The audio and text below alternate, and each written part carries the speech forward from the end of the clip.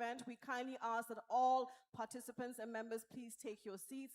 Kindly make sure that all aisles are clear, and please make sure that your all devices and mobile phones are on mute.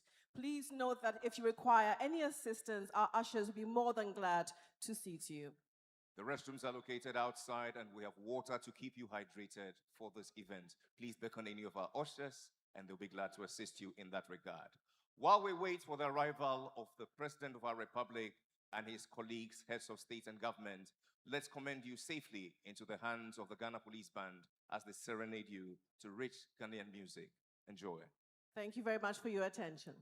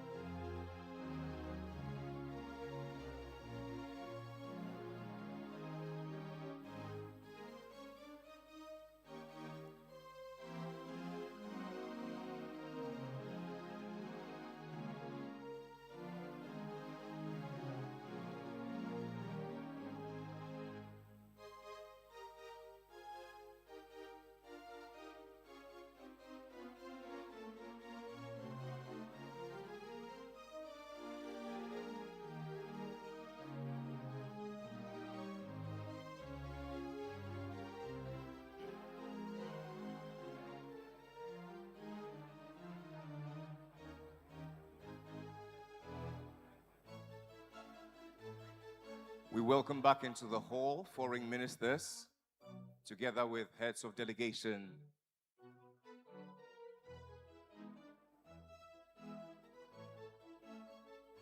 Humbly, we ask that you all be seated as we prepare to receive the official party, the President of our Republic, and his colleague, presidents and prime ministers.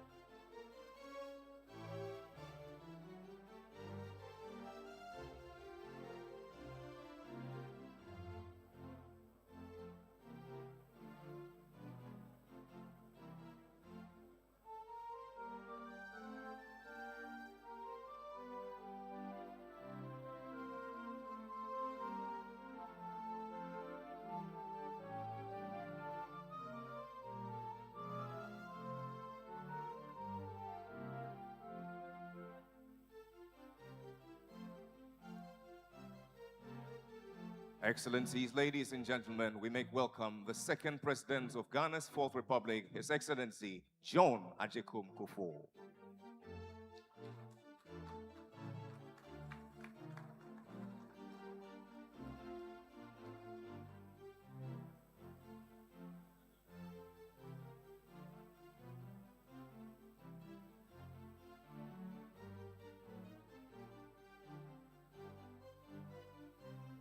We welcome you warmly, Your Excellency. Ladies and gentlemen, please be seated.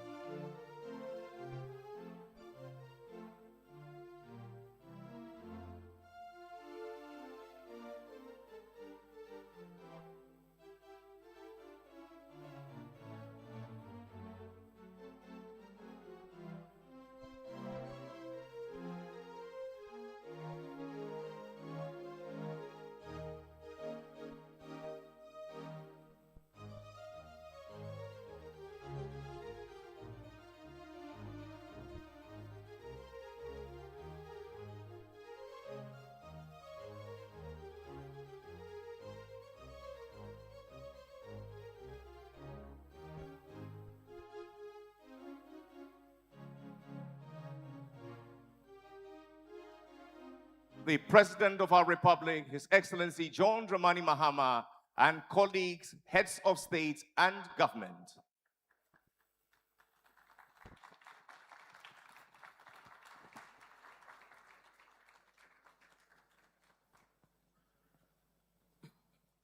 Performing the national anthem of the Republic of Ghana, Kokwi Salome Hansen.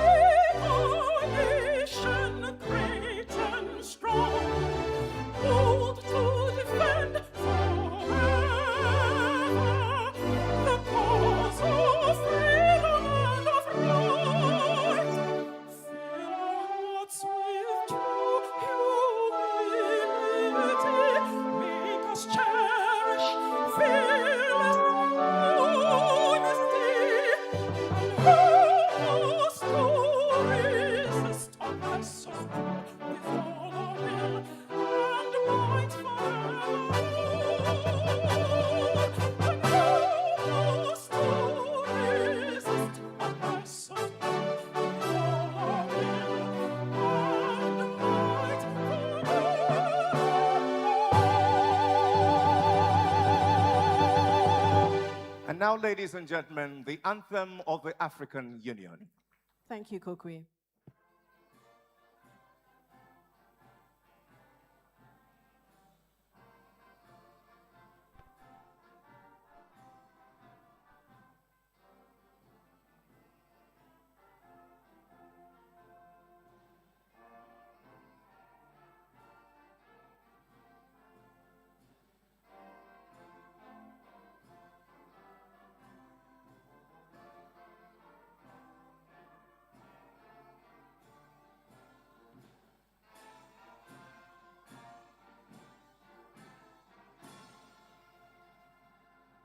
Let us pray. Almighty God, the Father of all nations and sovereign over every generation, we come before you this day with gratitude, humbled hearts, and determined spirits, acknowledging that you alone hold the full weight of history in your hands.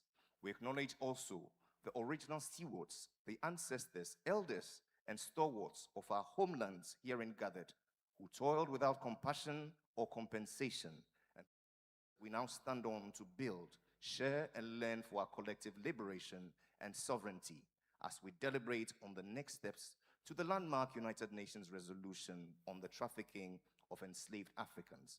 We pray you grant our distinguished leaders gathered in this room the courage that does not shrink from hard truths, courage to speak what must be said and do what must be done, even when the path is uncomfortable and the cost is high. Bring healing, not the kind that rushes to forget, but the deep, honest healing that comes when truth is acknowledged, when accountability is embraced, and when the descendants of the enslaved can finally see in the actions of the nations of the world that their ancestors mattered. And finally, O God, bind us in unity across continents, across differences, and may we live here united by the shared conviction that every or never again shall the dignity of any human being be traded, commodified, or erased. May wisdom lead every word, may integrity guard every decision, and may history remember this moment not merely as a conference, but as a turning point. This we pray of thee, thou great God of all nations, in faith and with thanksgiving. Amen. Please be seated.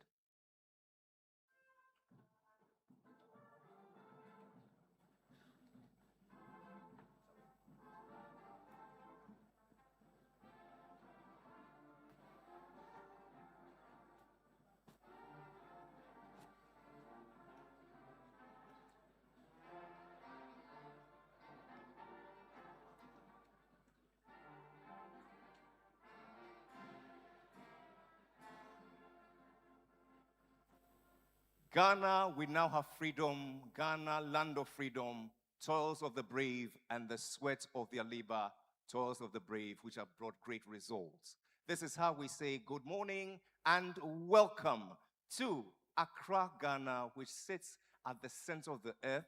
It is the heartbeat of Pan-Africanism and home to every African and every person of African descent. Since 1958, when the Osajifo Dr. Kwame Nkrumah opened Ghana's doors to all Africans with the All Africans People's Congress.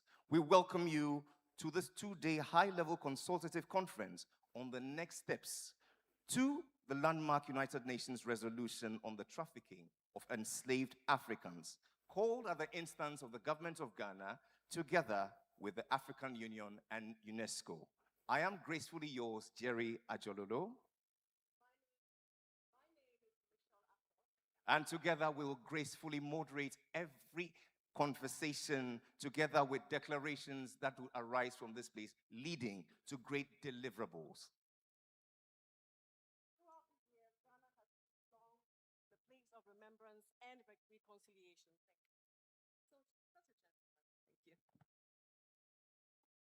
Throughout the years, Ghana has long stood as a place of return, remembrance, and reconnection. Today, that responsibility continues through leadership, diplomacy, and renewed commitment to historical justice. It is our fervent hope and prayer that this conference of deep historical significance not only leaves us with remembrance and humility, but with a conscious of change, actionable change. And talk about actionable change, we are pleased to acknowledge in our midst various heads of state and government whose mandates lie at the heart of the success of our collective endeavor. Would you please make welcome, chief amongst us, our convener, the African Union champion on advancing the cause of justice and reparations for Africans and people of African descent, His Excellency John Dramani Mahama, President of the Republic of Ghana.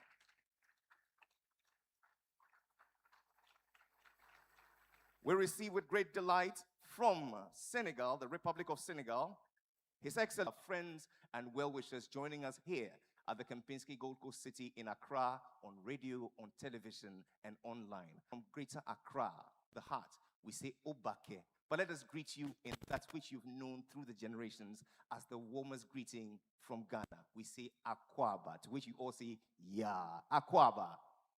And just like that, one more time, Akwaba. One more time, ladies and gentlemen, Akwaba. Ok, bienvenue mesdames et messieurs une fois de plus à cette conférence. On est très ravis de vous avoir ici. J'espère que votre séjour ici pendant quelques jours sera très chaleureuse. Bienvenue une fois de plus. Now, before we proceed, ladies and gentlemen, we like to take you back into time. In order for us to understand the significance of this gathering, remembrance is important. And to do that, we would like to take you through a documentary, Jerry, entitled The Weight of Memory. The documentary calls us to reflect, to listen, to remember, and to honor the millions whose sacrifices led us to this particular moment. It will be followed by a performance by Ghana's leading playwright, Lateef Abubakar, with a 12-minute adaptation which is called The Sun Must Not Set. It's a touching story of the spirits and souls of those who endured the darkest chapter in human history and who walk amongst us still. That will set the stage for the formal welcome address, which will be delivered by Ghana's Minister for Foreign Affairs on behalf of the government of Ghana. And now, Excellencies, ladies and gentlemen, please lend your attention to the screen for our opening documentary, The Weight of Memory. Thank you.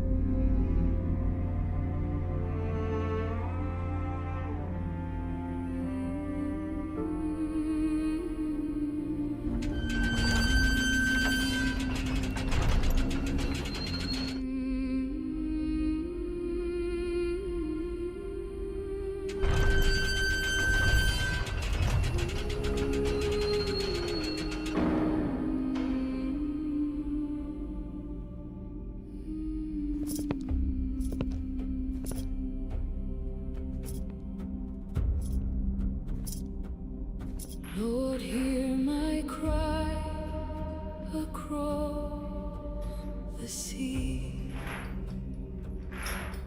The waves roll on, remember me. The night is dark, the wind is cold, but keep my spirit in your hold.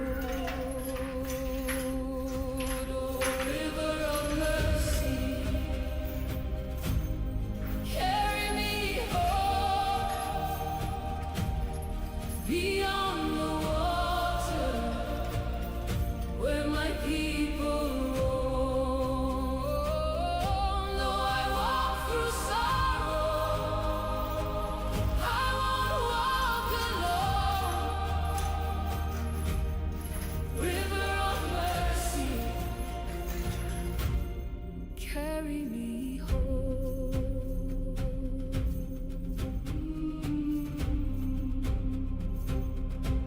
The stars above still shine the same.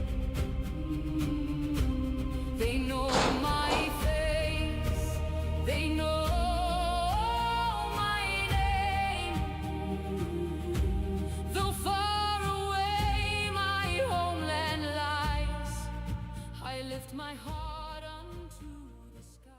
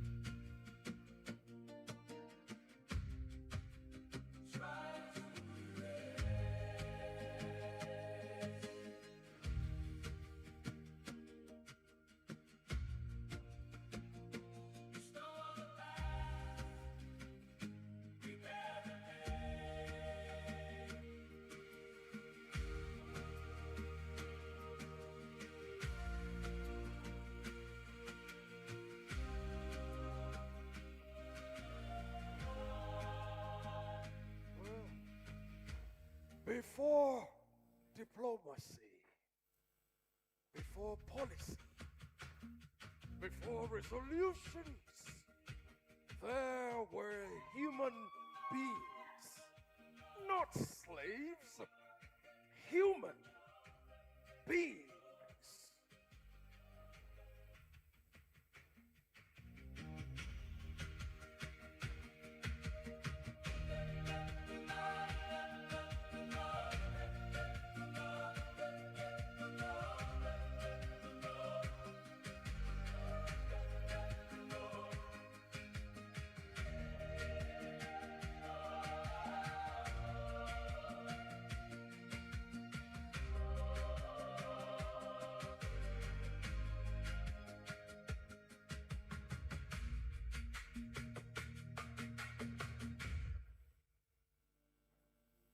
We gather not as nations, but as a memory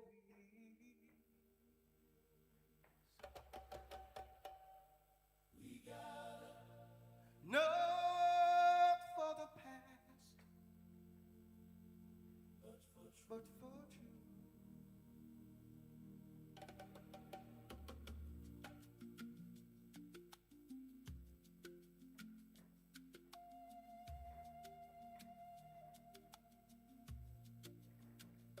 Before diplomacy, before policy, before resolutions, there were human beings, not slaves. Human beings.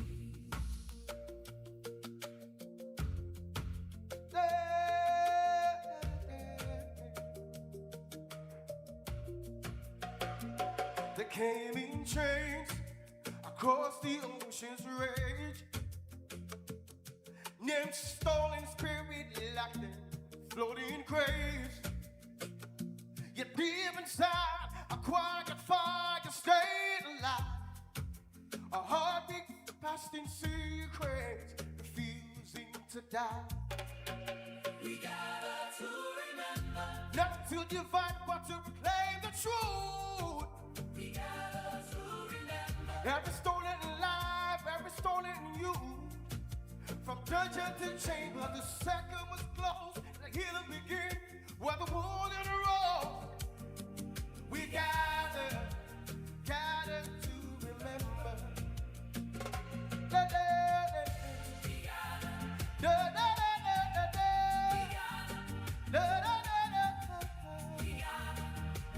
To remember, we gather.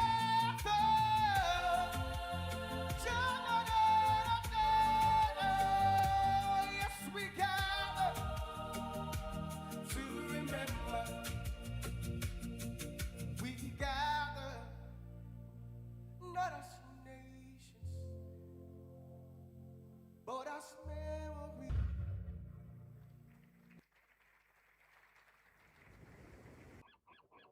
I stood on these shores, shared across the Americans, the Caribbeans, Brazil. These were not goods, humans.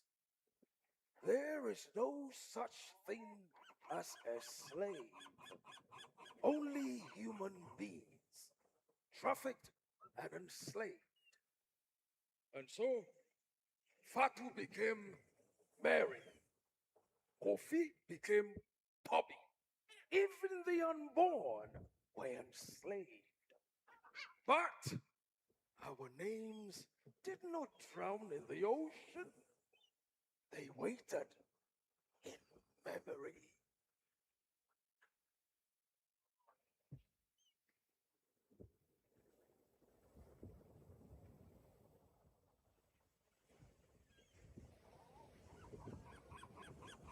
The past is not past. This is memory refusing to die.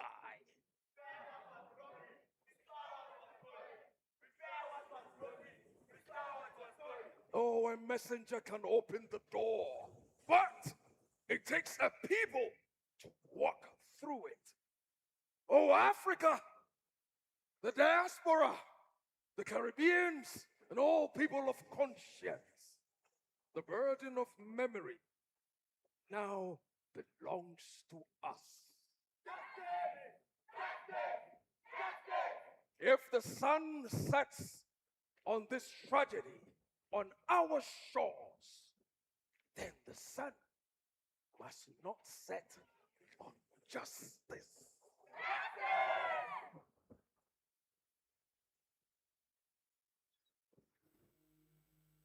The sun must not set on true deny, on stolen names, stolen lives. Restore the past, repair the pain, let justice rise.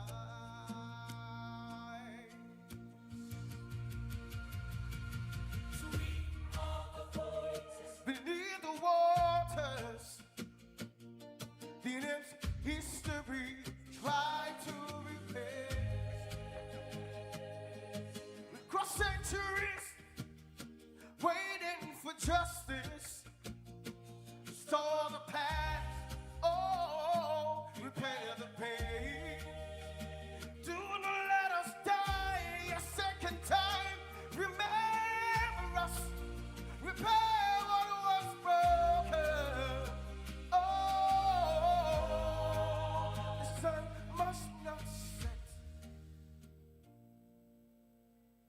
justice.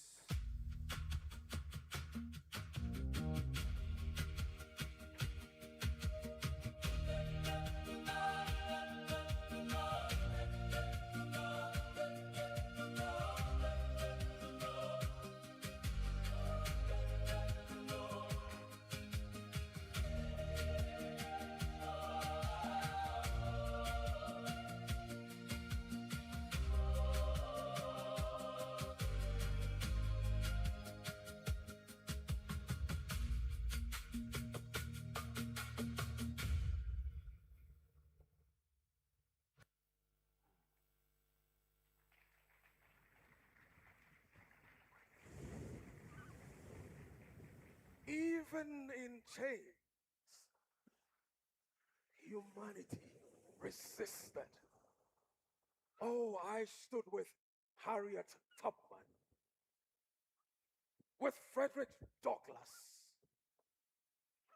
I marched with Marcus Garvey. Up, you mighty race. I dreamed with Martin Luther King Jr. I have a dream. I stood with Kwame Nkrumah. The independence of Ghana is meaningless unless, oh, I endured with Nelson Mandela. It always seems impossible until it is done. I have seen chains. I have seen empires. I have seen silence. Today, I see a choice. Oh, will you remember and repair? Or will you forget and be there? The sun must not set on justice.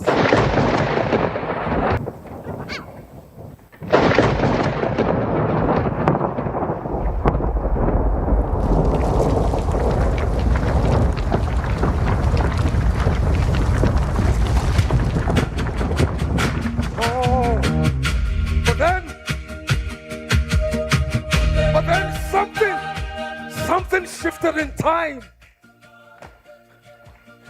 A voice rose.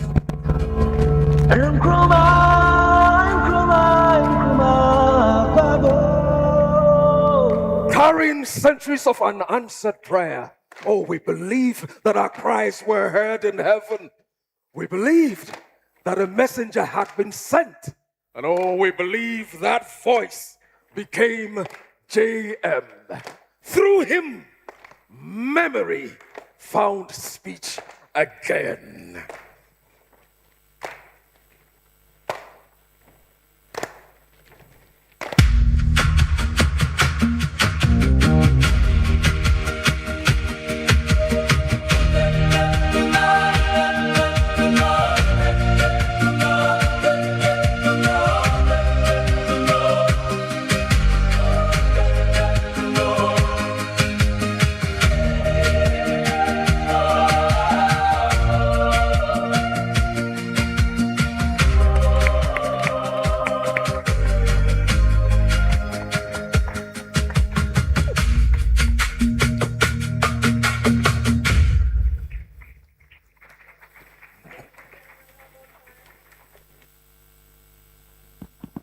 Ladies and gentlemen, can we hear it one more time for Lateef Abubakar on that very dramatic, emotional. Sometimes it takes a visual representation of the toil, the tears, and the history of what happened to our forefathers, our ancestors, those who paved the way for today's change. Ladies and gentlemen, once again, we thank you for being attentive. May we please kindly welcome the one and the only Honorable Minister of Foreign Affairs and Integration, Honorable Samuel Abakwa Okujoto.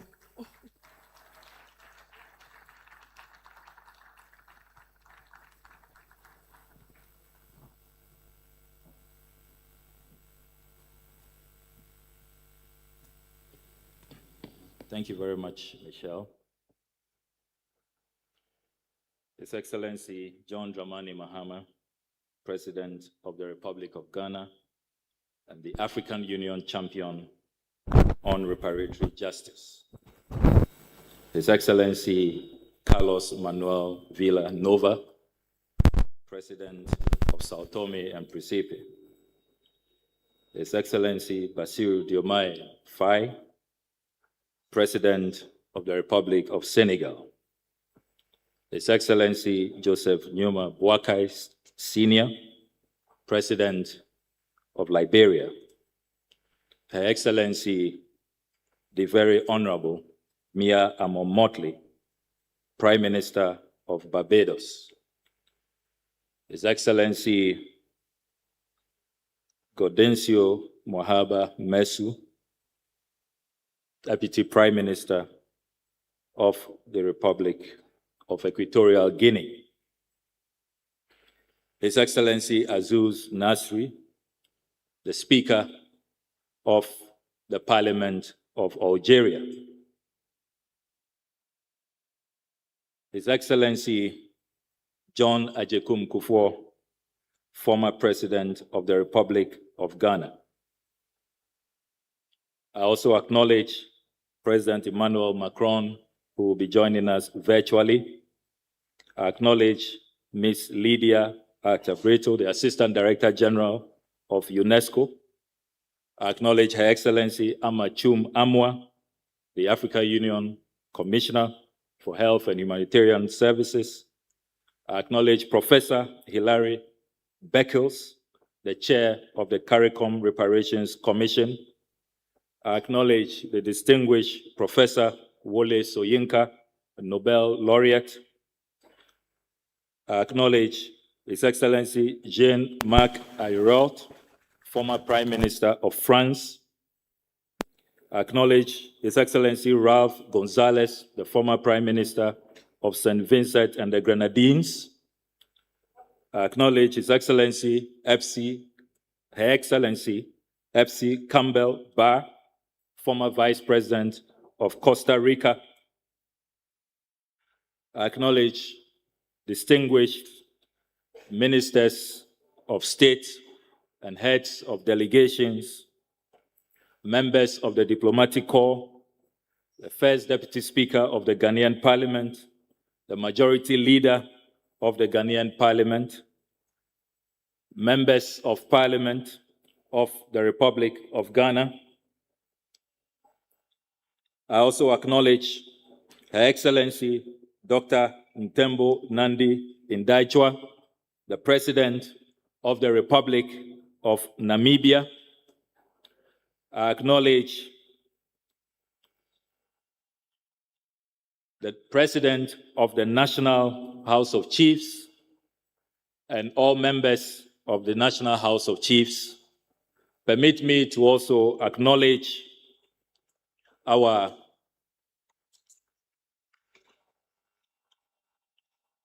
ambassadors and high commissioners in the Republic of Ghana, and acknowledge our experts, researchers, historians who were with us yesterday for the technical meetings, activists, leaders of civil society, distinguished guests, ladies and gentlemen. It is with profound honor and great pleasure that I welcome you all on behalf of His Excellency John Dramani Mahama, President of the Republic of Ghana, and African Union Champion on Reparatory Justice, to Accra for this defining high-level Next Steps Conference on Reparatory Justice.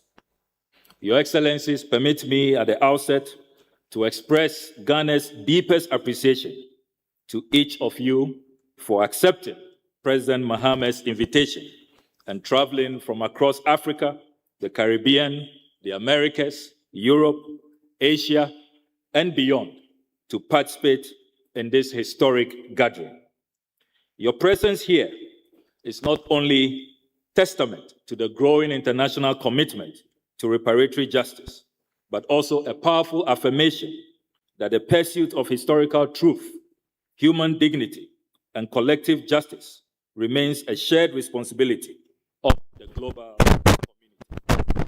The march for reparatory justice has never seen this momentum. This is our moment. Victory is on the horizon. Our ancestors and posterity will be proud of our collective resolve.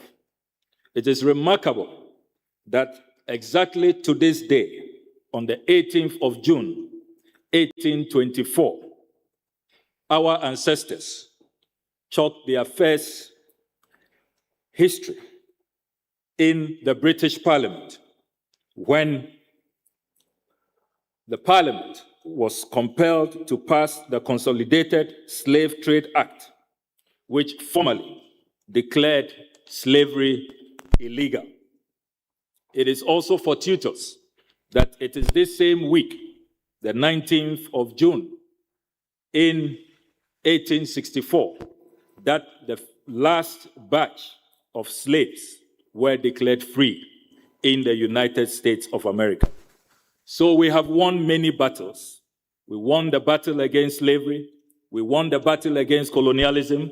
We won the battle against apartheid.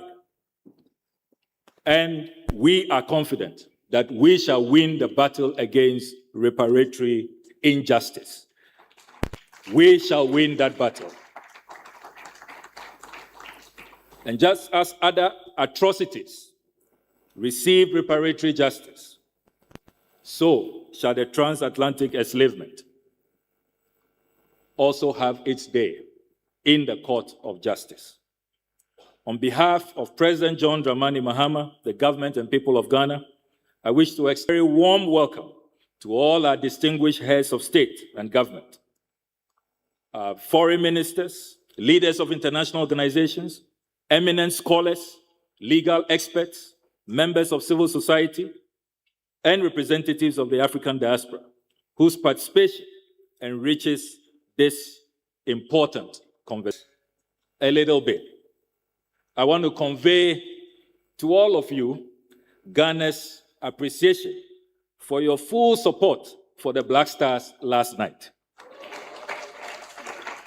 Because when I welcomed you at the airport, you all wished the Black Stars well. And indeed, some of you requested for Black Star jerseys, led by the president of Liberia, President Boakai, the senior, who I was delighted to hand over the Black Stars jersey to, and I also handed over the jerseys to all our technical experts when we met for dinner last night. And you assured us of victory. The fact that Desios Garvey is here with us. He received his jersey, and he's proud that the Black Stars is still flying high. So, on the 25th of March, 2026, His Excellency mobilized the international community with inspiring and courageous by an overwhelming majority of 123 member states voting in favor of the UN resolution. UN resolution A/RES/A0/250 was adopted, and today is the gravest crime against humanity.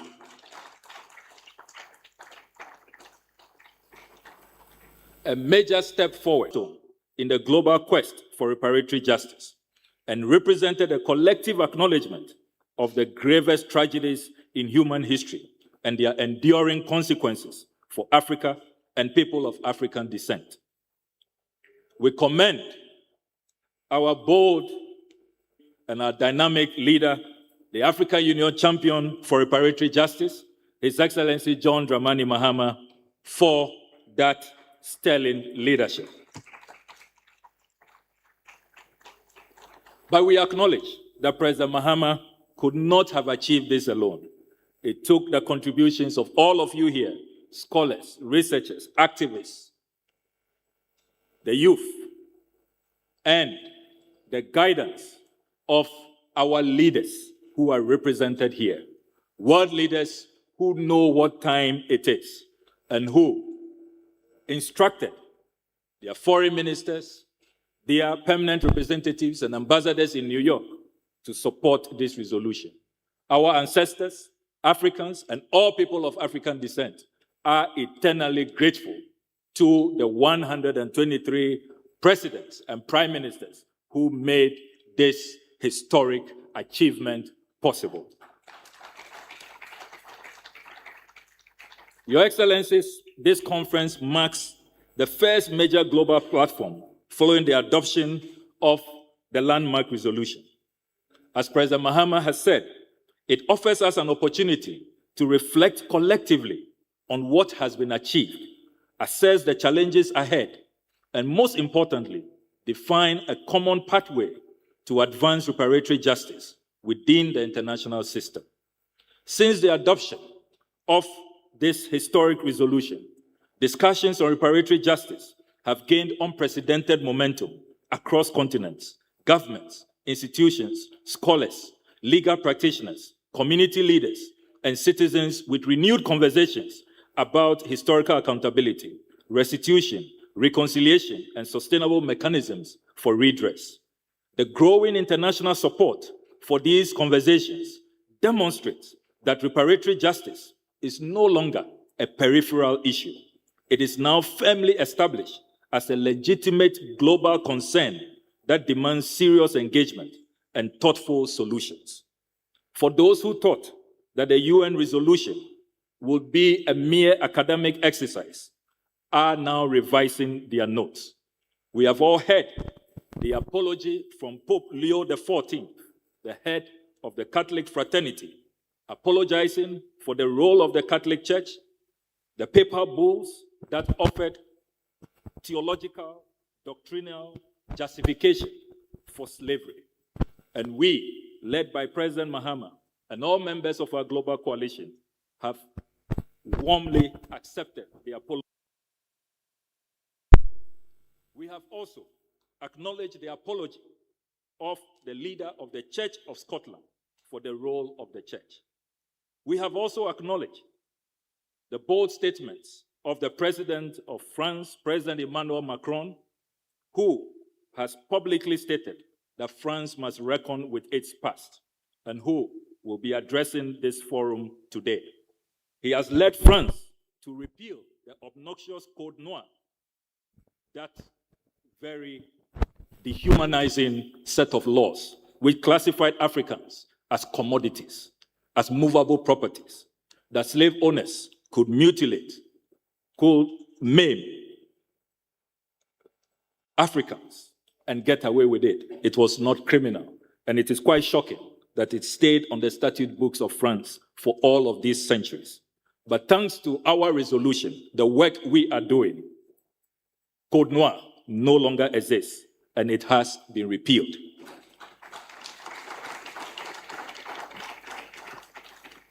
We also welcome the formal communication from the European Union that they are willing to work with Ghana on this journey for reparatory justice.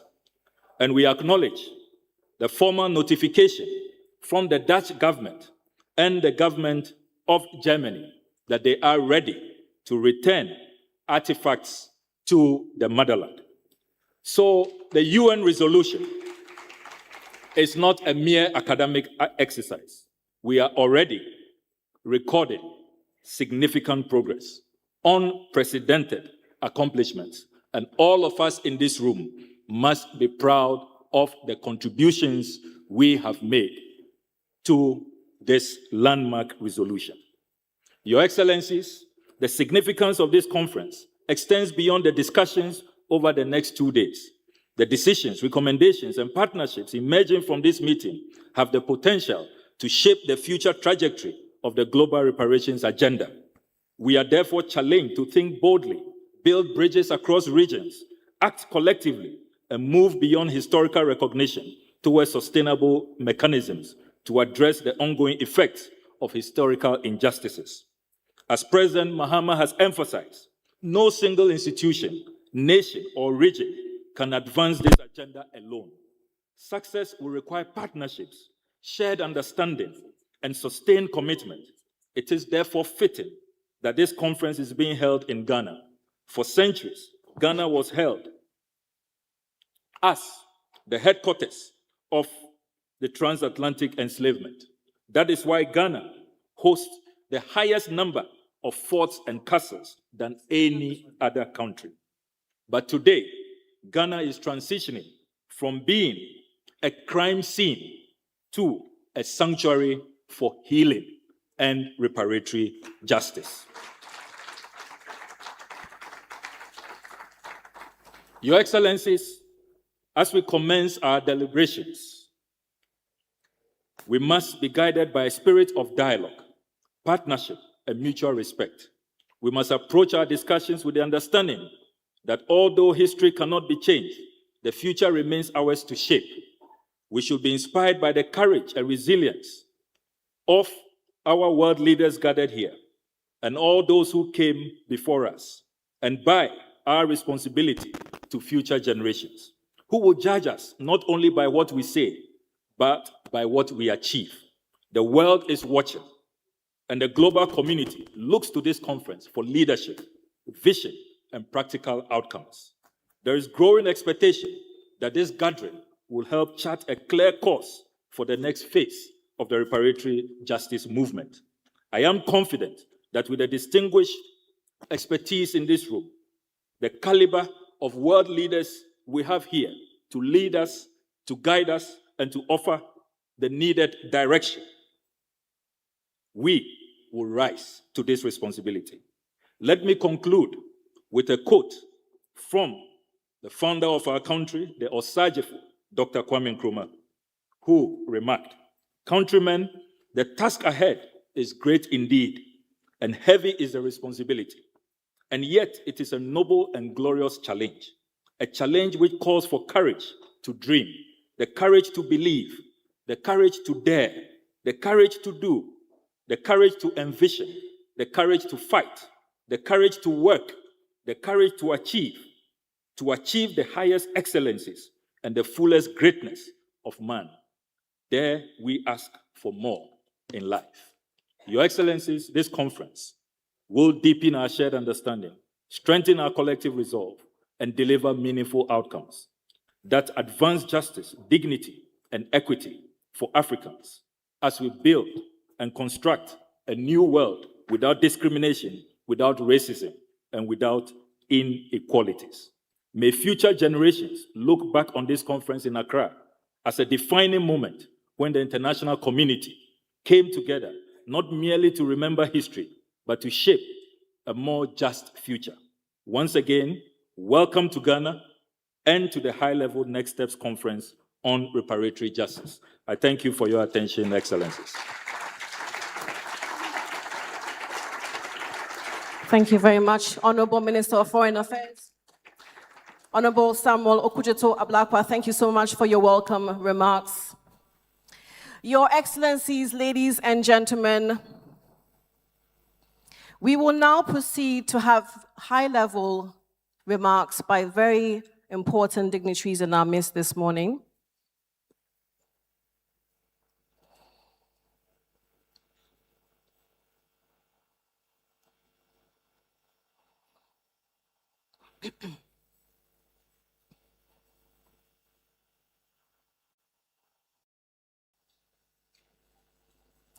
Ladies and gentlemen, we will now receive remarks from Ms. Lydia Arthur Brito, Assistant General Director of UNESCO. Please welcome her to the stage.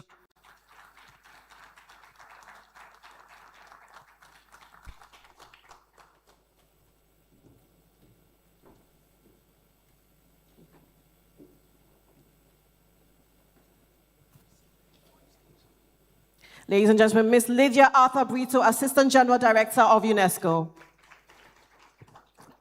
His Excellency John Dramani Mahama, President of the Republic of Ghana, Excellencies, Heads of State and of Government here present, Honorable Ministers, distinguished delegates, ladies and gentlemen, I'm honored to deliver these remarks on behalf of Professor Khaled El Anani, Director General of UNESCO, who is unfortunately unable to join us in Accra today.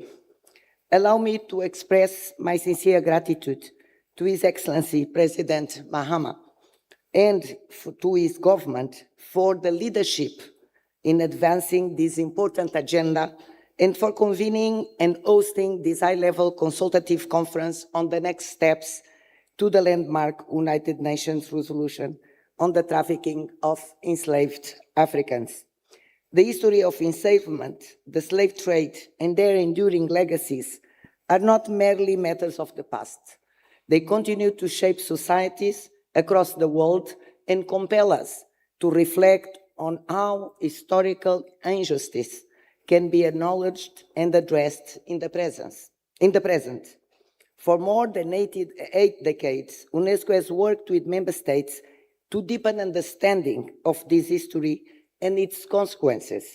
Since the founding in 1945, the organization has supported efforts to document, study, and transmit knowledge about slavery and enslavement. Recognizing the historical truth is an essential foundation for justice, dignity, and reconciliation. A major milestone on this work was the launch of the General History of Africa program in 1964. Through this initiative, UNESCO has supported Africa in reclaiming and writing its own history, correcting long-standing distortions and prejudices. Today, UNESCO continues to assist member states in integrating the general history of Africa into education systems in Africa and beyond, to enable learners to engage critically with histories of enslavement and their legacies, recognizing education as an essential foundation for dignity, inclusion, and lasting peace. Another important initiative is UNESCO's Slave Route Project, launched in 1994 in Oidah, Benin, now known as the Roots of Enslaved People Program. Established to break the silence surrounding the history of enslavement and its legacies, the program has become UNESCO's principal framework for advancing research, education, memory, and international cooperation in this field. And these are all key areas fundamental for the discussion of the resolution and action beyond. UNESCO also works with member states to preserve and transmit the memory of this history. Through the network of places of history and memory linked to the enslavement and the slave trade, as well as the Memory of the World program, UNESCO supports the safeguarding of sites, archives, and documentary heritage that bear witness to this shared past. Here in Ghana, the fort and castles inscribed on the UNESCO World Heritage List are very much part of this network, and they stand as powerful testimonies to one of the darkest chapters in human history, and as places of reflection for present and future generations. I want to thank Ghana for the incredible support to this program of UNESCO, as we have seen in the documentary and the artistic performance. Dialogue is another yet key aspect of the resolution. In alignment with this, UNESCO has long-standing mandate to facilitate international cooperation in the fields of culture and heritage. Through its normative instruments and intergovernmental mechanisms, UNESCO supports member states in promoting the return and restitution of cultural property to countries and communities of origin. UNESCO is also been supporting reflection on the reparatory justice through the UNESCO Dialogues on Reparatory Justice, launched in 2024. These dialogues bring together descendant communities, policymakers, researchers, cultural institutions, and civil society actors to exchange experience and identify pathways for future action. Excellencies, the resolution calls for remembrance, education, and good faith dialogue on reparatory justice. These priorities reflect the very areas in which UNESCO has worked for decades alongside its member states. By advancing knowledge, preserving memory, and fostering dialogue and cooperation, UNESCO remains committed to supporting collective efforts to address the enduring legacies of enslavement and to promote a future found on human dignity, mutual understanding, and justice. This work is not the end, but only the beginning. UNESCO stands ready to continue working with all of you, all the partners, in the spirit of solidarity and mutual respect, accompanying member states in advancing this important agenda and in building a more inclusive, equitable, and cohesive societies. I thank you all. Once again, mesdames et messieurs, thank you very much. Miss Lydia Arthur Brito, Assistant General of UNESCO. Thank you for your insightful remarks. Ladies and gentlemen, we'll now hear from Miss Christiane Taubira, former Minister of Justice of the French Republic.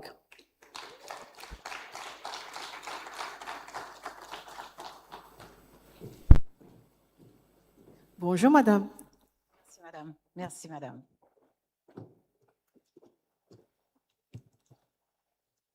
Je peux vous rendre votre micro? Oui, merci.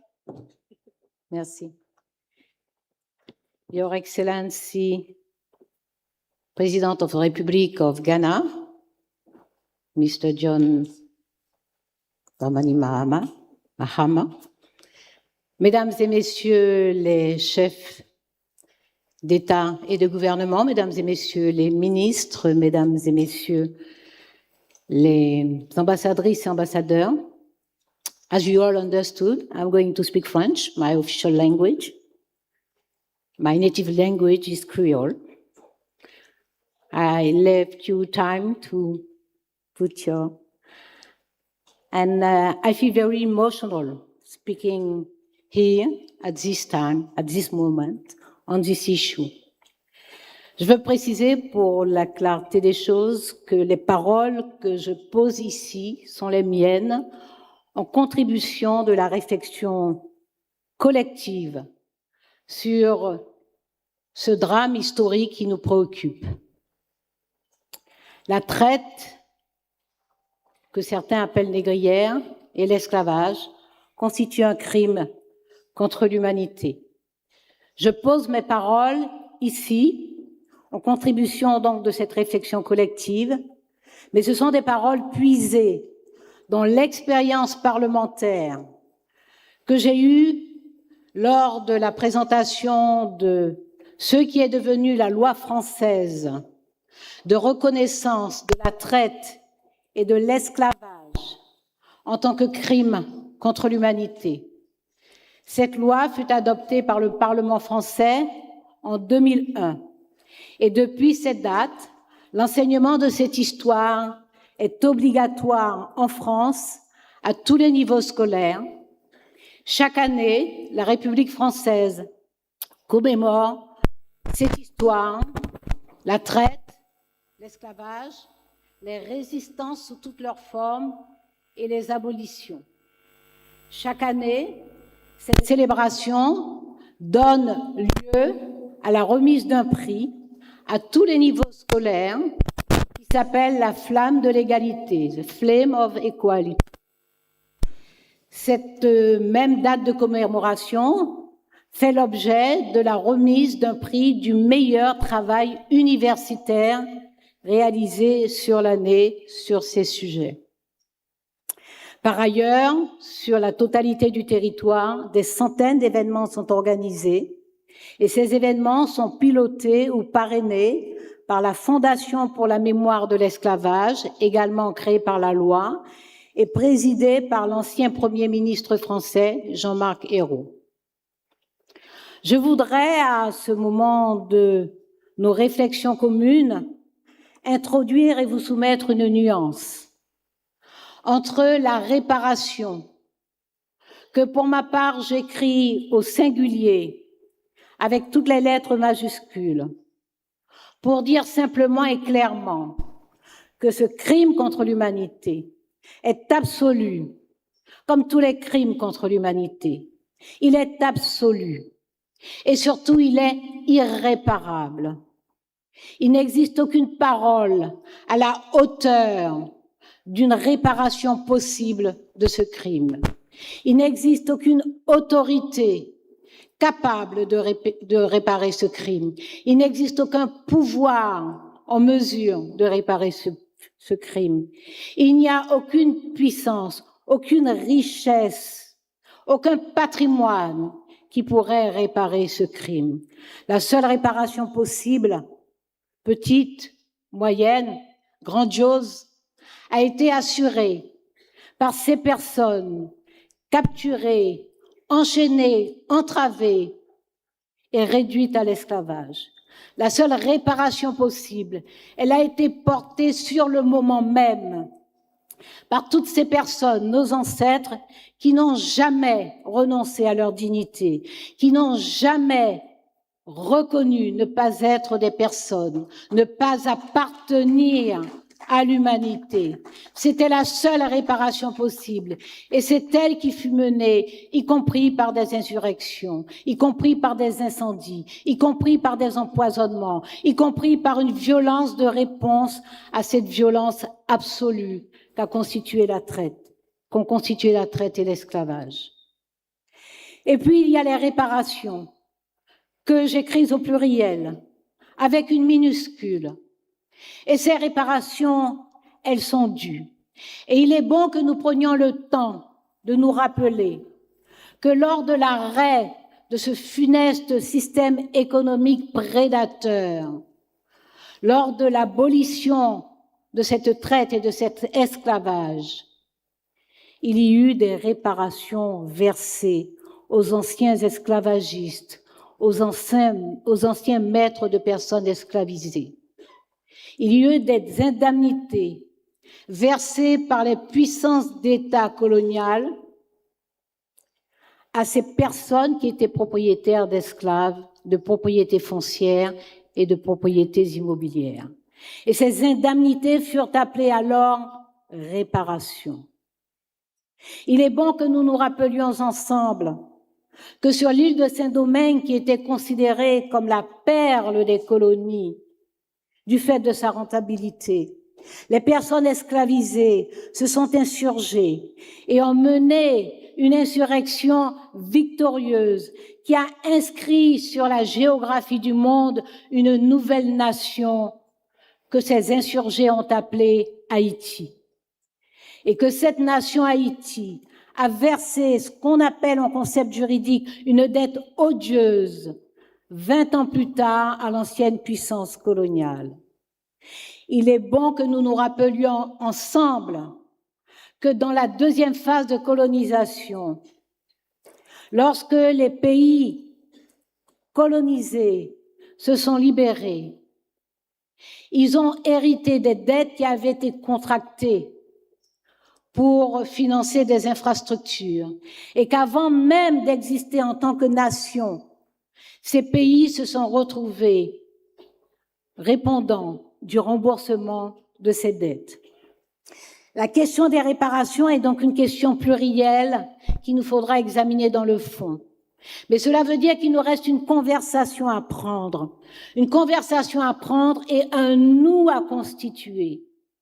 Nous avons des déclarations, nous avons des résolutions, mais cette conversation, nous devons nous poser pour la prendre.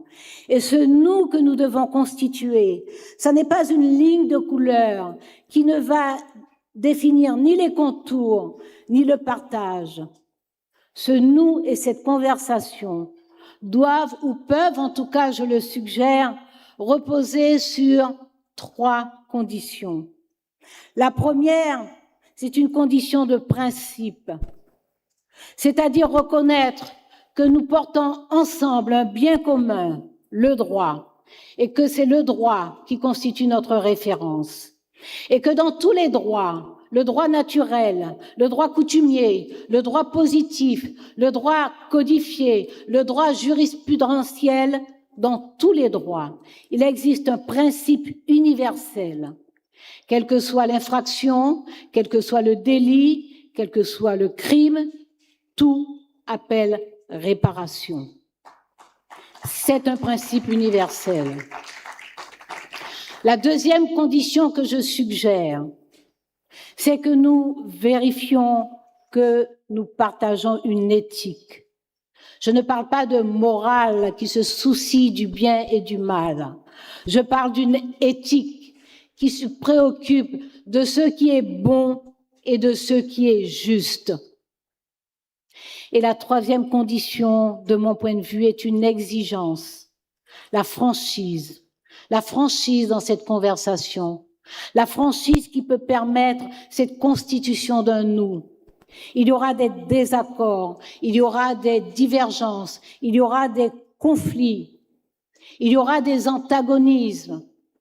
Mais tant que nous ferons l'effort de la conversation, de la discussion, de l'échange, nous préserverons ce nous qui, je le rappelle, ne repose pas sur une ligne de couleur.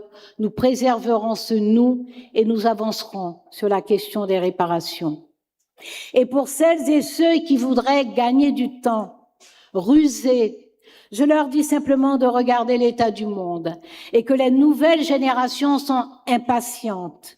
Et nous disons clairement que nous reconnaissons cette impatience, que nous comprenons cette impatience et que nous soutenons pleinement cette impatience.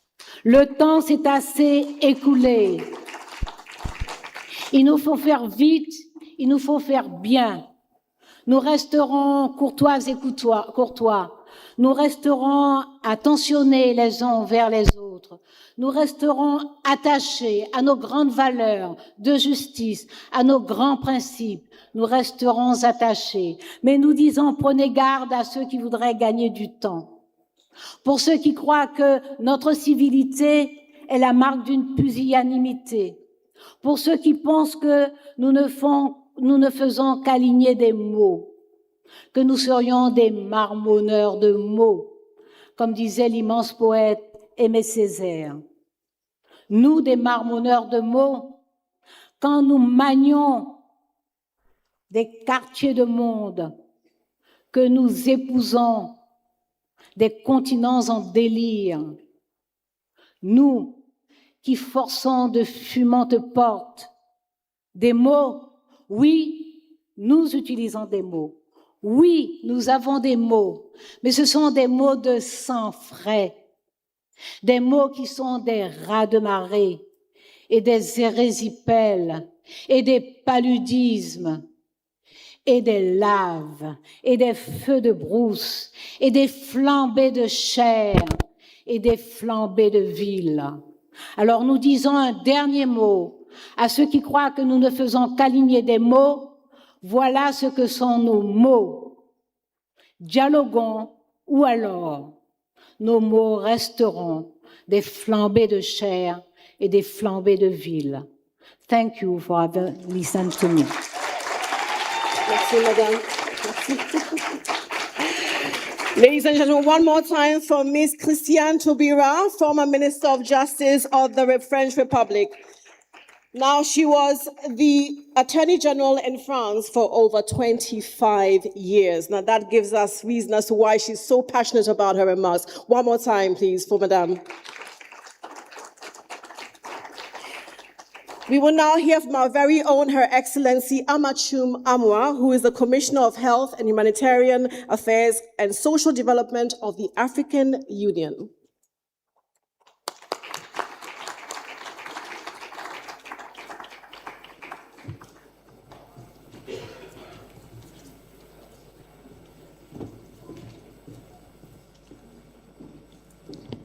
Thank you very much, Michelle.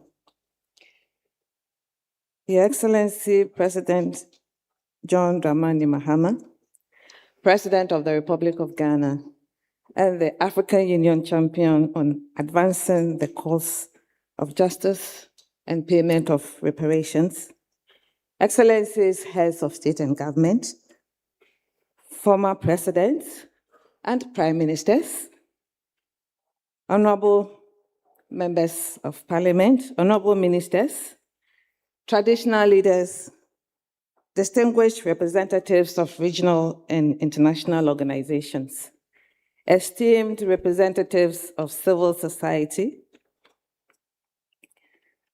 academia, and communities of the African diaspora. brothers and sisters of the press, distinguished ladies and gentlemen. It is indeed a great honor to join you at this high-level coordination conference here in Accra, a city of memory, a city of return, and today, a city of renewed resolve. On behalf of His Excellency Mahmoud Ali Yusuf, Chairperson of the African Union Commission, I wish to express our profound appreciation to Your Excellency President Mahama and to the people, the government of Ghana for convening this timely important gathering. This conference represents a defining moment in our collective journey, a journey from recognition to responsibility, from remembrance to redress, and from historical truth to meaningful repair. Your Excellencies, this conference takes place at a significant moment in Africa's institutional and political engagement on justice and reparations. Through Assembly Decision 884, the African Union designated 2025 Theme of the Year as Justice for Africans and People of African Descent through Reparations. This historic decision elevated reparatory justice from a long-standing moral demand into a structured continental program of action anchored in Agenda 2063. More recently, Assembly Decision 942, adopted in February 2026, extended this commitment by designating 2026 to 2035 as the decade of reparations, further demonstrating Africa's determination to pursue reparatory justice with consistency, with unity, and with institutional purpose. These decisions are important not only because of what they declare, but because of what they signify. They signify that the African Union does not regard reparatory justice as a single-issue campaign or a matter confined to one chapter of history. The Union's approach encompasses the interconnected crimes of the trafficking and enslavement of Africans, colonialism and apartheid, as well as their enduring consequences in political marginalization, economic extraction, cultural disposition, racial discrimination, and structural inequality. In this sense, reparatory justice is not only about accounting for the past. It is about transforming the systems and structures that the past created and which continue to shape our present. The implementation of the 2025 Theme of the Year marked the beginning of a new and coherent phase of continental action, one that moved Africa from the moral clarity of institutional design and from advocacy to implementation. At the center of this effort was the establishment of a robust continental architecture, the African Union Coordination Team on Reparations, coordinated by the Citizens and Diaspora Directorate. It brings together departments, organs, specialized institutions, and liaison officers across the Union.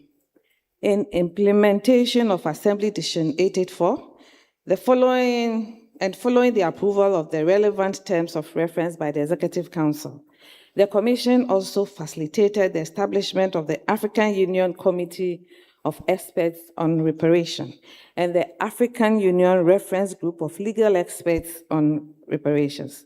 Both mechanisms comprise distinguished experts nominated by member states and African Union organs. The inaugural meeting held at the African Union Commission in Addis Ababa in December 2025 represented an important turning point. The two bodies constituted their bureau, adopted agreed conclusions, and established special working groups.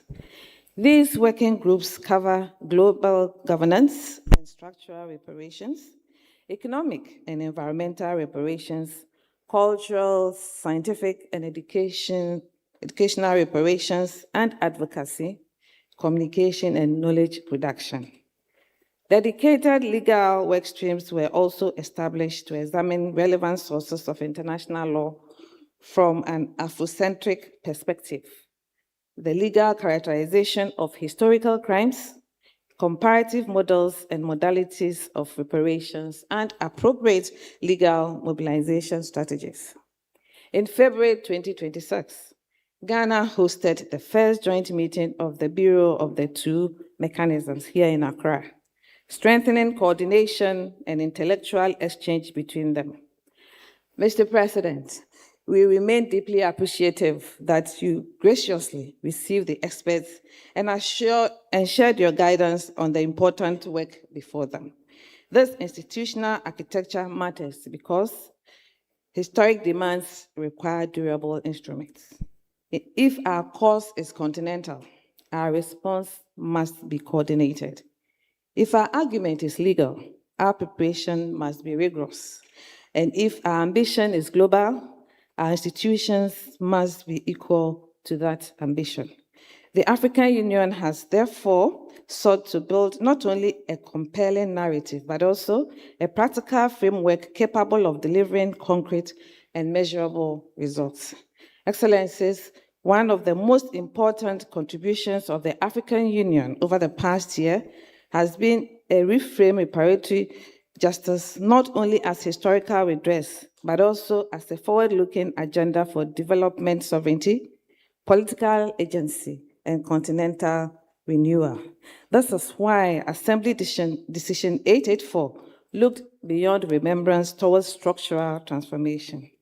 Reparatory justice must be explicitly aligned with Agenda 2063, including its aspirations for justice and the rule of law, cultural identity and historical consciousness, inclusive development, and Africa's emergence as a confident and influential global actor and norm shaper.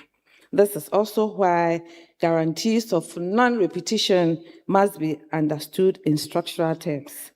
We cannot credibly say never again, while preserving a global system founded upon inequity, exclusion, and inherited hierarchies of power. The assurance that historical injustice will not be reproduced in new forms depends, in part, upon reforming the structures of global governance so that Africa assumes its rightful place in international decision-making, rulemaking, and resource allocation. This includes reform of the United Nations Security Council in accordance with the Common African Position as reflected in the Eswatini Consensus and the SET Declaration.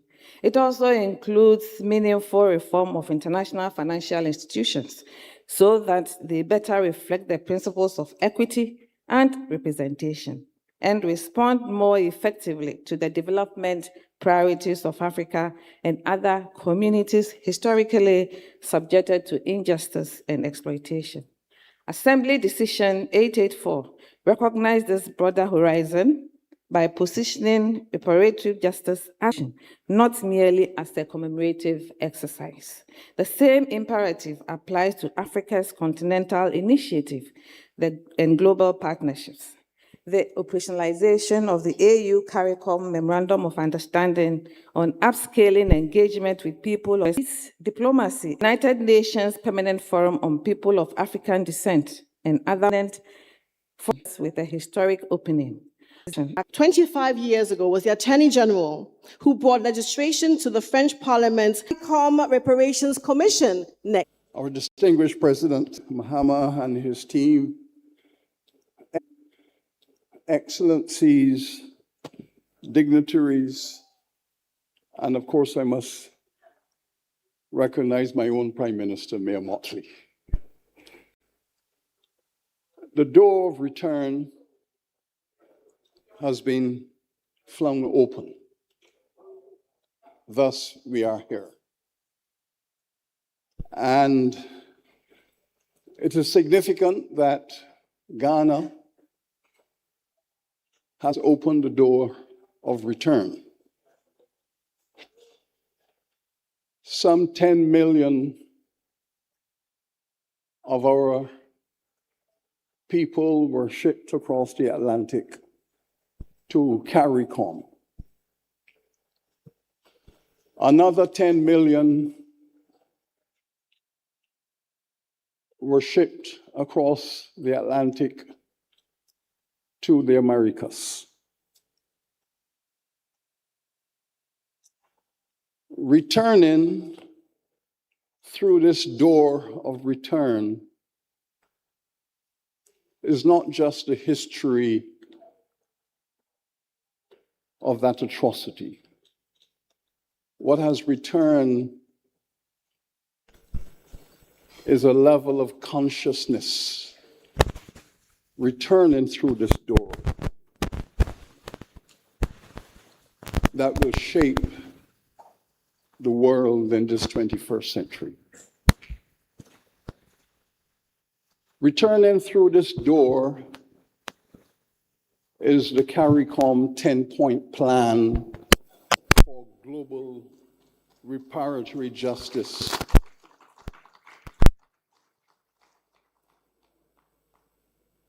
But we always understood that what was taken out of Africa across the Atlantic was not just labor, not just enchained, enslaved labor, but what went across the Atlantic were also ideas, philosophies, humanity, arts, culture, all of that went across the Atlantic. And returning the CARICOM 10-point plan for global Africa represents all of those cosmologies. The resolution which was passed at the United Nations was therefore the result of a revolution. A revolution. A global revolution in global African consciousness that produced that resolution. And again, it is fitting that we are here in Ghana to plan the next steps. In the island of Barbados,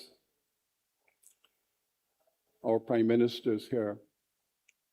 It was the first colony in the Americas where Africans became the majority, Barbados. It was also this Barbados colony that was a Ghanaian colony, because the majority of the people there were Ga, Fanti, Asante. Barbados was Little Ghana. And it's interesting that here in Little Ghana, in 1675, that first generation of Ghanaians organized an island-wide revolution to overthrow chattel slavery. That revolution was defeated on the 12th of June, 1675. Kofi was going to be installed as the Asantehene of Barbados. They failed. And 25 of them were burnt alive in Barbados. It was the first burning of Ghanaians and Africans and a ritual in the Americas. So here we have returned with a 10-point plan. The result of resistance, the result of resilience. We, the historians, we have done the research. 40% of all the ships that took the enslaved Africans across the Atlantic experienced a rebellion of one kind or another.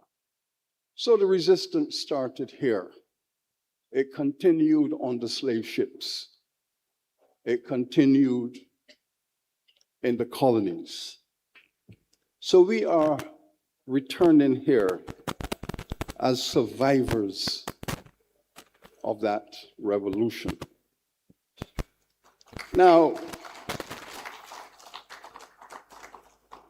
this door of return is therefore a door of dignity and critically a door of destiny. When all the European powers pass acts of emancipation, when all of them pass acts of emancipation, they denied the enslaved people reparations. Our foreparents asked for it. They demanded it. They petitioned the parliaments of Europe asking, if you are giving reparations to the enslavers, why are we, the enslaved, not receiving reparations? They petitioned the British Parliament, the French Parliament, the Dutch Parliament, the Danish Parliament. All of the parliaments of Europe were petitioned by those who were emancipated. Where is our reparations?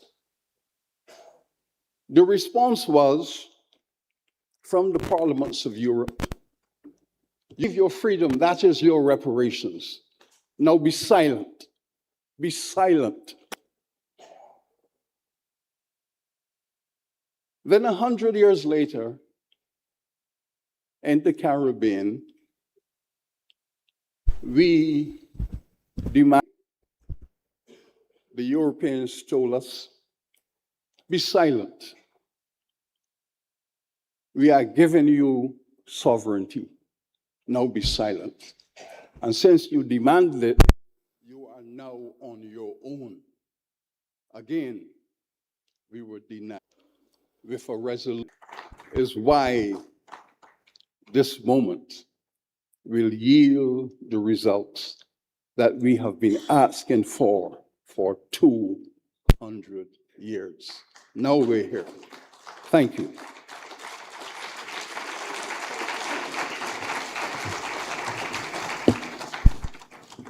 Ladies and gentlemen, one more time for Professor Sir Hilary Beckles, Chair of the CARICOM Reparations Commission.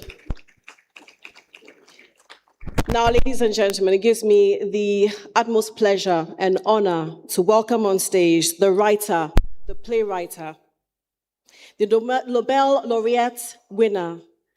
Please welcome Wole Soyinka.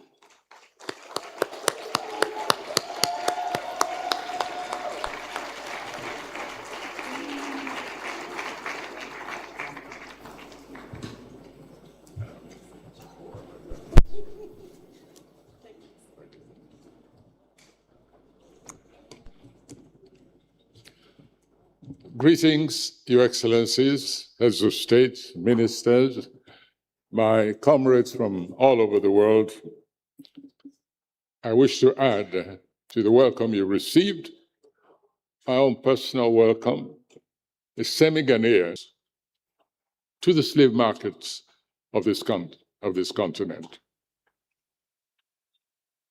If you make inquiries from Nigeria, where I come from the Department of the Diaspora, you will learn of even rescue chartered planes, which have managed to retrieve nationals from the slave markets and brought back to Nigeria. They arrive, unlike emotional returnees, the first action is a symbolic act of kneeling and kissing the ground from which they had been taken. But the most pernicious of these iniquities are the children, the youths, who till today are being kidnapped and sent to the slave markets to be shared by their kidnappers. When I addressed the United Nations last year, I made a point of telling my audience that the slave trade is not over, but it is indeed very active. Even as I speak now, we have children, youths, school children who are being held in forest fastnesses destined for the slave markets, and who continue to regard their own citizens as just slaves, to be treated just to be treated. These are all consequences of a certain mental warp that has taken place in us, and not only on this continent, but in some place in the diaspora, as a result of that experience, that dehumanizing experience of being enslaved. And so I want to thank you, Mr. President, for this initiative. And I want to stress that any means that enable us to recover collectively the rehumanization even of memory, not just of the present, but even of memory, is essential to the development, collective development of those who've been traumatized as a people by this iniquitous commodity in human beings. Let us move mentally and practically towards the dynamizing of the commemoratives which exist. We have to move now beyond just the performances, the discussions, the rhetoric, even the economic aspects of a retrieval of an egalitarian relationship between us and them. We have to recognize the fact that even our mental conditioning is involved, and in the diaspora in particular. That is why the diaspora is such a critical aspect of this. That is why the door of return, as our colleague there has stressed, is more than just to certain values, certain humane values, which were distorted or simply totally wiped out of our collective appreciation of a reality of the world we inhabit. So I welcome all of you, and I promise you preparation of a courageous resolution. Thank you very much. Thank you. Gracious to be with me on the stage this morning, or this afternoon, once again. This is history in the making, Jerry, by the way. I've never actually co-hosted with you. It's a gift to this generation and beyond. Please welcome the ever-brilliant children of the transatlantic slave trade. I've done research to find out the truth. And when I did a DNA test, I found out that I am 46% Ghanaian. Yeah. So let the truth be told. Honorable Mahama, last year, 2025, I was on tour, and the leader of the country of Antigua and Barbuda wrote a song called Reparations. Shortly after, in 2026, the Honorable boldly went before the United Nations and said, let's have a conversation. And I found out that we have something in common. I am not a politician, but I am a music. And we say, music is the rod and we are Moses. Most Honorable Samuel, thank you again. Mia Matley, it's a joy to see you in Africa. Thank you for always doing what you do for the Caribbean. And most Honorable Miss Babsy Grange, wherever you are, thank you for always championing Jamaica. So I will sing this song for the people. Let's hear. Listen to the words.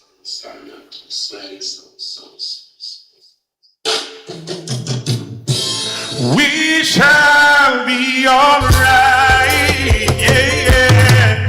Don't you cry, people, don't you cry, 'cause Jah shall wash away all the tears from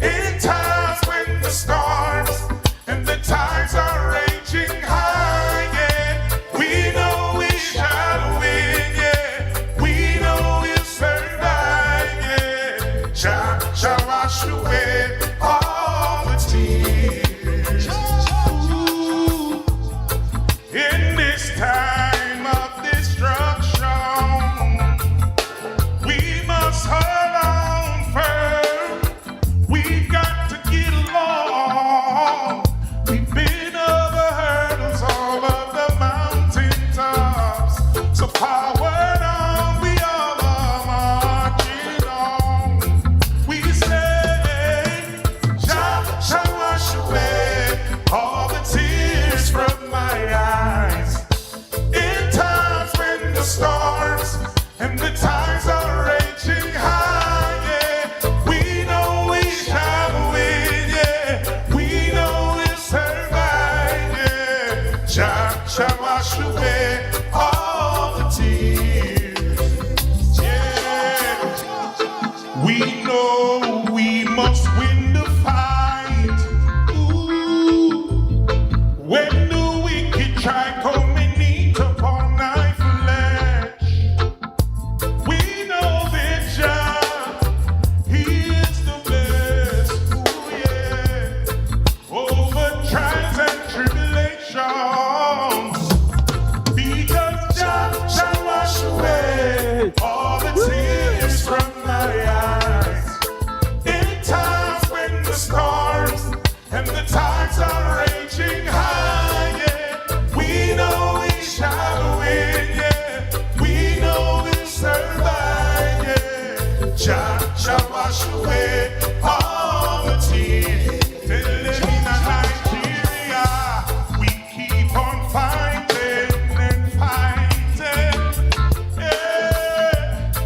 Against the wicked in high and low places. No matter what they do, no matter what they try, I and I, we shall overcome, yeah. Because Jah shall wash away all the tears from my eyes. In times when the storms and the tides are raging high, yeah. We know we shall win. We know we'll survive, yeah. Jah shall wash away all the tears. Oh, Jah shall wash away all the tears. Oh, He shall wash away in times when the storms and the tides are raging high, yeah. We know we shall win. We know we'll survive, yeah.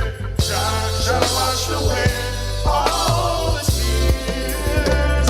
Oh, Jah shall wash away all the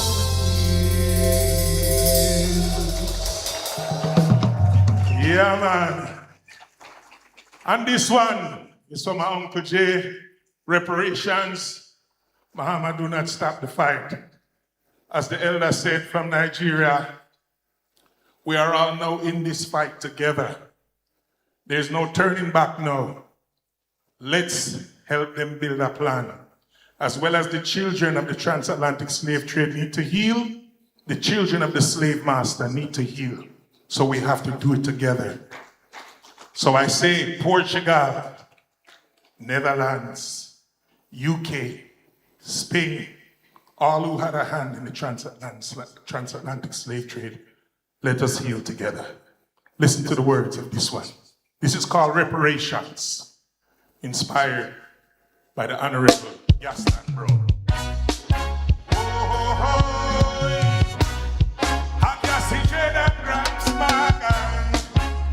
Calling for reparations.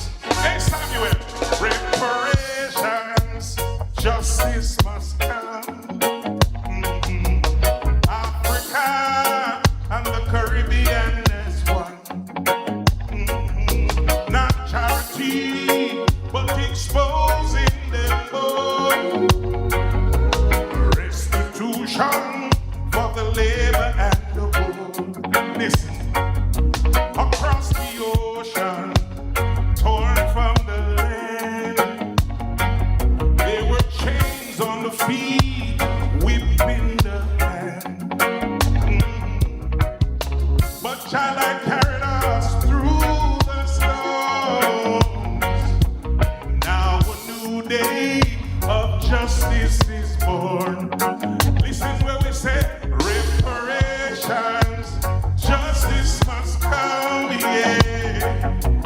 Africa and the Caribbean is one. Don't not Grenada, not charity, but exposing them both. Restitution for the labor and the gold. Listen, they plundered bodies, dying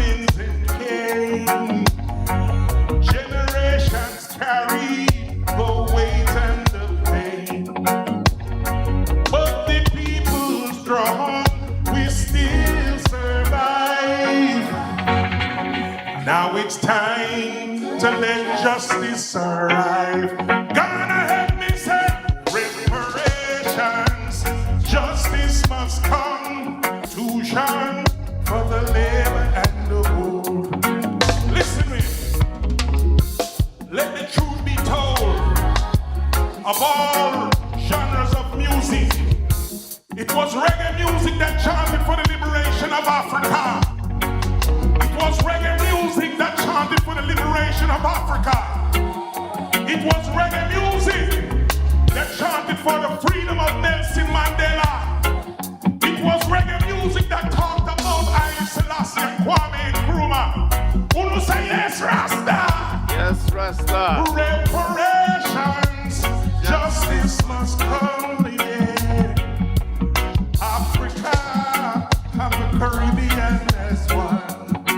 Come sing with me, not charity, but exposing them both. Restitution for the labor. December 4th and 5th, I'll be keeping my festival. Ghana, Jamaica homecoming. I'll see you all there. No floor.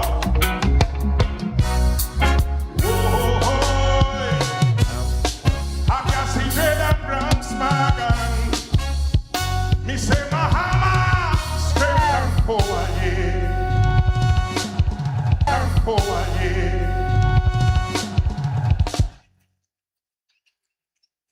Put your hands together and let's celebrate this precious gift, Grams Morgan.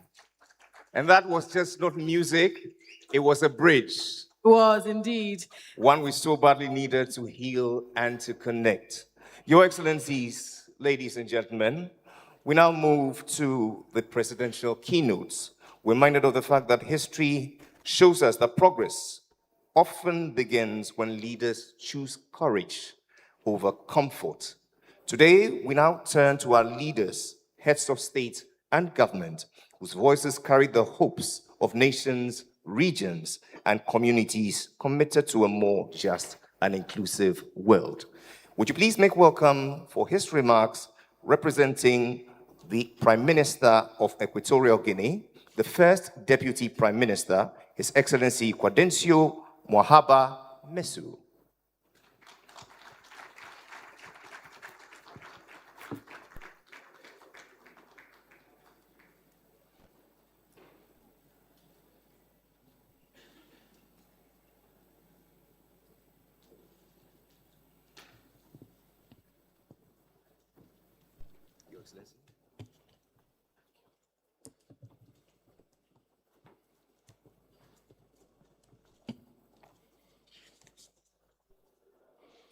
Excelentísimo señor John Dramani Mahama, presidente de la República de Ghana. Excelencias, jefes de Estado y jefes de delegaciones, representantes de la Unión Africana, de CARICOM, de las Naciones Unidas y de otras organizaciones internacionales, distinguidos expertos académicos y representantes de la sociedad civil, señoras y señores, tomo la palabra en nombre y representación de Su Excelencia Obiang Mbasogo, presidente de la República de Guinea Ecuatorial, quien a pesar de su firme deseo de participar en este importante evento, no ha podido asistir por motivos de agenda anteriormente asumidos. Es un honor para nuestra delegación tomar parte en esta conferencia consultiva convocada por la República de Ghana. Deseamos expresar nuestro sincero agradecimiento al gobierno y al pueblo ganés por su liderazgo y compromiso al impulsar esta iniciativa, la cual representa una causa de profunda relevancia moral e histórica que trasciende fronteras y generaciones. La adopción de la resolución ARES 80-250 el pasado 25 de marzo constituye un hito fundamental, ya que la comunidad internacional ha reconocido de manera clara que la trata transatlántica de esclavos y la esclavización racionalizada representan uno de los graves crímenes contra la humanidad. Este acto no es una simple declaración jurídica, sino una afirmación moral indispensable y el reconocimiento de una verdad histórica que durante demasiado tiempo fue ignorada. Durante más de 4 siglos, millones de africanos fueron arrancados de sus tierras, privados de su identidad y convertidos en mercancía dentro de un sistema global basado en la deshumanización y en la negación metódica de la dignidad humana. Como nación africana vinculada al Golfo de Guinea, la República de Guinea Ecuatorial conserva una memoria propia de aquel doloroso periodo, lo que refuerza nuestro compromiso absoluto con la verdad histórica y con la preservación del legado de las víctimas. Para Guinea Ecuatorial, este proceso va más allá de las compensaciones materiales e incluye la restauración de la dignidad, el reconocimiento pleno de las responsabilidades históricas, el apoyo a la educación, la restitución del patrimonio cultural extraído y el desarrollo de mecanismos de cooperación orientados al desarrollo sostenible de los países africanos. Asimismo, es fundamental reforzar los vínculos con la diáspora africana, cuyos miembros son parte inseparable de nuestra historia y nuestro destino. La conmemoración conjunta de Yunetés en el marco de esta reunión simboliza esta profunda conexión humana y ofrece una oportunidad invaluable para potenciar los intercambios culturales, educativos, económicos y políticos entre nuestro continente y las comunidades afrodescendientes de todo el mundo. Al recordar esta dolorosa historia, debemos evitar que África sea definida exclusivamente para injusticias que sufrió. Nuestro continente es también una fuerza de renovación y un actor indispensable en la construcción del futuro, que participa en esta conversación para contribuir activamente a la definición de un orden internacional más humano, inclusivo y equitativo para todos. La verdadera reparación consiste en crear las condiciones idóneas para que las futuras generaciones puedan desarrollarse plenamente en un entorno de dignidad e igualdad. La República de Guinea Ecuatorial su pleno compromiso con este proceso y expresa مقاربة قانونية واضحة تدرج الرق والاستعمار معا ضمن أخطر الجرائم التي عرفها التاريخ الإنساني. ومن أكرا نوجه اليوم نداء متجددا وصادقا من أجل تكريس اعتراف دولي واضح بالطابع الإجرامي للممارسات ذات الصلة بالاستعباد والاستعمار وكافة الانتهاكات التي استهدفت الإنسان المشروعة، شملت أعمال الإبادة الجماعية والانتهاكات أخرى، ووثقت الشهادات والوثائق التاريخية تعلن اليوم استعدادها الواضح لوضع ما تملكه من وثائق تاريخية وأدلة مادية وشهادات موثقة تحت تصنيف المنعقد يومي 30 نوفمبر وفاتح ديسمبر 25، وهو المؤتمر الذي توج المعالي إن الجزائر تنظر ببالغ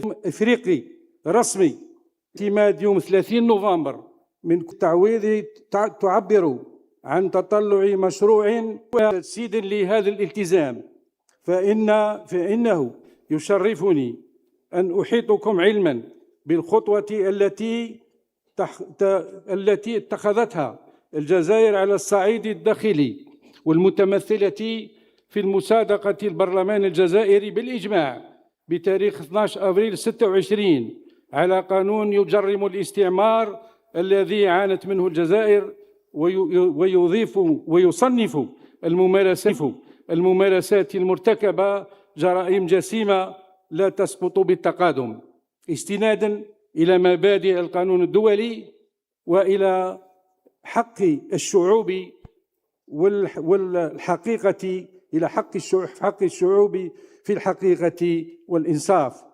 فلنعمل معا بروح المسؤولية المشتركة والإرادة الصادقة حتى نجعل من هذا المؤتمر محطة عملية فارقة في مسيرة تحقيق تطلعات شعوبنا وأملها المشروعة.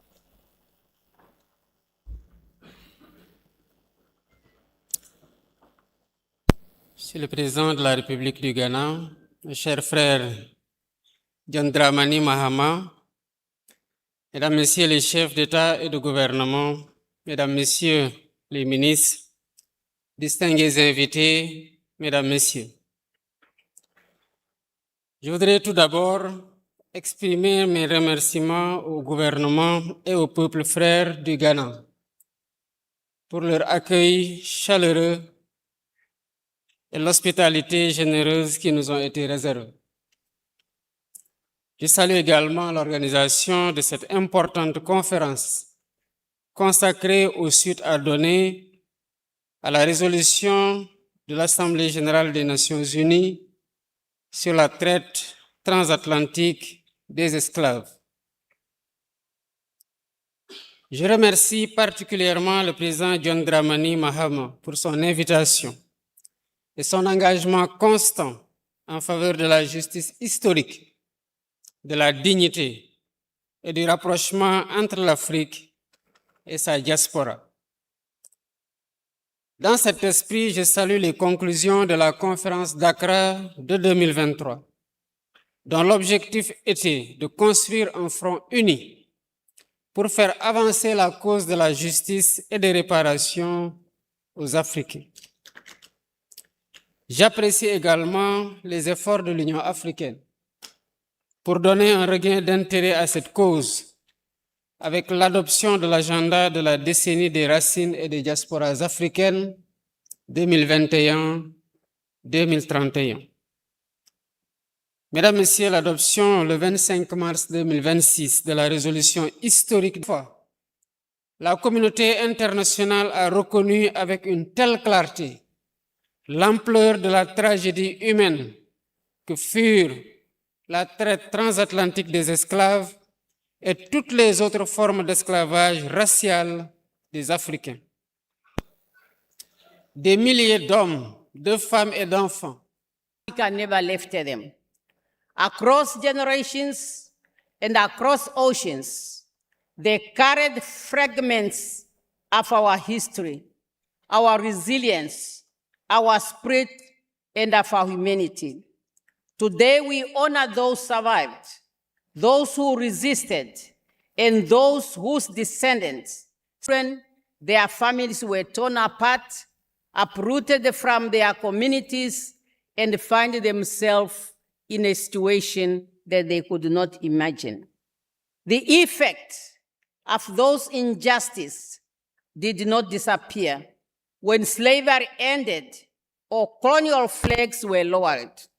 They continue to shape lives today through inequality, poverty, lost opportunities, and at times, how people see themselves and their places in the world. It must, however, be underscored that for more than a century now, families have been searching for their ancestors. There's something profoundly painful about knowing that those who suffered such cruelty were denied even the dignity of resting in the soil of their homeland. Their return is not merely a matter of history. It's a matter of humanity, dignity, and closer for generations that continue to carry this burden. For Namibia, this discussion is deeply personal. While today's conference focused on transatlantic slave trade, it also speaks to the broader African journey towards restorative justice. In 2006, the Namibian Parliament passed a motion on genocide, apology, and reparation, and directed the Namibian government to engage the German government that committed the genocide in Namibia against the Hereros and Nama between 1904 to 1908, becoming the first genocide in the 20th century. Subsequently, for the past 9 years, our government, accompanied by our people, have been engaging the German government on the matter. Of course, the process of negotiation has not always been easy. It requires patience, resilience, and unwavering commitment to dialogue. One lesson we have learned is that justice is not really a straightforward road. It is often slow and uncomfortable. However, we remain engaged as a solution has to be found. It is a fact that lasting reconciliation can only be built on truth, acknowledgement, and mutual respect. For many Namibians, genocide did not end in 1908.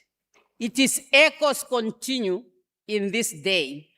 The remains of some of those who were killed were removed from our country and transported to Germany, where they become object of study, research, display, and collection. As part of trying to heal the wounds of genocide, our parliament has passed a motion declaring 28th May as a Genocide Remembrance Day and a public holiday. As the first president of the Republic of Namibia, I was honored to launch that day last year, 2025. And this year, for the first time, the day was remembered with huge gatherings all over the country. Director of ceremonies, as Africans, we are not asking the world to carry our pain for us. We are simply asking that our pain be heard, understood, and respected on its own terms. No people should have to convince us that their suffering was real. True reconciliation begins when people are allowed to tell their own story and have those stories accepted with honesty.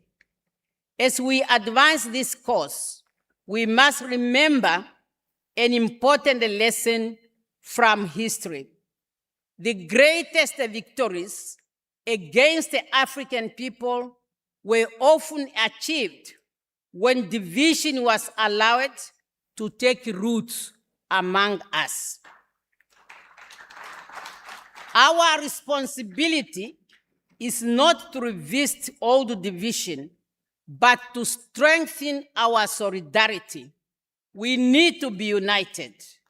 We might come from different countries and speak different language, but our collective future depends on our ability to stand together around a common purpose.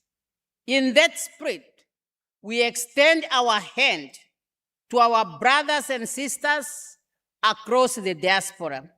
The transatlantic slave trades separated the millions of Africans from their homeland, and in many cases, from their language, culture, and ancestral identity.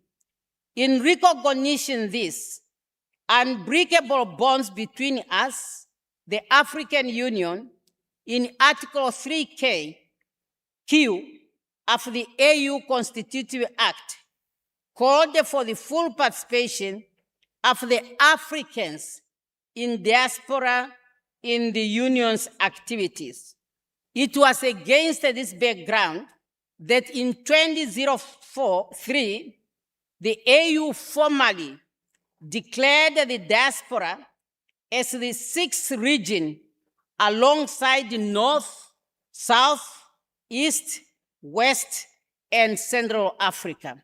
And one would really want to see that this region fully participates in the work of the Union. For centuries, systems of slavery and colonialism sought not only to control people physically, but also to shape how they see themselves. The damage was not only done to bodies and land, it was also done to destroy confidence, identity, and self-belief. Many of the physical chains have long been broken, but some of the mental chains remain. The late Bob Marley captured this truth when he reminded us and say, and I quote, "Emancipate yourself from mental slavery. None but ourselves can free ourselves." Therefore,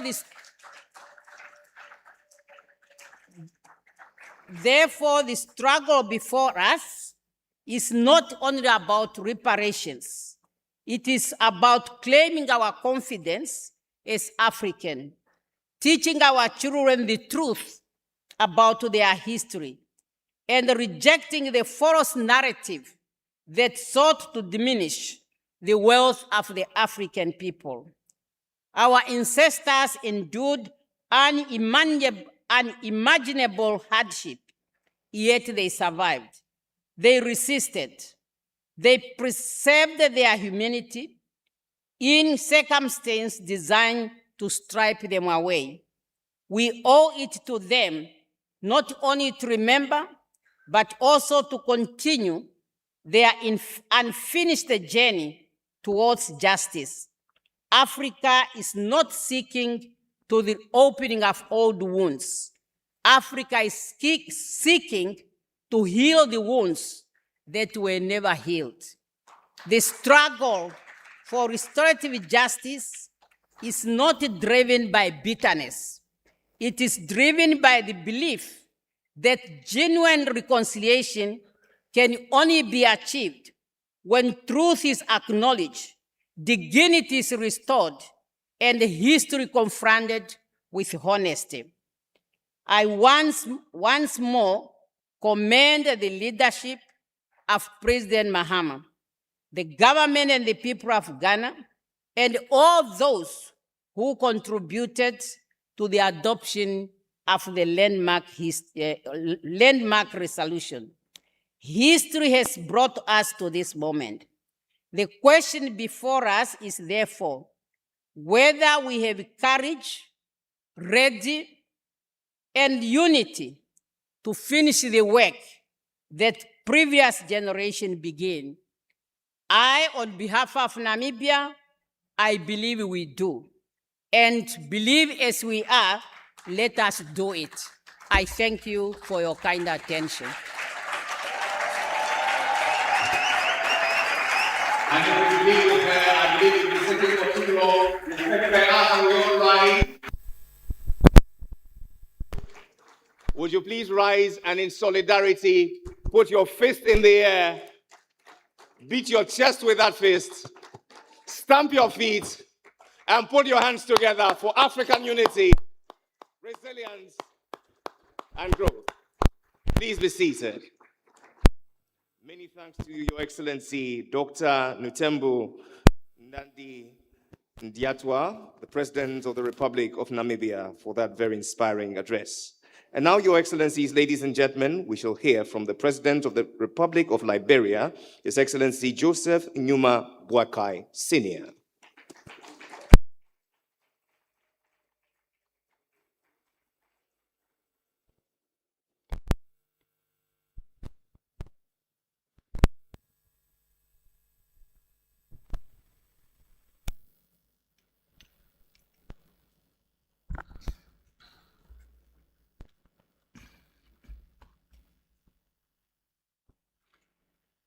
Your Excellency, President John Dramani Mahama, President of the Republic of Ghana, Your Excellencies, Heads of State and Government, distinguished representatives of the African Union, CARICOM, CELAC, and the global African diaspora, the United Nations agencies and institutions, civil society, development partners, distinguished ladies and gentlemen.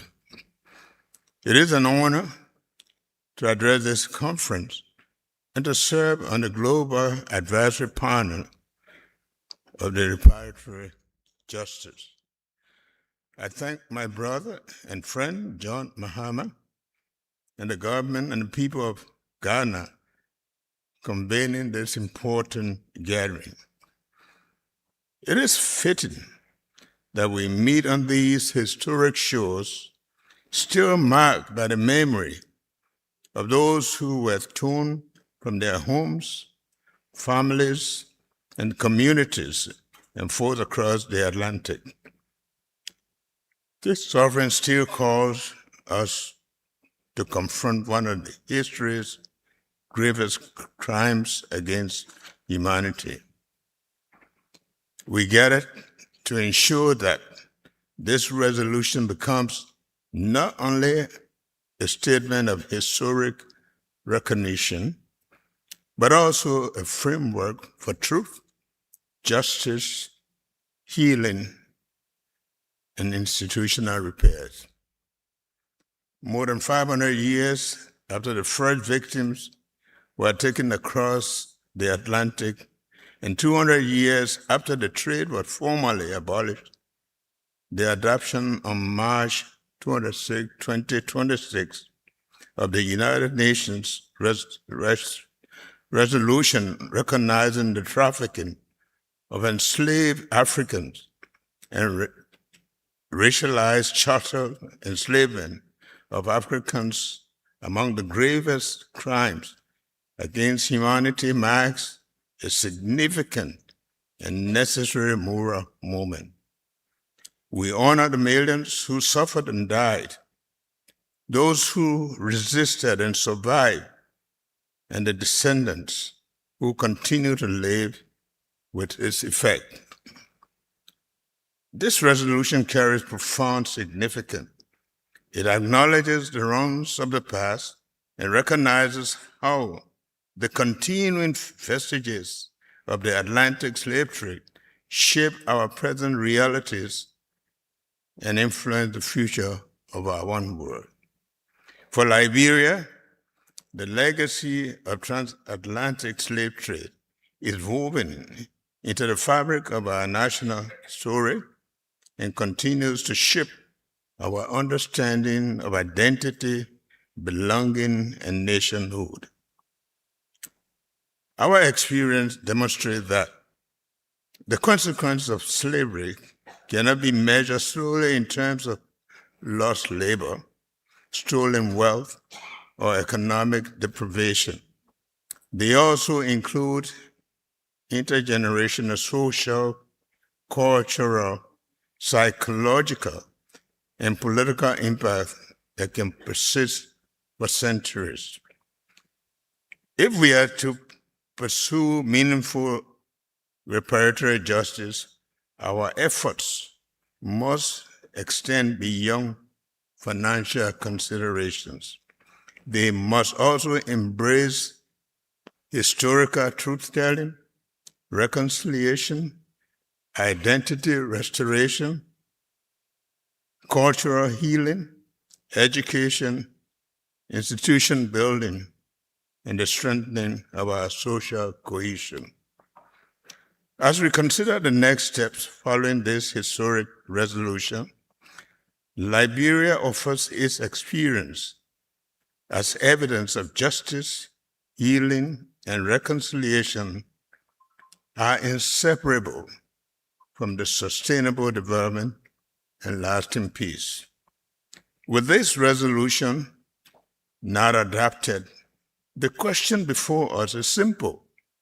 What must we do next? Allow me, therefore, to propose 5 priorities for implementation. First, we must develop a common African position and implementation framework in collaboration with the CLARICON and diaspora organizations, supported by a coordinated roadmap with clear priorities, responsibilities, and timeliness. Second, working with the United Nations, we should establish an African Union, United Nations Expert Commission to design a global reparatory justice mechanism. Third, we must confront misinformation and erase it through truth, education, and research by strengthening the teaching of African history, preserving archives, and supporting universities and research institutions across Africa and the diaspora. Fourth, repairing historical wrongs requires the restitution of stolen cultural artifacts and heritage objects, together with development partnerships that address persistent inequalities rooted in slavery and its aftermath. The scale and depth of trafficking of enslaved Africans and racialized chattel enslavement cannot be measured fully in financial terms alone. Yet, the transatlantic slave trade, forced labor, and resource extraction generated enormous wealth that shaped the economic foundations of many societies across the world. There is no doubt that the slave trade and its aftermath contributed profoundly to the inequality and the underdevelopment in Africa and across the global South. The past has helped shape the inequalities of the present. Fifth, we call for development partnerships and a global initiative that address persistent inequalities and underdevelopment rooted in slavery and its aftermath, grounded in shared responsibility and mutual respect. Distinguished ladies and gentlemen, to all those across the world who seek to understand and engage honestly with this history, and to the nations and societies whose shared task is now to help chart the path forward, the call for reparatory justice is not an effort to assign personal guilt to the present generation for the sins of the past. Rather, it is a call for understanding, empathy, and willingness to confront uncomfortable truth. We invite our partners across the world to share in our anguish, to recognize the enduring consequences of the historic injustice, and to join in a common commitment to healing and repair. Together, let us forge a solemn pact that the dehumanization, exploitation, and racialized enslavement of any people shall never, ever again find refuge in our institution, our economies, or our collective conscience. Let this be a common promise to humanity and to generations unborn. History has brought us to a rare defining moment. Future generations will judge us not by the eloquence of our declaration, but by the courage of our actions.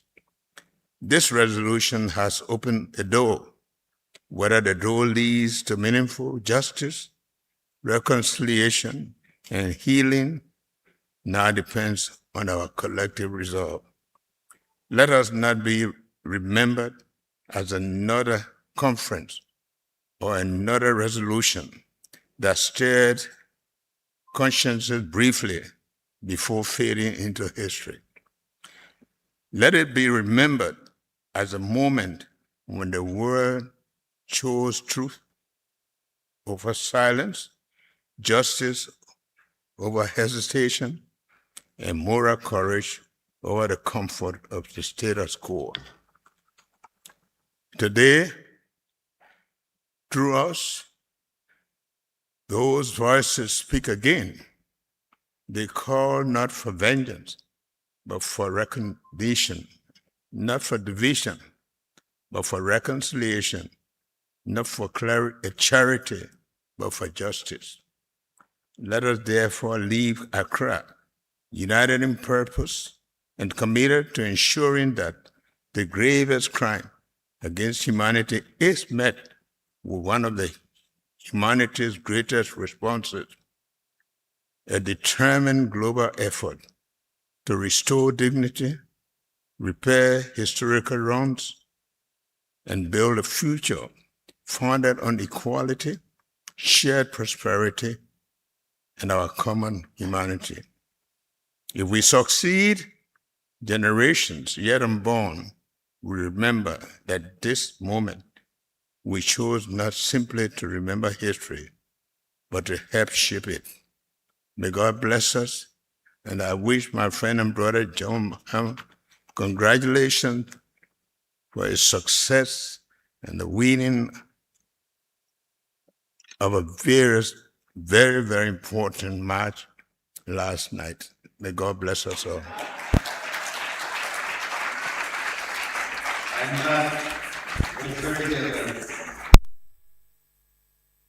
To the President of the Republic of Liberia, His Excellency Joseph Nyuma Boakai Sr. Please, a round of applause. Shortly, we get to hear from our convener, the President of our Republic, who will also establish the global panels comprising Advisory Council on Reparatory Justice, the Expert Panel on Restitution of Cultural Artifacts, a panel on legal experts for reparatory justice, and then we will get to see for ourselves, live and in living color, a true symbol of restitution made here in Accra, Ghana. Before that, however, we have a few remarks. Let's now receive the Prime Minister, I beg your pardon, the President of the Democratic Republic of Sao Tome and Principe, His Excellency Carlos Manuel Villanova, for his address.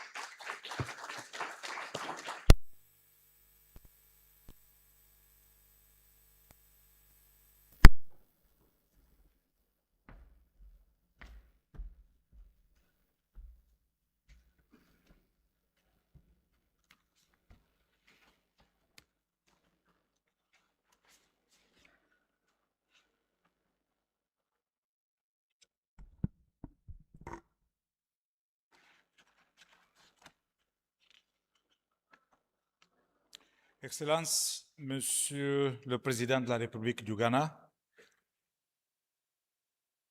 Mesdames, Monsieur le chef d'État, chef de gouvernement, ministres et chefs de délégation, Mesdames et Messieurs, membres du corps diplomatique, représentants des Nations Unies et des organisations internationales, éminents universitaires, membres de la société civile, chefs traditionnels et invités.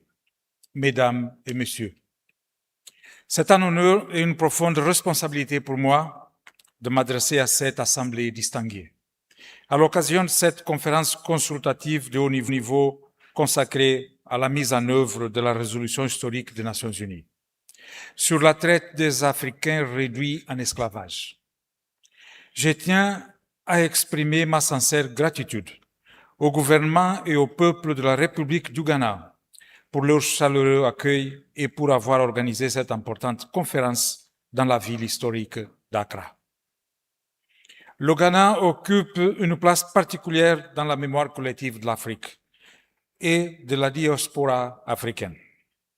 Il est un symbole de résilience, de liberté et de solidarité panafricaine, ce qui en fait un lieu idéal pour nos délibérations d'aujourd'hui.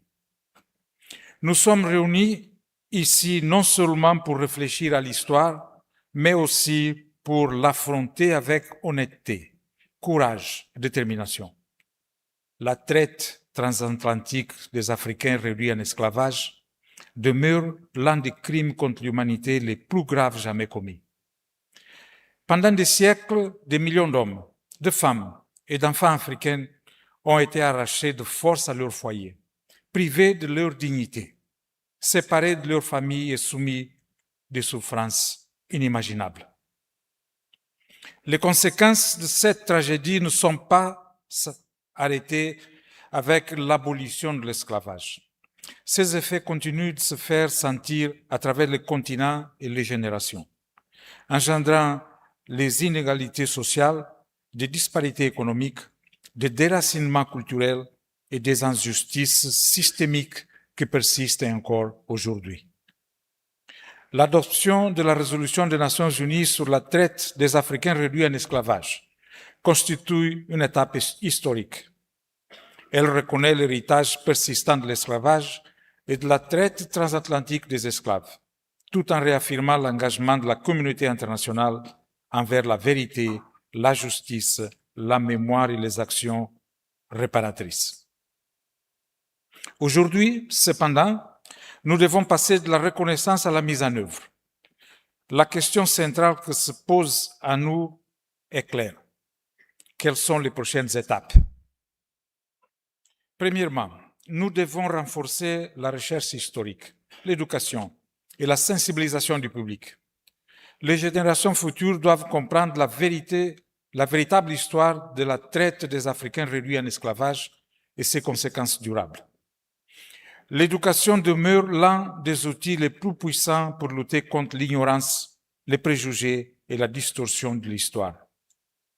Deuxièmement, nous devons soutenir les initiatives qui préservent et protègent le lieu de mémoire à travers la de contribuer de manière constructive aux efforts visant à penser les plaies historiques et à promouvoir la réconciliation. Notre objectif n'est pas de réouvrir les anciennes divisions, mais de renforcer un engagement commun envers la dignité humaine, la justice et le développement durable. Nous ne recherchons pas à la vengeance, mais la compréhension. Non pas la division, mais le partenariat.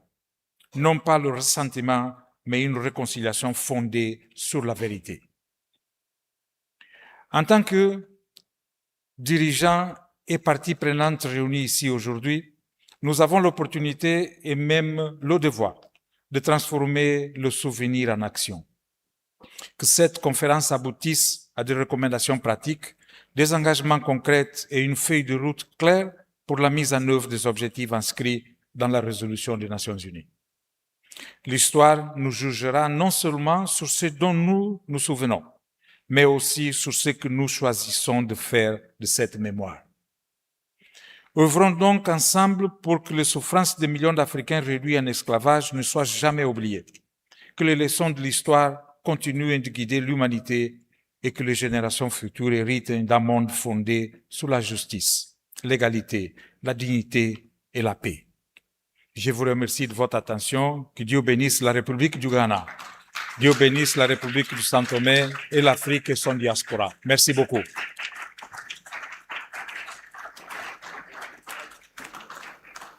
Many thanks to the President of the Democratic Republic of South Tome and Principe, Your Excellency Carlos Manuel Villar. Excellent all. We've come to Accra to declare that the age of accountability has finally reached the gravest crime in humanity.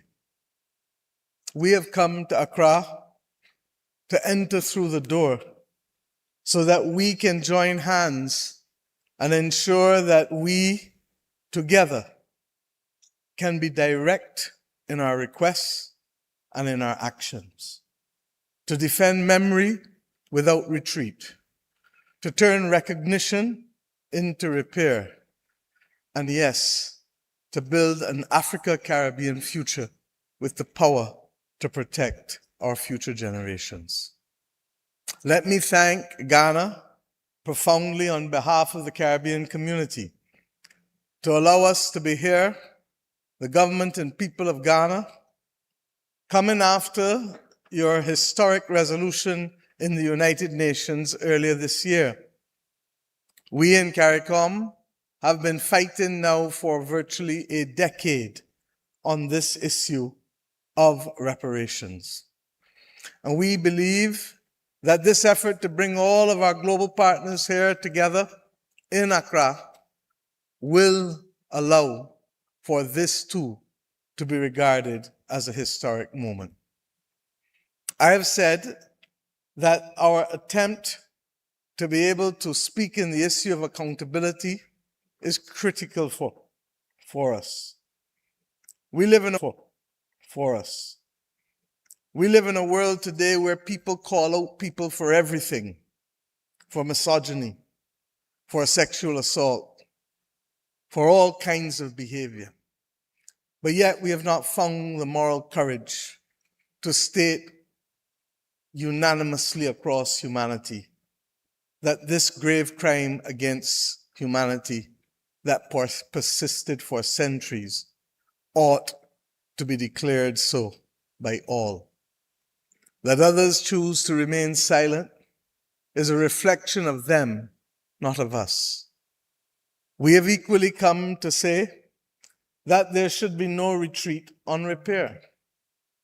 The language used from this platform this morning is not one of aggression, is not one of violence, but it is one of the necessity for healing for humanity.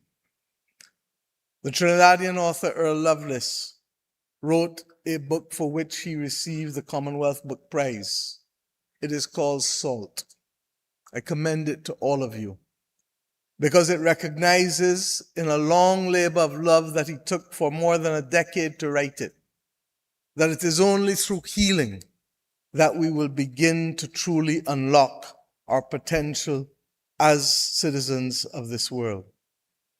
Regrettably, the world in which we function is still very much the child of that old order and of that bigotry that would have declared us chattel and property. There are others who say that there's been slavery before, but ours was the only one to declare us as chattel and as property. I stand here today on behalf of the government and people of Barbados, conscious that our duty is to repair, and our duty is to call for others to repair. Regrettably, our parliament was the first parliament, as you heard from Sir Hilary earlier, to establish the 1661 Slave Code, 2 decades before the Code Noir, which has just been repealed in France. That slave code came to be mimicked, copied exactly in some of the colonies of the United States of America and the Caribbean, and in others used as a platform for their own slave laws. It is the categorization of us as subhuman. It is the categorization of us as chattel, as property, that stripped us of our dignity first and foremost, but equally removed from us the choices that are necessary in life to truly express freedom. We have come to ask that those efforts be coordinated in such a way such that we can bring healing to our population and that we can remove from our legacy those who feel ashamed and injustice at the use of the word black, those who feel ashamed and unfair by reason of the treatment that our people have had meted out to them, and regrettably, through the systems and corridors of power that still reflect first-class and second-class citizens of the world. I believe that our working together with the CARICOM 10-point plan on reparatory justice, which has been revised and which we have brought some copies here to share in Accra, will add to the excellent work which you are doing and the establishment of the committees that will carry on the work for our people. These committees, however, will only mean something if we can stay together united and not allow division yet again to be the anchor for those who want to win against us.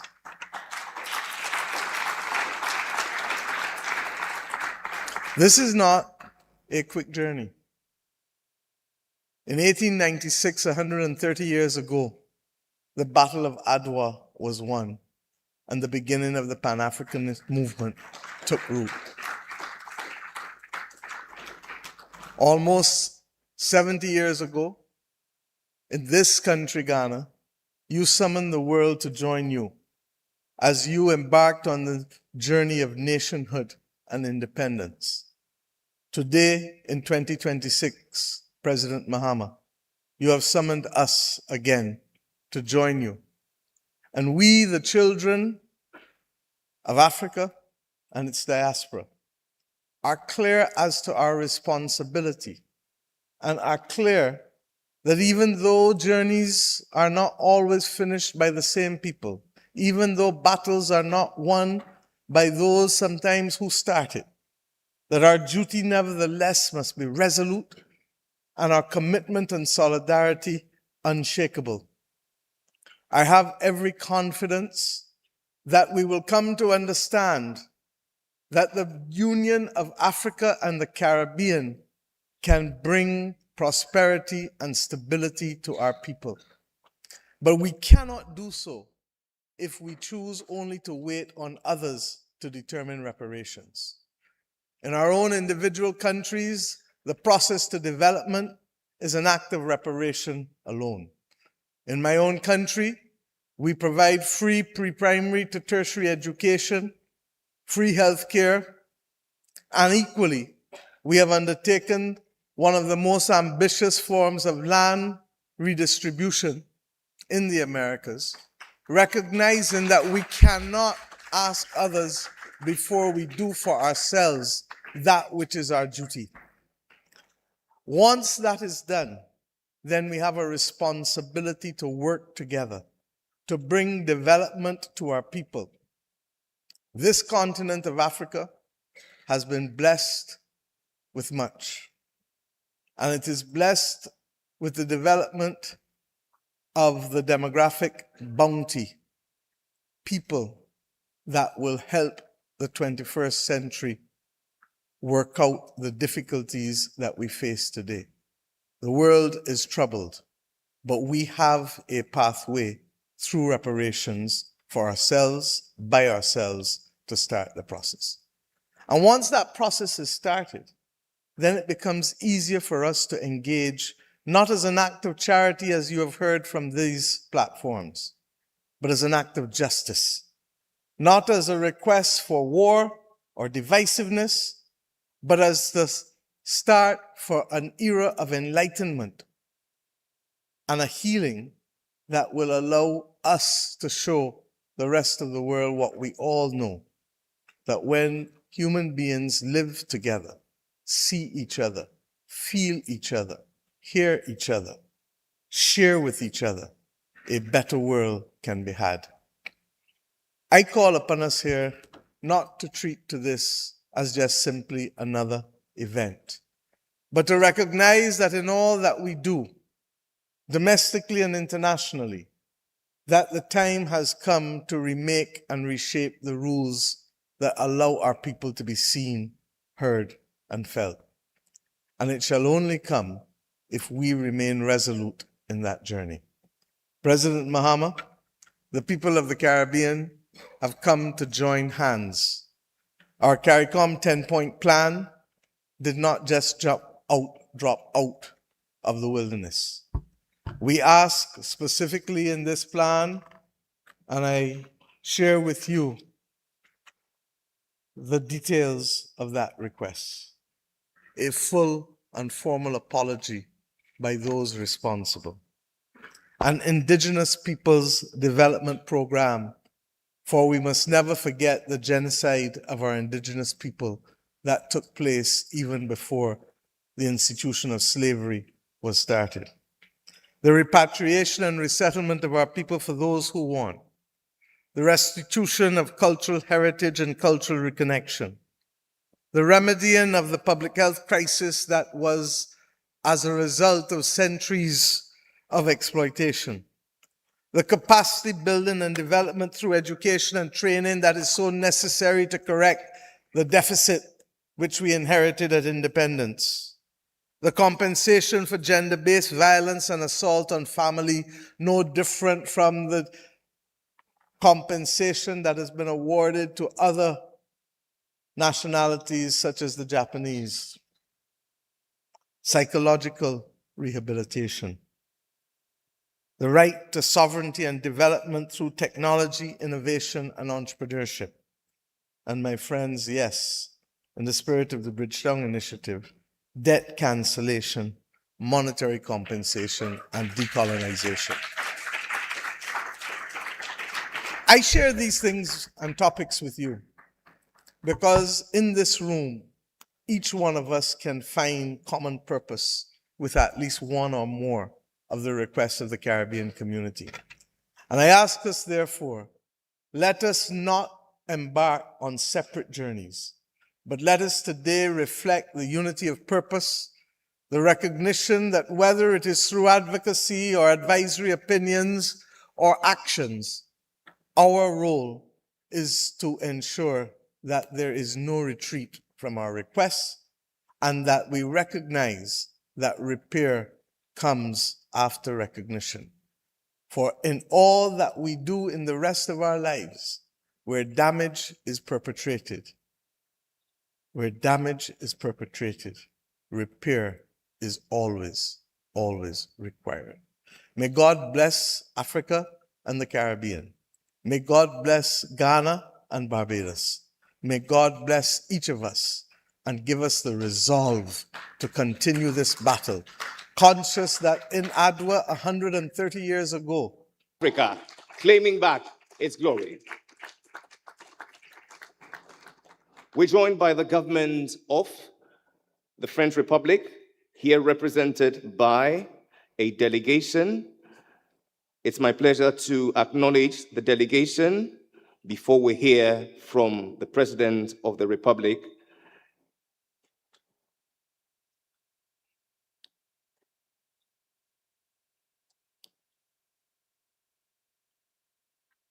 Would you please make welcome speaking?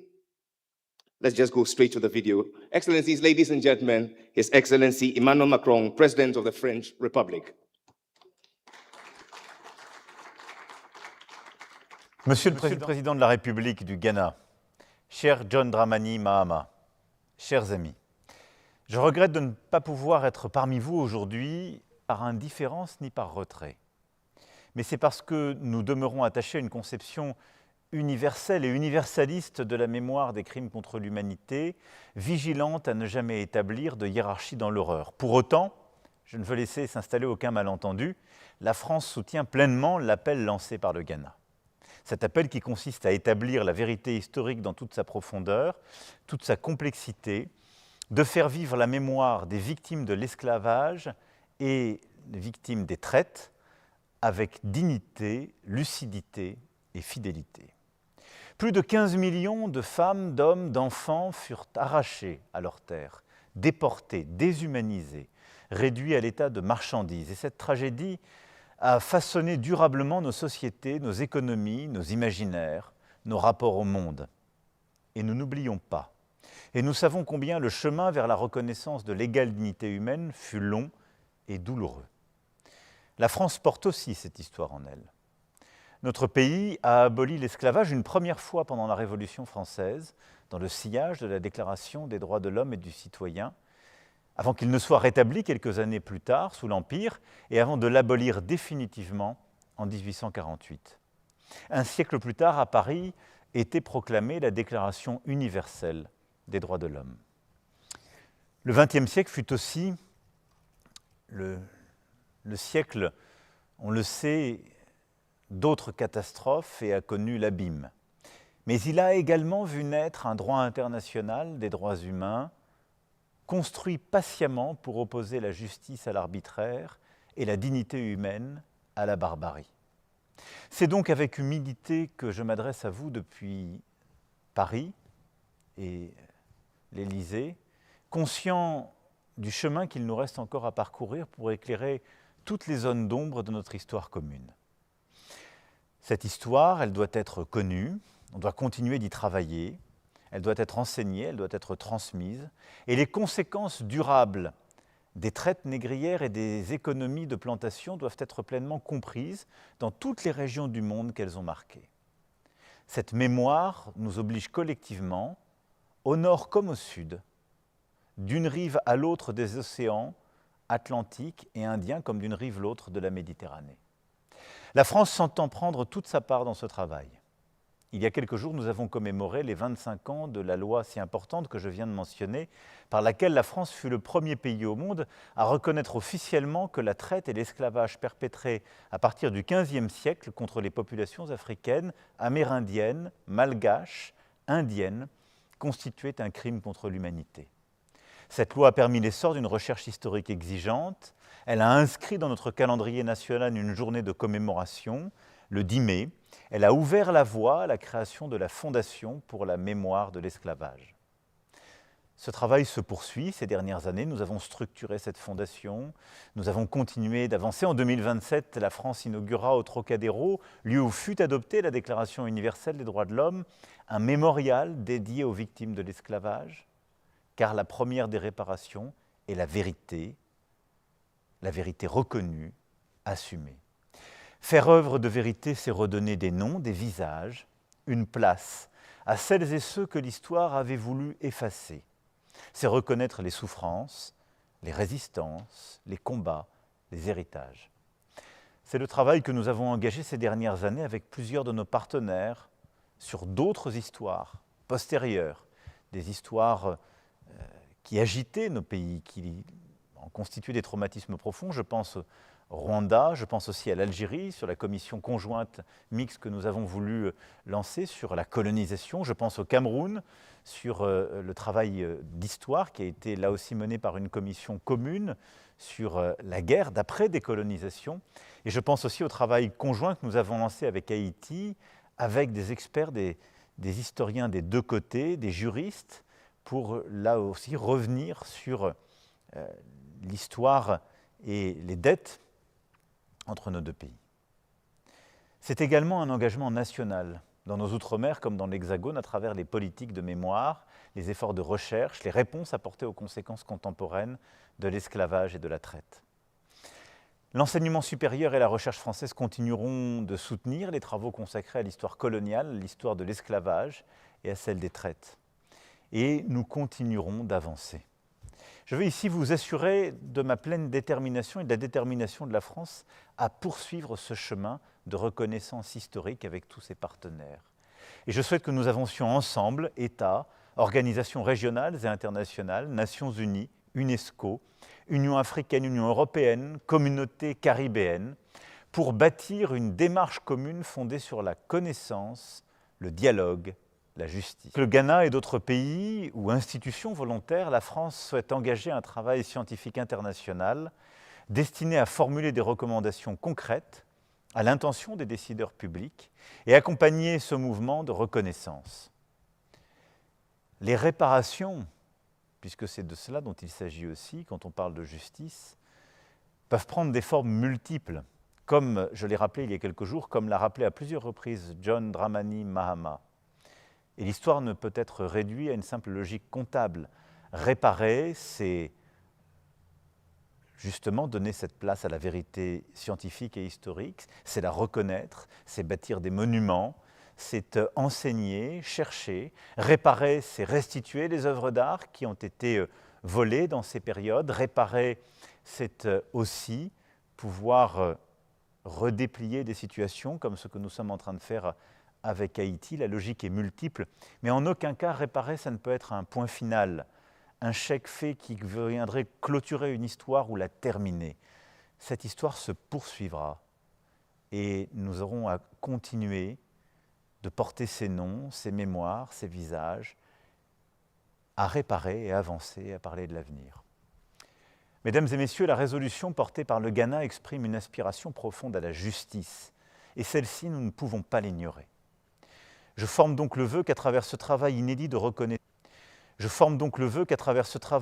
reconnaissance historique, nous puissions ensemble poser les premiers jalons d'un chemin de réparation, de réconciliation et d'avenir partagé. En tout cas, je voulais ici vous redire mon engagement à vos côtés. Je vous remercie pour votre attention. Je vous souhaite une excellente conférence et comptez sur la France. The President of the French Republic, His Excellency Emmanuel Macron, would like to acknowledge the delegation here to represent him, the Ambassador for Human Rights of the French Republic. Ambassador Isabelle Rom joins us. Please, a round of applause for her. Thank you very much.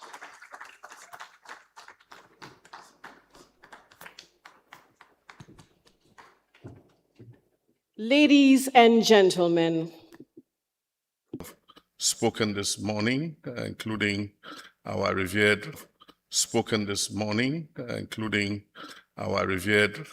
writer and playwright, Wole Soyinka.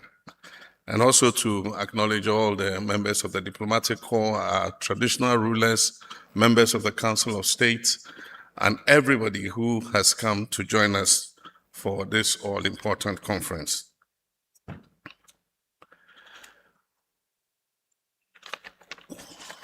Today,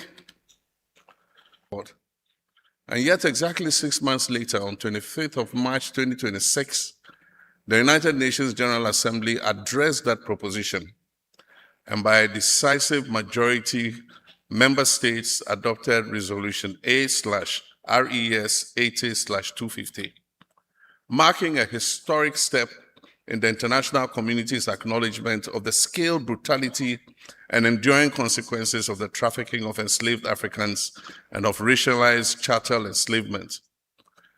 But before proceeding further, I wish to express my profound appreciation to all the 123 member states that supported the resolution.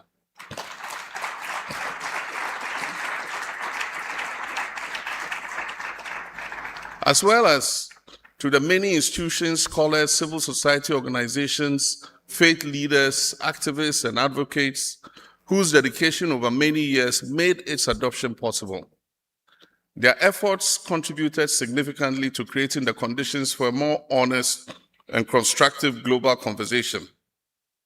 For Ghana, this effort is not just an exercise in diplomacy. It is a moral obligation that is rooted in our history, our identity, and our responsibility as a nation, whose shores hold both the tragedy of departure and the hope of return. We do not seek to reopen old wounds, we seek to heal those wounds. We do not seek division, we seek justice and understanding and reconciliation grounded in the truth. And at the same time, the significance of this conference lies not only in the support that made the resolution possible, but also in the willingness of a broader community of nations and institutions to engage in the work that follows. The pursuit of historical justice is not strengthened by narrowing the circle of participation. It is strengthened by expanding it. It is strengthened when those who may approach these issues from different historical, political, or legal perspectives nevertheless choose dialogue over silence and engagement over distance. In that spirit, I urge all participants gathered here today to approach our deliberations with openness, humility, and a shared commitment to advancing human dignity. Distinguished guests, the adoption of the resolution was never intended to mark the end of the journey. It was intended to provide the foundation for a more meaningful process of engagement, reflection, and action. Less than 3 months after its adoption, we're here in Accra to address the question that naturally follows. What are the next steps? We're here because recognition creates responsibility, and because the enduring consequences of this history continue to demand thoughtful, coordinated, and sustained international engagement. It is fitting that we meet in Ghana. A few places in the world bear such vivid physical testimony to this history, as our country. From Elmina in the Central Region and Cape Coast to Asin Manso and Osu, our land holds some of the most visible reminders of a system that uprooted millions of Africans and altered the course of world history. Not too far from where we're gathered today stands castles, dungeons, and the doors of no return, through which countless Africans passed before disappearing over the horizon. For many, that horizon marked the end of everything they knew. And yet today, the descendants of those journeys have returned, not in chains, but as presidents, as prime ministers, as scholars, as jurists, as activists, as historians and citizens of the world. History has brought us full circle. These historic sites connect Africa to the Caribbean, to North and South America, and to communities across the globe whose histories and identities were shaped by this shared experience. We therefore gather not only as representatives of our states, but as partners in a common effort to confront the enduring legacies of this history and to build a future that is greater than the past that we have inherited. As we reflect on this history, it is important to remember that the experience of enslavement was not borne equally by all who endured it. While millions of African men, women, and children suffered the violence and indignity of the transatlantic slave trade, the experiences of women and girls were marked by forms of brutality that have too often been marginalized in the historical record.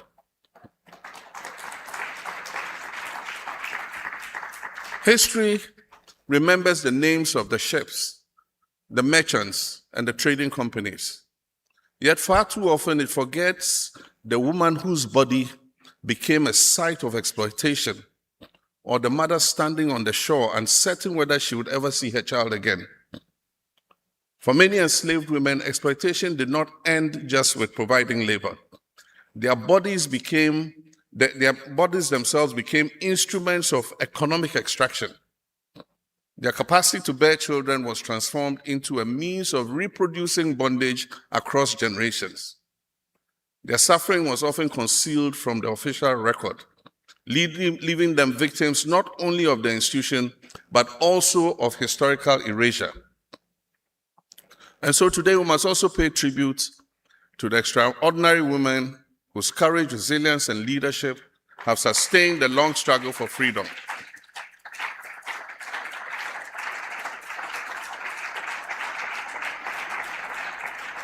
From Nanny of the Maroons in Jamaica, whose story is believed to have begun on the shores of present-day Ghana, to Harriet Tubman and Sojourner Truth, women have been at the forefront of resistance against oppression. Their courage was matched by countless others whose names history has failed to record, and yet whose sacrifices helped preserve families, communities, and hope in the most difficult of circumstances. We also honor the women of our time, the scholars, the activists, the jurists, the public servants, policymakers, and civil society leaders who continue to champion this cause. And many of those women are present in this hall today. Their contributions have helped bring us to this historic moment and continue to shape the path that we must take ahead. Their stories remind us that reparatory justice must also be gender responsive. The historical experiences of women and girls cannot remain footnotes in the global narrative. They must occupy their rightful place at the center of truth-telling, remembrance, and redress. And so any framework for truth-telling, memorialization, reparatory justice, or historical reckoning that fails to recognize the specific experience of women will remain incomplete. And so, to all the women who have carried this cause, often without recognition, and who continue to advance it with conviction, intellect, and determination, we see you, we honor your contribution, we are profoundly grateful for your effort. Distinguished guests, as we confront this history honestly, we must also be clear about what it demands of us. none of us gathered in this hall today can be held personally responsible for the atrocities of the transatlantic slave trade and racialized chattel enslavement of Africans. We did not build the ships that crossed the Atlantic. We did not provide the insurance for loss of human cargo at sea. We did not operate the castles and plantations. We did not create the legal systems that transformed human beings into property or denied them their most basic human rights. Those crimes belong to another age. And yet every generation inherits responsibilities from the past. History does not ask us to inherit guilt, but it asks us to inherit responsibility. While we may not bear responsibility for actions committed centuries ago, we are responsible for the world those actions have helped to create. We inherit the institutions, the inequalities, and the structures that history has left behind. We inherit both the achievements and the failures of those who came before us. And the question is therefore not whether we are guilty of the past or whether we are prepared to address its enduring consequences. That is the test facing our generation. Indeed, one of the most encouraging developments since the adoption of the resolution has been the growing willingness of institutions and governments across the world to engage more openly with that history. And we must be prepared to engage constructively even with the descendants of those who made the enslavement of our forefathers and our foremothers possible. Indeed, since the resolution, we've witnessed significant acts of acknowledgement and reflection by religious institutions, including the historic statement by His Holiness Pope Leo XIV, as well as ongoing engagements by the Church of Scotland and the Church of England regarding their historical links to slavery. We also welcome the growing engagement of national leaders and governments in advancing dialogue on historical justice, including the message we just heard from President Emmanuel Macron. Such developments are significant because they demonstrate a willingness to engage with difficult truths and to confront history honestly. Distinguished guests, one of the most important lessons from this history is that its consequences have never been confined to a single geographical region. The transatlantic slave trade connected continents through pain and suffering. It linked the shores of Africa to the Caribbean and to North and South America, and to communities across the world whose identities, cultures, and history were forever shaped by the forced displacement of millions of Africans. And yet, even as it dispersed people across oceans and continents, it forged enduring bonds that continue to unite Africans and people of African descent today. It is therefore fitting that Africa and the Caribbean continue to stand together in advancing this agenda. The adoption of the resolution was made possible by decades of advocacy and cooperation among African states, CARICOM, scholars, civil society organizations, faith communities, legal experts, and members of the African diaspora. And so the progress we have made demonstrates what is possible when we act not in isolation, but in partnership. And so the next phase of this work must be guided by the same spirit. As the African Union champion on reparations, I strongly support the decision of the African Union Assembly to establish an African-Caribbean joint mechanism on reparative justice.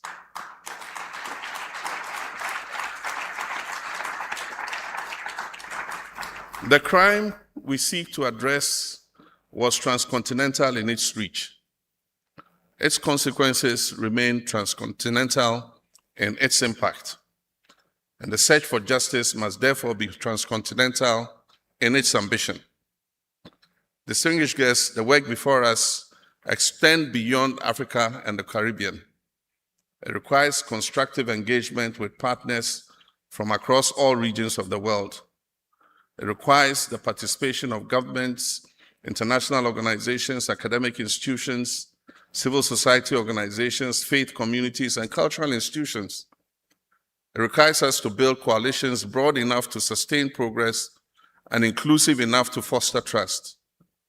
Most importantly, the future we seek must be guided by a commitment to reparatory justice that is forward-looking in its purpose and transformative in its ambition. Reparatory justice is not only about acknowledging the past, it is also about expanding opportunity, advancing human development, and creating a more just future for communities affected by the enduring consequences of this historical injustice. And so our objective over the next 2 days is not simply to exchange views. It is intended to lay the foundations for a practical international roadmap, a roadmap that advances truth-telling, supports research and education, promotes memorialization, facilitates the restitution of cultural heritage, explores legal pathways, and creates opportunities for meaningful partnership between Africa, the diaspora, and the wider international community. And in this endeavor, the African diaspora remains indispensable. The descendants of those who endured enslavement are not mere observers of this process. They are the right holders whose experiences, knowledge, and aspirations must help shape our path ahead. If the adoption of the UN General Assembly resolution marked an important moment of international recognition, our responsibility now is to ensure that this recognition translates into meaningful and sustained action. And so today we must move from recognition to building the architecture for reparatory justice. To ensure the momentum generated by Resolution ARES 8250 is sustained and translated into practical outcomes, I'm pleased to announce the establishment of 3 global panels, which will serve as the pillars of the next phase of this international effort. The first is a global advisory panel on reparatory justice, comprising heads of states and governments, eminent leaders, and public figures who will provide strategic guidance to advance international dialogue and cooperation on reparatory justice.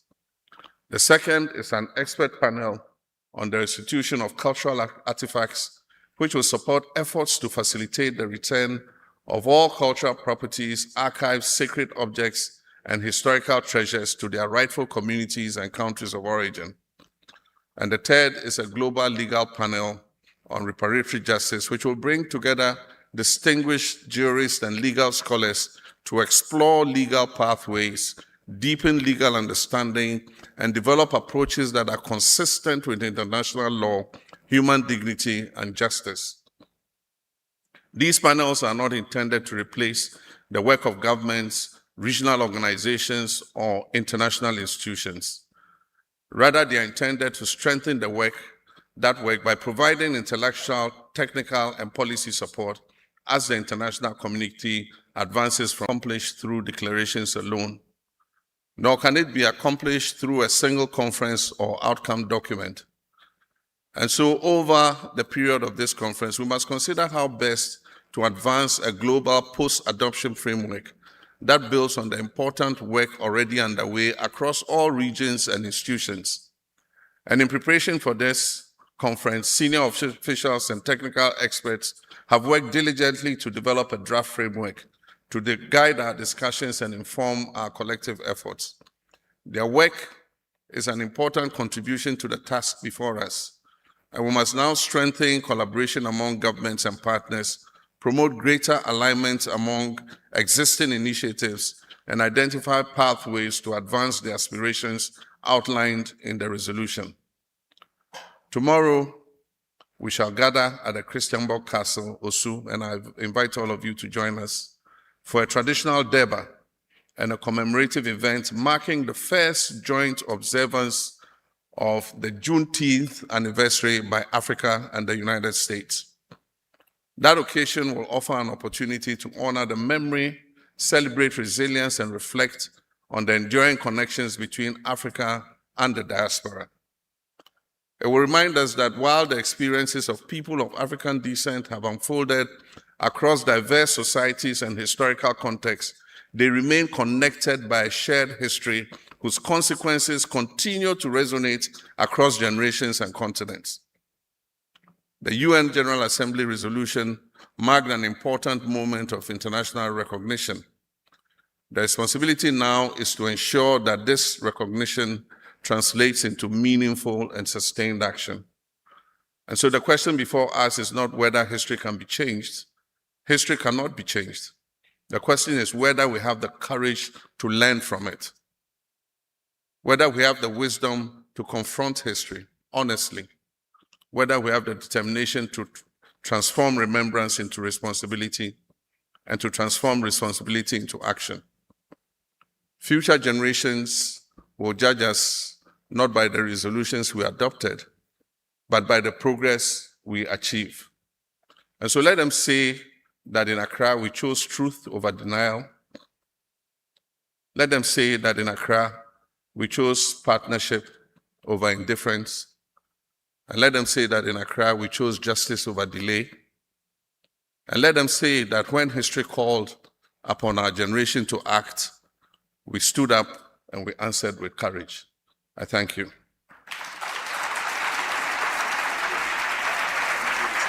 President of our Republic, His Excellency John Dramani Mahama. Mr. President, if you could please stay with me.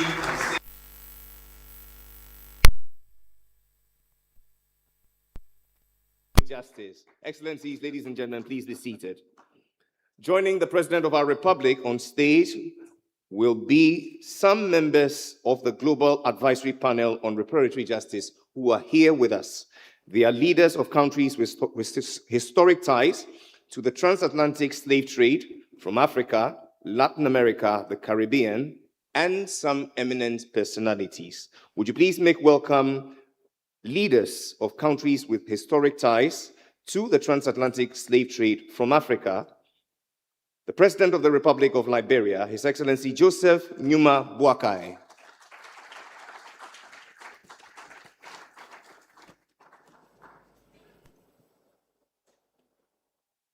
The President of the Republic of Namibia, Her Excellency Netumbo Nandi Ndwata.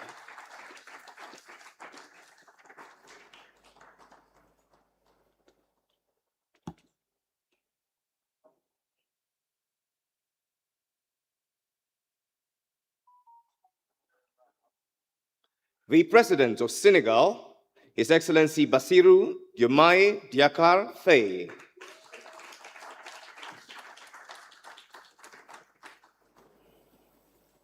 From the Caribbean, the Prime Minister of Barbados, Her Excellency Mia Amo Motley.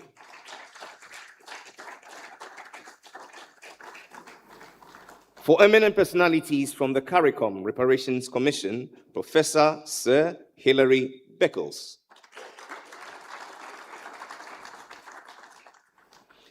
Former Vice President and Minister of Foreign Affairs and Worship of Costa Rica, His Excellency Epsi Campbell Barr. Her Excellency, I beg your pardon. The Chair of the AUCER, Dr. Jane Mufamadi.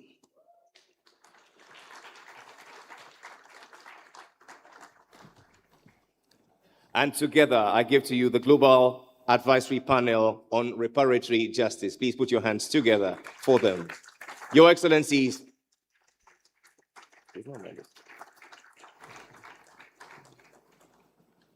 Your Excellencies, ladies and gentlemen, you may please be seated.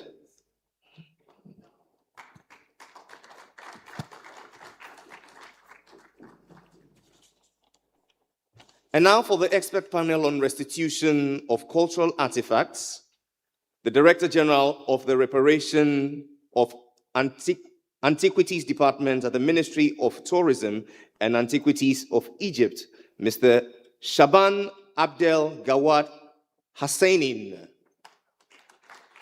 Thank you. The Directorate of Restitutions of the Peruvian Ministry of Culture, Peru, Ms. Evelyn Gilda Centurion Cancino. The Chief of Curatorial Affairs at the Museum of the African Diaspora, Smithsonian Affiliate of the United States of America, Ms. Ki Lo Lee. The Executive Officer, Heritage Resources Management, South African Heritage Resources Agency, SARA, Ms. Mamakong Miss Mamako Moreng Komi Exinia Nkasi Leswana. Historian and member of the International Scientific Committee of the UNESCO Routes of Enslaved Peoples Program Mauritius, Miss Vija Taylok. We acknowledge from Ghana the Director, Menchia Palace Museum, Mr. Ivo Ajimandria. The Institute of African Studies, University of Ghana, Professor Samuel Intewusu. Professor of Museology and Anthropology, former Director of NCMM, Abba Issa Tijani.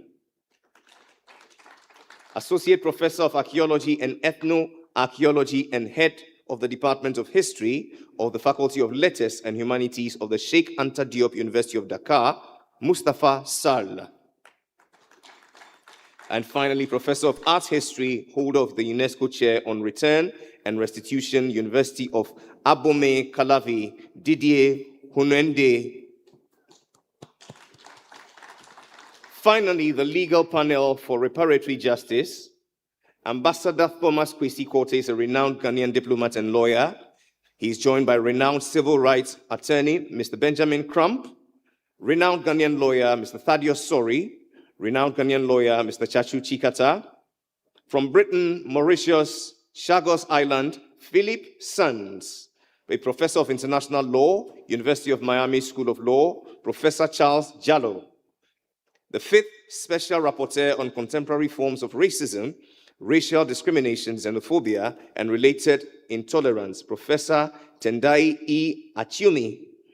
President of the Pan-African Lawyers Union, PALU, Theodoros Getichew Tulu, Director of Programs and Strategy at the Peregrine Black Reference Institute and Specialist in Reparations, Brazil, Beatrice Nascimento. Jamaican indigenous rights lawyer, Dr. Marcus Goffey. Jamaican attorney at law and founder of Children of the MAFA Recognition, Justice, and Development Project, Natisia N. Bod Singh. And finally, an advocate from Kingston, Jamaica, Makaya of the AULER. Please, a round of applause for all these eminent persons. We'd like to thank you also very much for your attention. We know that it's been a very long and very, very insightful morning, but we are very grateful for your time, your patience, your attention, and your participation. I'd like to make a few announcements regarding lunch and the distribution of spaces within this hotel and other spaces. So for your attention, please. Our President of the Republic of Ghana will have lunch with his colleagues here in the Hotel Kempinski. The Foreign Minister of Foreign Affairs will host all visiting ministers to lunch at Movenpick. Their liaisons will coordinate their movements. And all ADCs, CPOs, and protocol officers will be treated to lunch on the second floor of this hotel. All ambassadors, panelists, and moderators will have lunch on the third floor of Kempinski. And all participants will be treated to lunch on the first floor as well. We would like to thank you so very much for your time, votre patience. Vous êtes venus de loin parmi les pays africains, de l'Europe. Je suis très reconnaissante de la part du gouvernement du Ghana. Merci, mesdames et messieurs. Bonsoir. Bonjour. And now, Excellencies, ladies and gentlemen, please remain standing for the national anthem of the Republic of Ghana and the AU anthem.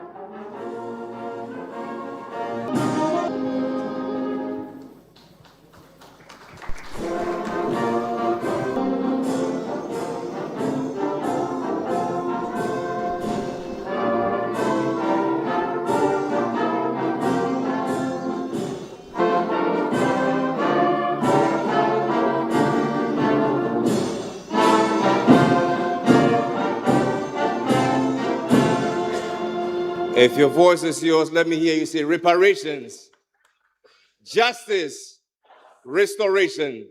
Put your hands together and let's celebrate the gains we've made. Please remain standing as the President of the Republic, together with his colleague, ministers, I beg of heads of state and government, take leave of us first, and we all will be led out in sections.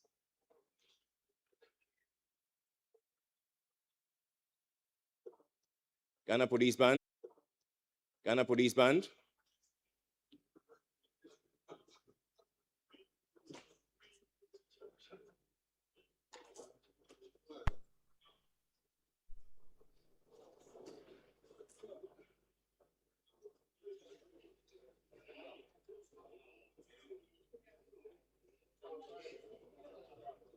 We would like to say a big thank you to the former Prime Minister of St. Vincent and Grenadines, His Excellency Ralph Gonzalez, for joining us. The former Vice President of Costa Rica, Her Excellency F.C. Campbell Barr. Mr. DJ, bring the sound down. We'd like to say a big thank you to several commissioners from the African Union who join us, leading the delegation. We have the Ambassador for Human Rights, Head of Delegation, together with the Executive Secretary of the Community of Sahel-Saharan States, Senate, His Excellency Adu El Haji. We want to say a big thank you to the Joint Secretary of the Ministry of External Affairs of the Government of India for joining us. We'd like to say a big thank you to the Commissioner of Political Affairs, Peace and Security of the African Union Commission, His Excellency Bankole Adeoye, together with other excellencies, certainly too innumerable to mention. We say thank you all for coming. We would also like to thank all of our development partners, CELAC, Reform, the UNDP, Pan-African Lawyers Union, and of course, this event would not have been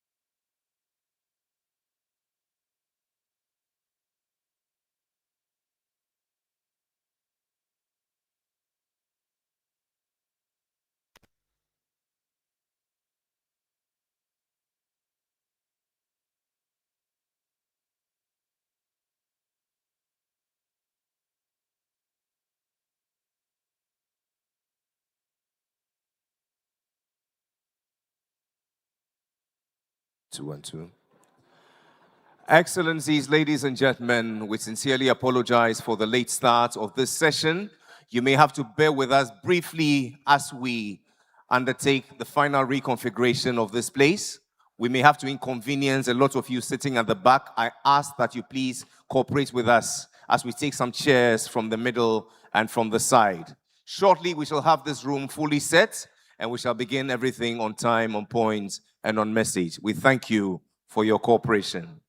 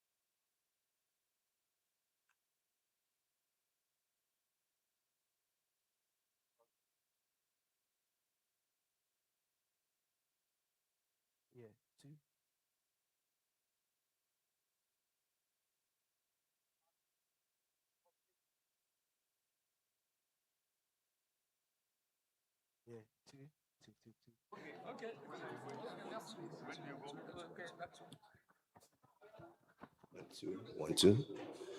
Representatives of excellencies, ministers of states, and representatives of presidents and prime ministers, please be patient. We have designated spots for each and every minister, prime minister, and president.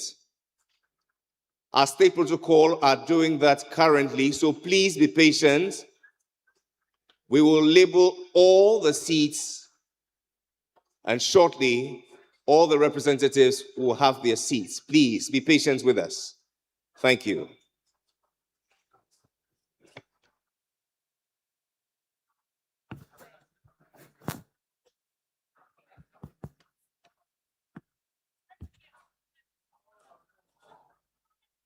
Yeah.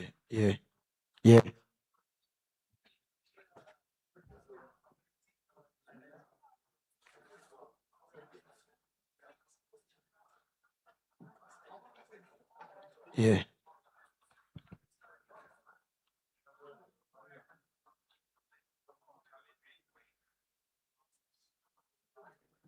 Yeah. Yeah.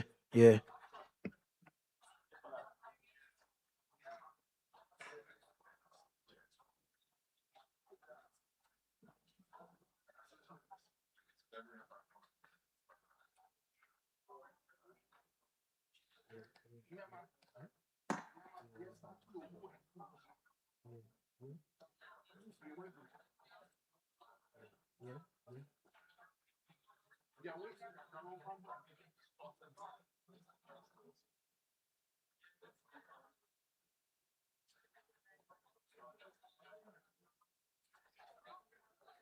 Yeah.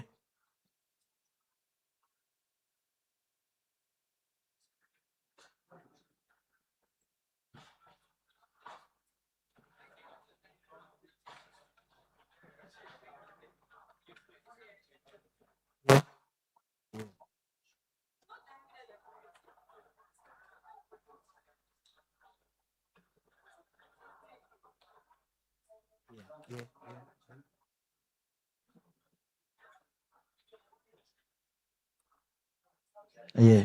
Yeah.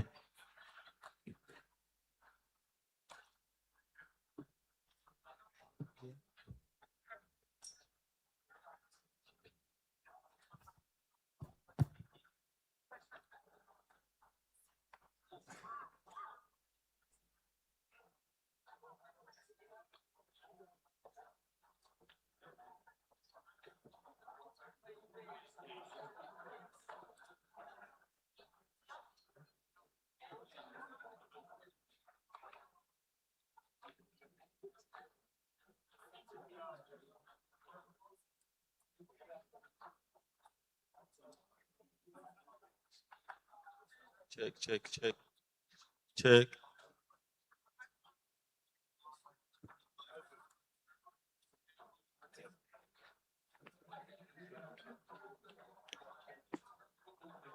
Yeah. Yeah. Check. Yeah. 2. Check.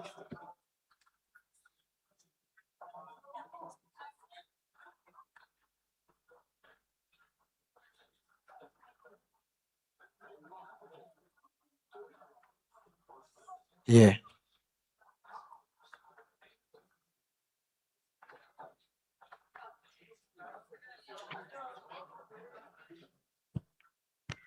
Yeah. Yeah. Yeah. Yeah. Yeah. Check.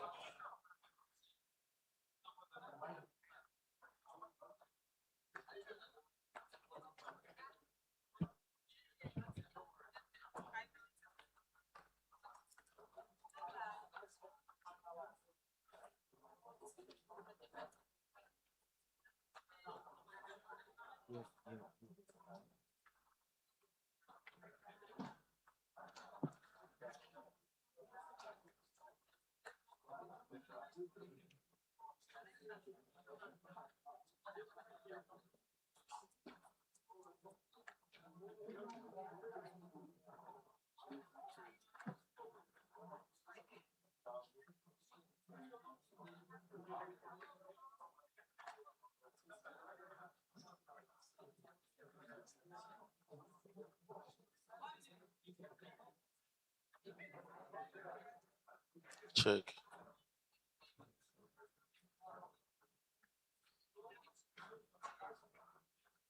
Check, check.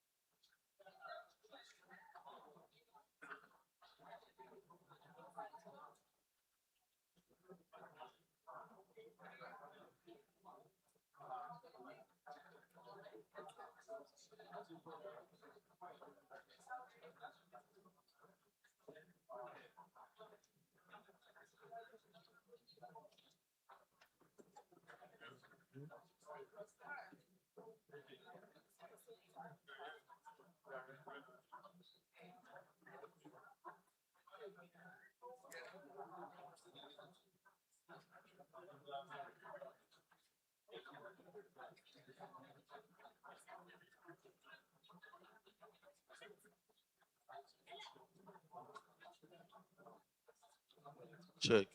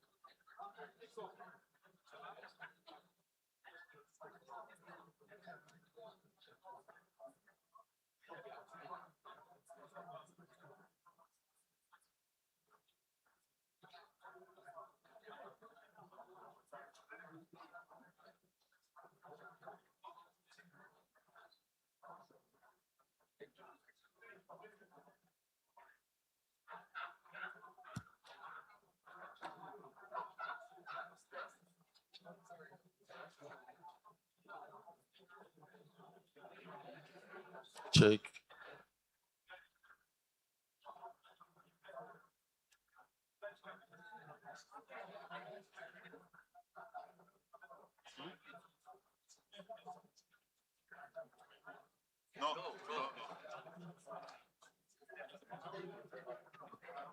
Check.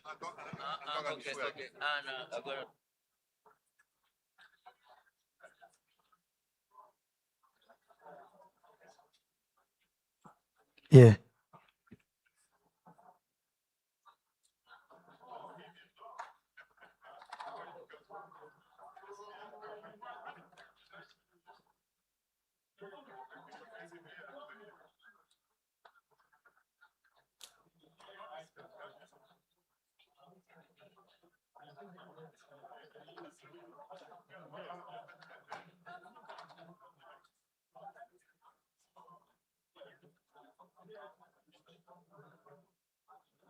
Yeah.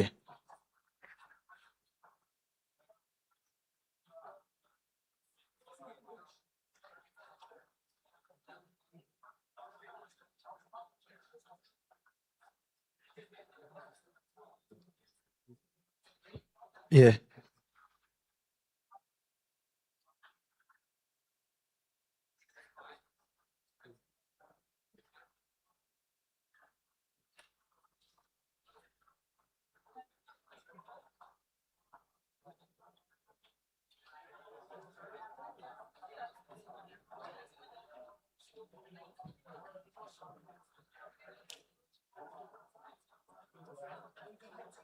Yeah. Yeah.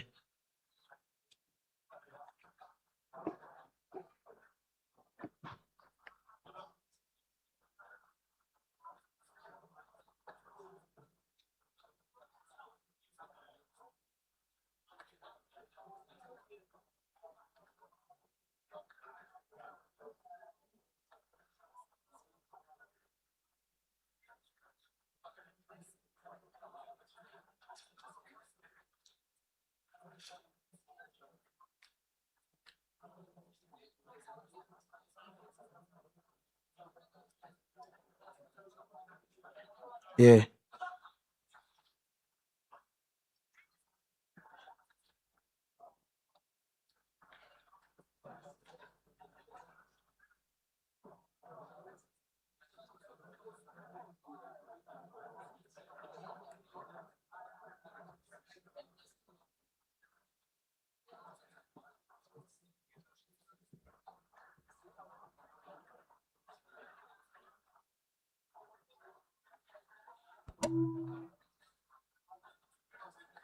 Check, check, check, check, check.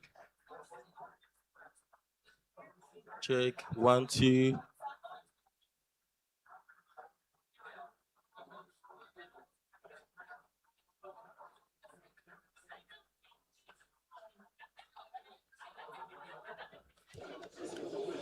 Excellencies, ladies and gentlemen, with all the tables labeled now, humbly I ask that you please identify your seats and please be seated pending the arrival of the official party for us to begin this plenary. We've labeled all the tables. Yeah. I ask humbly that you please locate your seat by your name and please be seated as we await the arrival of the official party to begin this plenary. I thank you ever so much.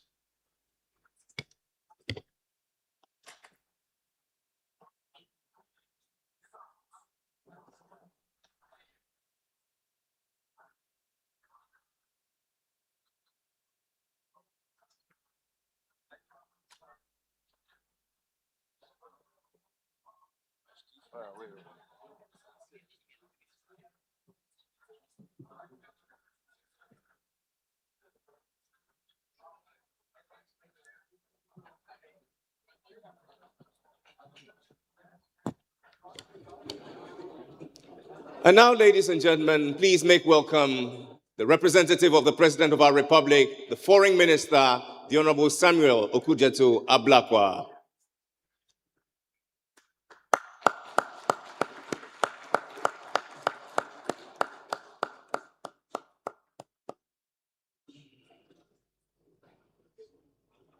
We welcome you warmly, Honorable Minister.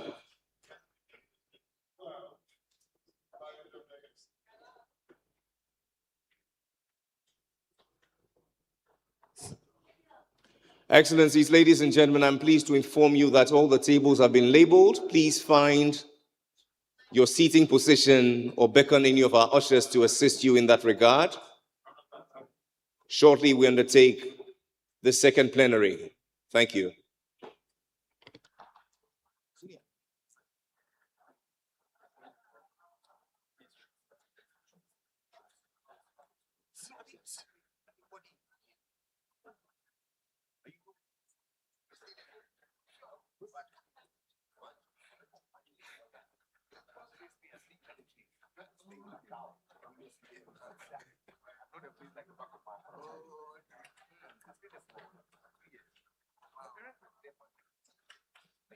Your Excellencies,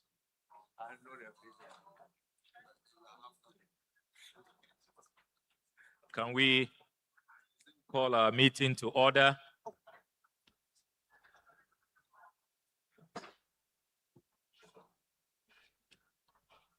I would like to welcome all of you back from lunch. We have had a very successful opening ceremony, and we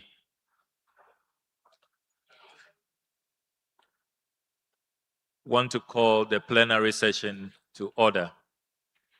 His Excellency President John Dramani Mahama has asked that I hold the fort. He is engaging some of our leaders, the presidents. Some are also departing later today, and so he's attending to that. He's likely to join us for the closing ceremony.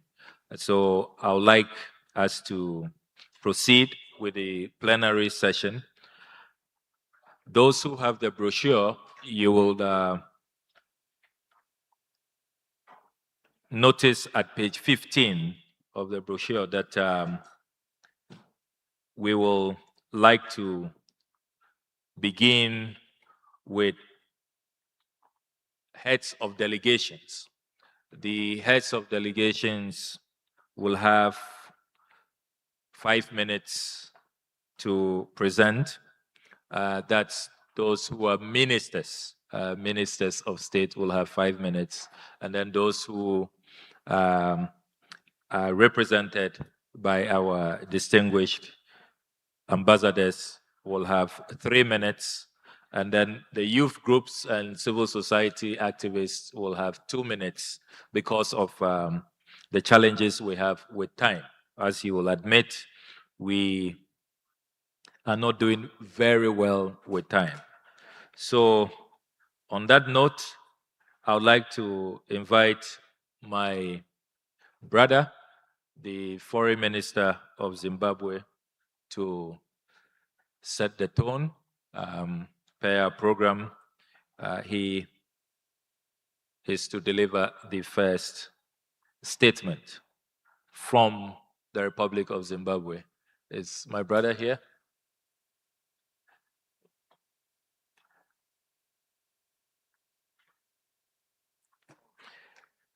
If Zimbabwe is not yet here, can we move to the Republic of Rwanda? My good brother is here. I can see him, Dr. Emmanuel Ugirashebuja, the Minister of Justice and Attorney General of the Republic of Rwanda, to deliver Rwanda's statement. You have the floor, Your Excellency.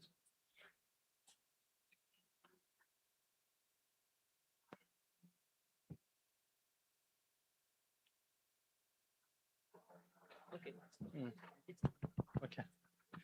Thank you very much, dear colleague, Honorable Blanco, Minister of Foreign Affairs, and dear colleagues, ladies and gentlemen, all protocols observed.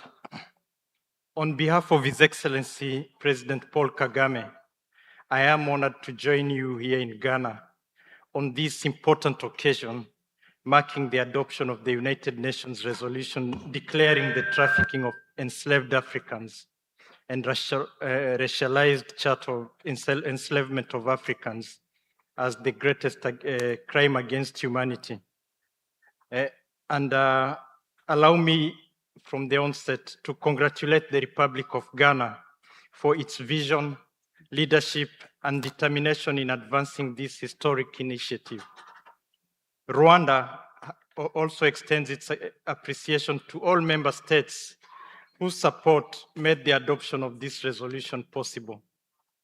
The day this resolution was adopted was more than a procedural achievement at the United Nations.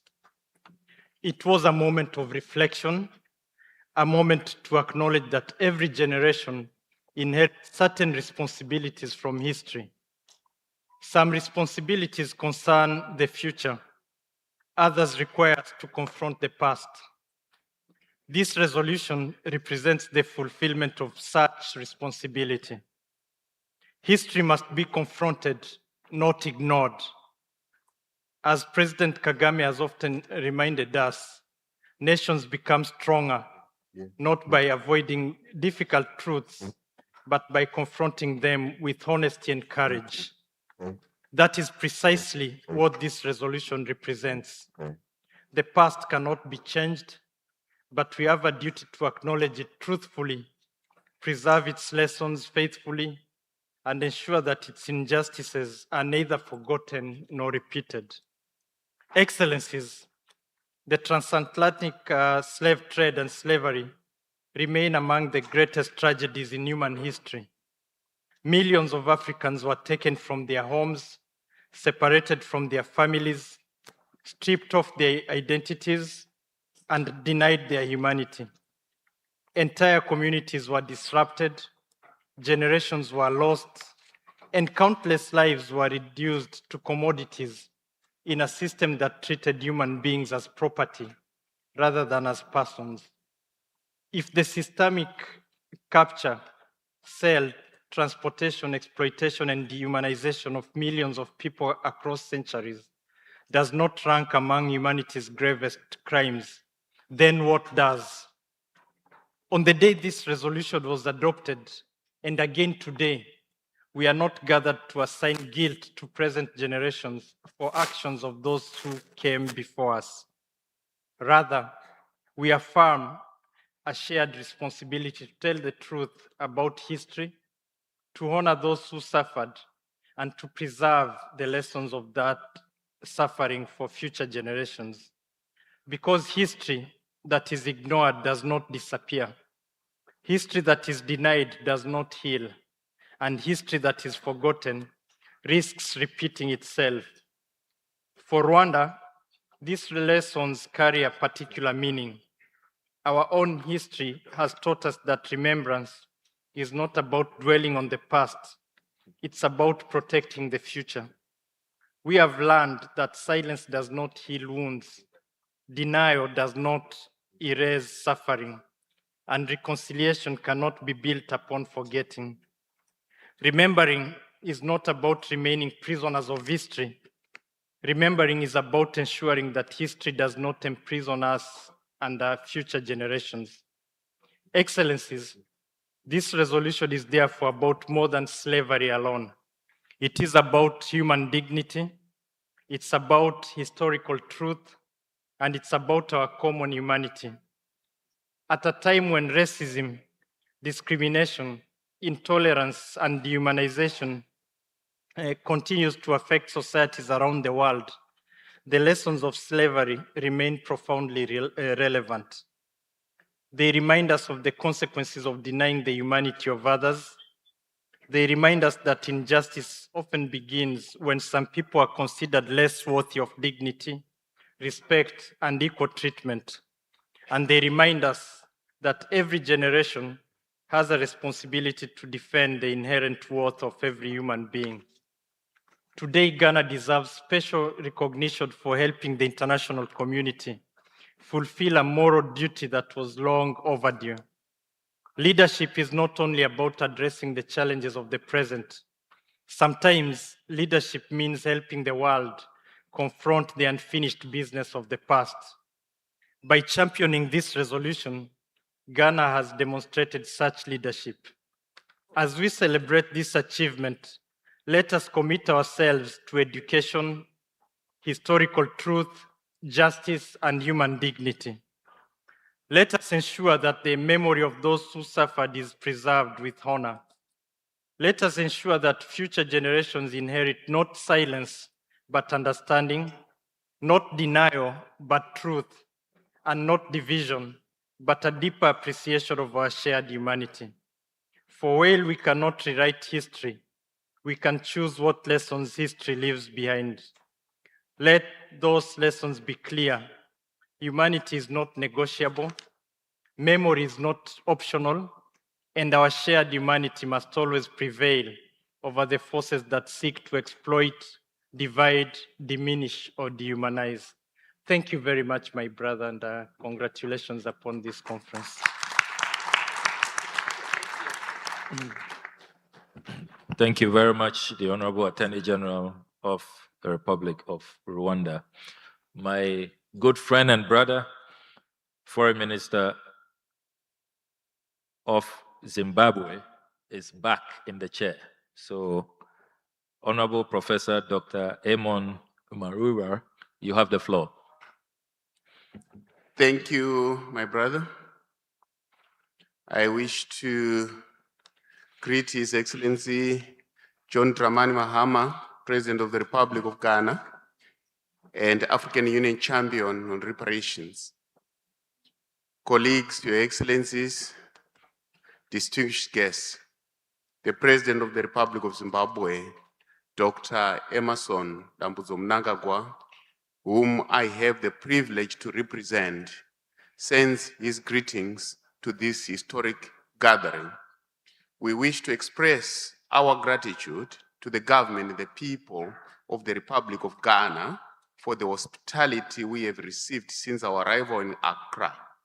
We extend our appreciation to Ghana for its leadership in championing the landmark United Nations resolution on transatlantic slave trade as the gravest crime against humanity. Zimbabwe, therefore, expects this conference to transform aspirations into implementable global framework for reparatory and restorative justice. Zimbabwe's support on reparatory and restorative justice is rooted in its history of slave trade and colonialism. For Zimbabwe, the land reform program that we undertook serves as an act of historical justice and a reclamation of national sovereignty and African dignity. Guided by the United Nations Charter, the Constitutive Act of the African Union, the Constitution of Zimbabwe, and this UN resolution, we view reparatory justice as a necessary framework for global healing and reconciliation. To this end, we call for all to acknowledge historical wrongs. A true liberation requires collective redress. Through African common positions, Zimbabwe has and is taking the direction to reclaim its dignity. No, I think we should. Sorry. To this end, we call on all to acknowledge historical wrongs, as true liberation requires collective redress through African common positions, and Zimbabwe has and is taking the direction to reclaim its dignity and making efforts to recover its sacred cultural symbols, such as the Zimbabwe bird, stolen artifacts, and ancestral remains in Western museums. Excellencies, we must approach the African Union Decade on Reparations as a matter of justice. In this regard, Africa is not a threat to anyone. We are just seeking justice. Not being a threat is not because of fear. it is because of our values of peace and Ubuntu. To achieve true reparation, we must move to redress the structural legacies of colonialism and slavery. Africa must dismantle the systemic distortions of the global legal, economic, financial infrastructures and architectures that exclude Africa and the Caribbean in its map. Reparation is not retribution, it is just justice. Your Excellencies, Zimbabwe is committed to ensuring that reparatory justice is mainstreamed at national, regional, and continental levels to ensure coordinated positions on reparatory justice. Zimbabwe shall domesticate the core tenets of the resolution and develop policies in line with Africa's common position. In closing, we thank the government and the people of Ghana for successfully hosting this historic conference. In the same vein, we thank the African Union and the international community, particularly all countries that voted for Zimbabwe overwhelmingly as a non-permanent member of the United Nations Security Council for the period 2027-2028. We stand ready to use our seat on the Council to amplify the voice of Africa in the Global South to ensure that the quest for security, justice, and peace remains the priority on the world stage. I thank you.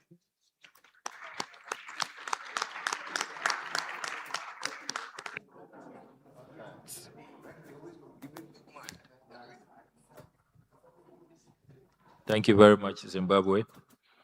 I shall now give the floor to Angola, the Honorable Dioniso Manuel da Fonseca, Minister of State and Head of the Civil House of the President of Angola.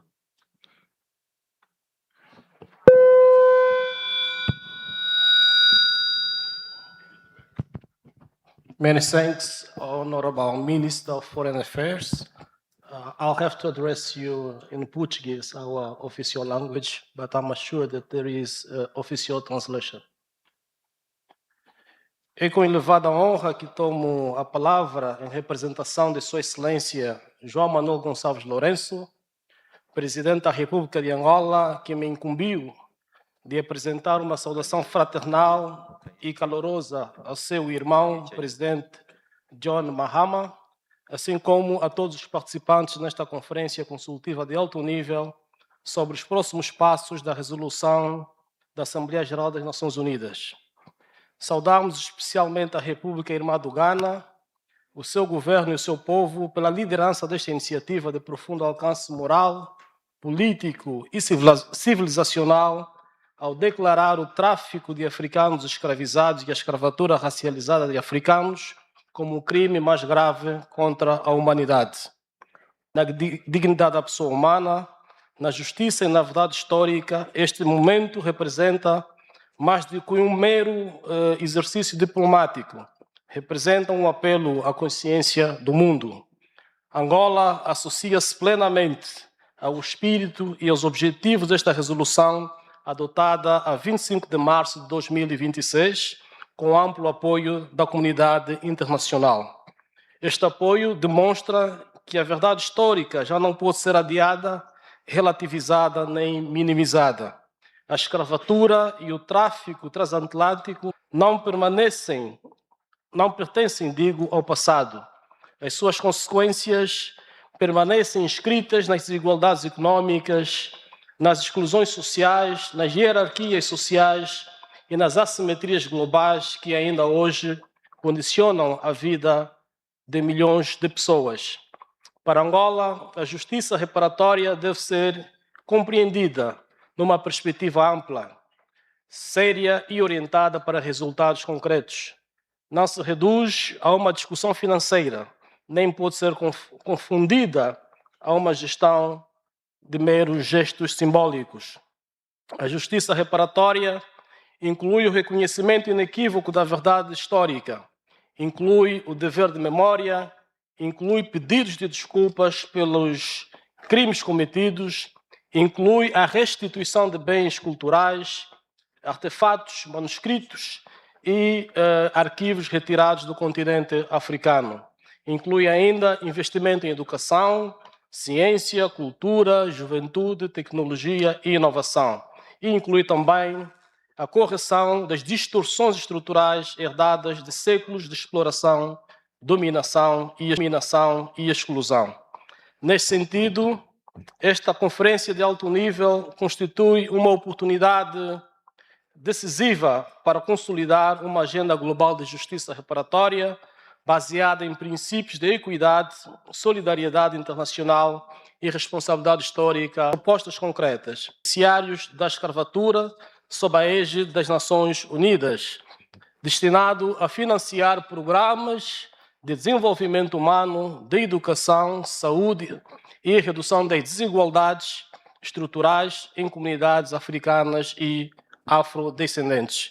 Estabelecimento de um mecanismo internacional de verdade e memória sobre a escravatura e o colonialismo, mediante a sistematização de evidências históricas e repatriar princípios da cooperação cultural e da justiça histórica.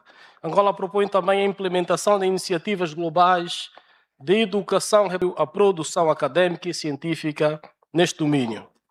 Quinto, o desenvolvimento de programas internacionais de capacitação econômica, técnica e tecnológica dirigidos a países e comunidades afetadas, com especial enfoque na juventude, nas mulheres, na inovação e no empreendedorismo.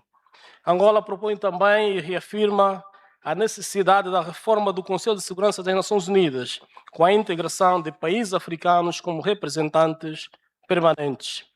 Esta agenda, no entender de Angola, representa um significado histórico profundo. O nosso país esteve no centro de uma das maiores e mais devastadoras atrocidades da humanidade, o tráfico transatlântico. Durante séculos, Luanda e Benguela figuraram entre os principais portos de embarque de seres humanos arrancados à força das suas terras e enviados para as Américas, para os Estados Unidos e para a Europa. Estudos históricos indicam que Angola foi uma das maiores regiões de origem de pessoas traficadas no espaço atlântico, com Luanda e Benguela a ocuparem lugar central nesse sistema de violência, desumanização e lucro indecente. Para o povo angolano, esta não é, por isso, uma discussão distante. É uma questão de memória nacional, de identidade histórica e de responsabilidade moral perante os nossos antepassados e as nossas futuras gerações. Ao evocarmos Luanda e Benguela, não evocamos apenas lugares geográficos, evocamos portos de partida forçada, evocamos famílias desfeitas, evocamos comunidades mutiladas, evocamos vidas reduzidas à mercadoria e evocamos também a resistência dos que ficaram, os afrodescendentes que, apesar de tudo, preservaram a cultura, a espiritualidade, a memória e a humanidade. É essa memória que hoje nos convoca e é a essa memória que nos obriga a transformar a verdade histórica em ação política. E por isso, consideramos fundamental que os próximos passos da resolução se traduzam num quadro comum de compromissos acionáveis. Precisamos de mecanismos de acompanhamento, precisamos de prioridades definidas, precisamos de instrumentos de cooperação entre Estados africanos e de outros continentes, organizações regionais Sistema das Nações Unidas, academia e sociedade civil. Precisamos, acima de tudo, de um processo credível, inclusivo e orientado para resultados. A justiça reparatória só será efetiva se for tratada com seriedade política, com base jurídica, consciente e visão estratégica de longo prazo. Angola defende, por isso, uma plataforma global para a justiça reparatória que articule memória, restituição, capacitação institucional e reforma da governação internacional. Defendemos também o reforço da cooperação entre a União Africana e as Nações Unidas. Defendemos a restituição progressiva do patrimônio africano indevidamente retirado do continente e defendemos que essa agenda contribua igualmente para corrigir desequilíbrios históricos na arquitetura internacional, reforçando a voz de África nos centros de decisão global. A presente conferência oferece-nos uma oportunidade para transformar consenso moral em agenda prática. Não basta recordar, não basta reconhecer, não basta lamentar. É preciso agir, é preciso implementar, é preciso esperar, ou melhor, é preciso reparar. Memória sem ação é insuficiente. Reconhecemos, por isso, que sem reparação não é possível termos uma memória completa. E justiça sem consequências concretas fica aquém das expectativas legítimas dos povos africanos e das comunidades afrodescendentes em todo o mundo. Que esta reunião de Accra reforce a unidade africana e global, aprofunde a cooperação com a diáspora e consolide, uma vez mais, uma voz comum, firme e respeitada no cenário internacional. Que saibamos honrar a memória dos que sofreram, não apenas com palavras, mas com decisões consequentes. E que a nossa geração assuma com coragem e lucidez a responsabilidade histórica de construir um futuro mais justo, mais equilibrado e mais humano. Em nome de Sua Excelência João Manuel Gonçalves Lourenço, Presidência Africana. Muito obrigado pela vossa atenção. Thank you very much, Angola. I shall now give the floor to the Honorable Marapone Ramogyopa, Minister in the Presidency for Planning, Monitoring, and Evaluation from the Republic of South Africa. You have the floor, Your Excellency. Thank you very much, Your Excellency. His Excellency and Regional Integration of the Republic of Ghana, distinguished ministers that are here present, distinguished members of the Diplomatic Corps, members of international organizations, behalf of His Excellency President Cyril Matamela Ramaphosa, President of the Republic of South Africa, and the broader people of our country. Let me also express our sincere gratitude to His Excellency President Mahama and the fraternal people of Ghana for your hospitality and the hosting of this seminal conference. The leadership of President Mahama is in spearheading the reparatory justice agenda in the context of the African Union, as well as the landmark achievement at the United Nations General Assembly, is recognizable and definitely commendable. It is not an accident of history that this country, where we got our first independence to be seen in Africa, would lead us in this historic endeavor. Definitely the spirit of our forebears and our ancestors are living on. As we meet today, the geopolitical dynamics have fundamentally shifted, projecting an agency to reform and also to ensure that global system of governance are adhered to. In this context, we need to continue to address the historical injustices of slavery, the slave trade, transatlantic slave trade, colonialism, as well as apartheid, which have deepened the developmental gap and inequalities of our continent and global south in a unquantifiable way. Hence, the current global climate requires dynamism in terms of diplomatic repositioning of our continent. This is a condition we should also take stock of what we have achieved for social cohesion, truth, and reconciliation. We also support sharing of experience and exchange, as well as collaboration with civil society organizations to advance the cause of reparation and justice, in particular for women and men.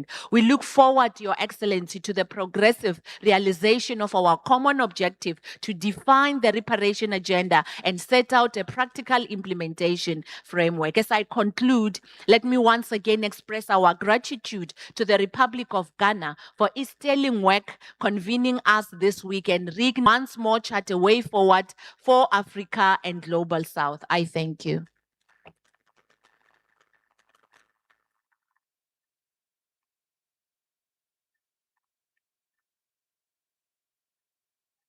Thank you very much, South Africa.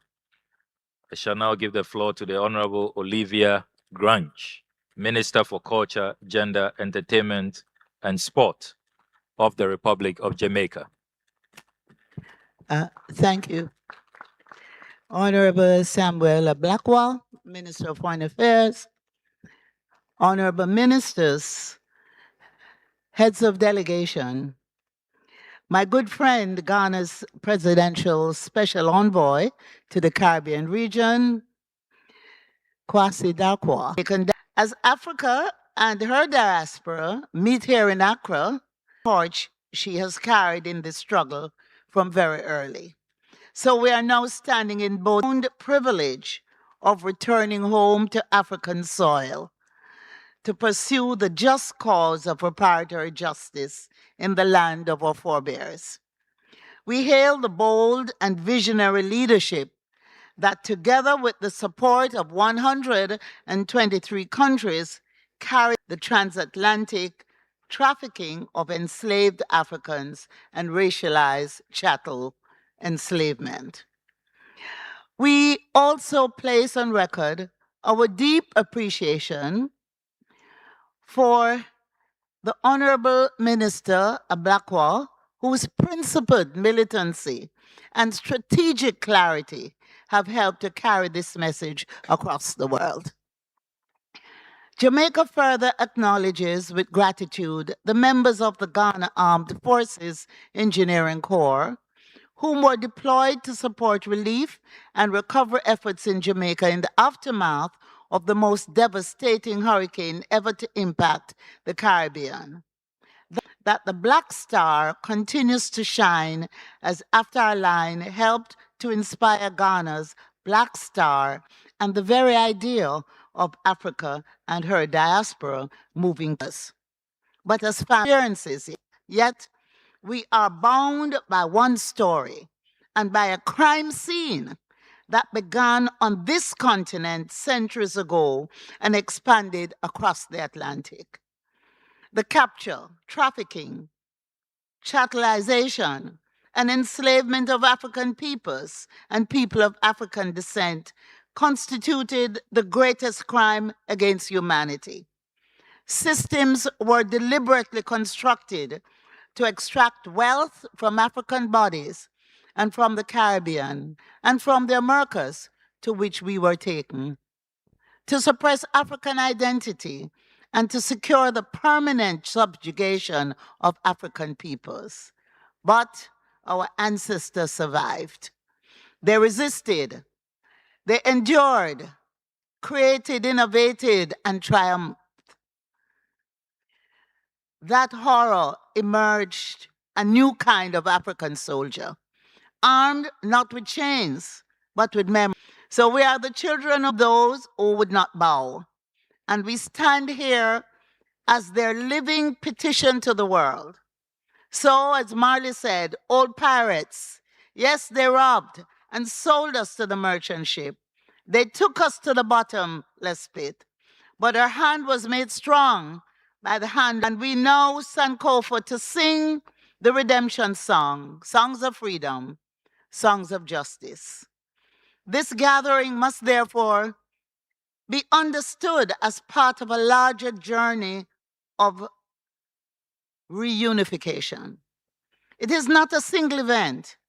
It is one important step among many as African people and people of African descent come together to shape our common future and advance our common cause.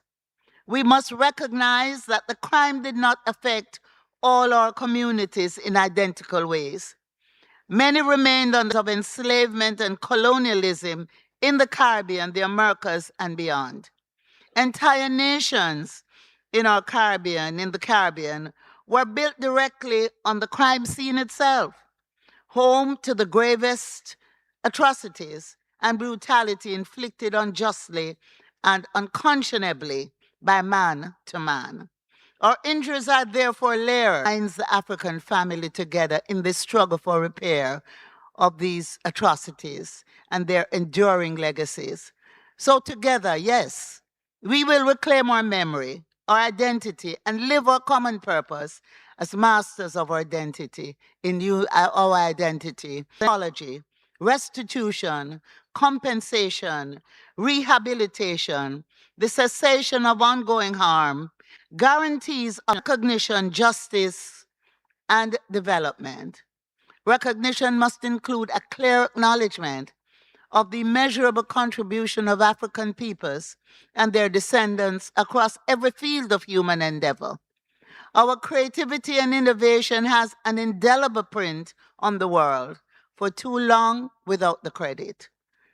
Part of the repair we seek must therefore be the full new paradigms to yield equality, justice, and prosperity for people. This is a defining moment in our collective history when inclusion, not exclusivity, must guide our path. Detailed strategic planning and collective action must characterize this next phase. My Prime Minister is pleased to accept His Excellency's kind invitation to sit as a member on the high-level Global Advisory Council on Reparatory Justice. And so we are reminded of the call of His Imperial Majesty Haile Selassie I, who, in establishing the Organization of African Unity on May 25, 1963, urged us toward a united Africa.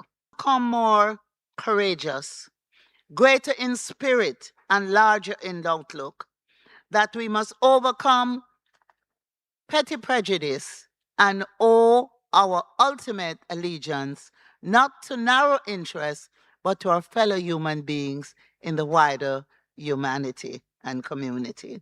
So Jamaica pledges its full support to this process. We offer our solidarity as well as our intellectual capital, our experience, our scholarship, and our advocacy. Jamaica stands ready to work with Ghana, with Africa, with CARICOM, our CARICOM sisters, and with African descent communities across the globe to advance this common cause. And we commit to helping create spaces where these conversations can deepen and produce meaningful action. We pledge to play our part in advancing the welfare of the whole human race. Up, you mighty race. One love, one heart, one goal, one aim, one destiny. God bless you all.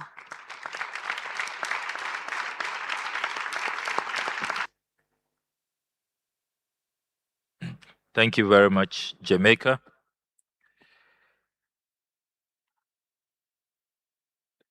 In conforming to our time-tested traditions, I shall give precedence to ministers of state, and I will proceed to give the floor to deputy ministers, and then our distinguished ambassadors and high commissioners, in that order of precedence, which, as you know, is our tradition at these meetings. So that agreed, kindly permit me to invite Her Excellency Teresa Kayikwamba Wagner, Minister for Foreign Affairs, International Cooperation, Minister for Foreign Affairs, International Cooperation and Francophonie of the Democratic Republic of Congo.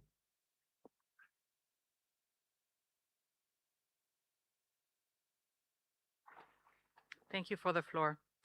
His Excellency, Mr. John Dramani Mahama, President of the Republic of Ghana, Their Excellencies, Heads of State and Government, Honorable distinguished representatives of international and regional organizations, ladies, warm welcome extended to us and for the organization of this important conference, which has placed reparatory justice at the heart of our continental political agenda.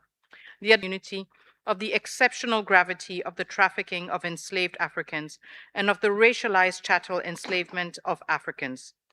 It is a recognition owed to historical truth, to collective memory, and above all, to the dignity of the vote on this resolution is also instructive. Movement of conscience. At the same time, the abstentions And the votes against it remind us of acknowledgement of the facts. It is the acceptance of responsibility for their consequences. This is why our efforts must be precise. We are not asking the world to reopen history in order to divide humanity.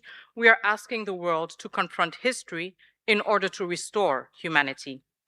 The international community has, in other contexts, understood that crimes of exceptional gravity require exceptional responses. Truth, accountability, guarantees of non-repetition, and reparative measures. The question before us, therefore, is not whether reparatory justice is possible. The question is whether the dignity of African peoples and people of African descent will be treated with the same seriousness, the same universality, and the same moral courage. Because human dignity is not selective. It is universal, indivisible, inherent, and inalienable. And justice cannot depend on whose suffering the world finds easier to recognize or more convenient to repair. Recognition, therefore, cannot be an end in itself. Memory without justice remains an open wound.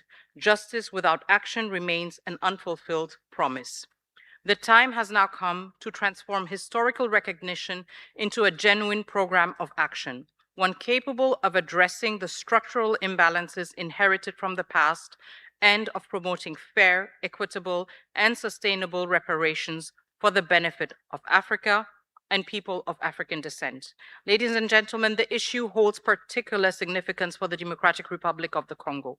For our country, the history of slavery is not confined to one coast, one route, or one century. The peoples who have inhabited the territories that today form the Democratic Republic of the Congo were affected from more than one direction and across more than one historical period. To the west, the Kingdom of Congo and the wider West Central African region were drawn early into the transatlantic slave trade. To the east, the tragedy took another form. In the 19th century, slave and ivory caravans linked to the Indian Ocean penetrated deep into eastern Congo, particularly in the regions of West Lake Tanganyika and along the upper Congo River. At a time when abolition was already being proclaimed elsewhere, communities in our region continued to face raiding, forced labor, and displacement. This prolonged and multi-directional predation left consequences that cannot be measured only in numbers. They're measured in families separated, communities uprooted, societies destabilized, institutions weakened, and generations deprived of the right to shape their own destiny. Nor did this history of extraction end with slavery. It continued through colonialism, and it survives today in certain forms of economic predation. For too long, Africa's wealth has contributed to the prosperity of others without equitably benefiting African peoples themselves. The Democratic Republic of the Congo knows this reality intimately. Our country possesses strategic resources that are essential to the global energy transition. Yet millions of Congolese continue to suffer the tragic consequences of recurring armed conflict with significant loss of life, massive population displacement, and persistent humanitarian crisis. For us, therefore, reparatory justice is not solely about the past, it is about building a more just future. It is about the right of African peoples to benefit fully from their resources, their heritage, and their human potential. But it is also about our ability to confront the injustices of the present with the same clarity that we demand for injustices of the past. We cannot denounce the violence once inflicted upon Africans while accepting that Africans inflict violence upon other Africans today. We cannot speak of reparatory justice while remaining silent when sovereignty is violated, communities are uprooted, civilians are killed, and the wealth of a nation exploited under the cover of armed aggression. Ladies and gentlemen, it is in this spirit that the Democratic Republic of the Congo fully supports the implementation of Resolution A/Res/8250. But implementation must reflect the full meaning of reparatory justice. Reparations cannot be reduced to a financial question alone. They must also address the deeper structures through which historical injustice continues to produce inequality, exclusion, and dependency. This requires a comprehensive approach. The restitution of African cultural heritage, the preservation of sites of memory, the transfer of knowledge and technology, equitable access to development financing, the strengthening of institutional capacities, and the promotion of education research, and historical memory. More than ever, Africa must speak with one voice. The pursuit of reparatory justice is directed neither against any people nor against any nation. It is not an exercise in revenge, nor an undertaking of division. It is a demand for justice, truth, dignity, and shared development.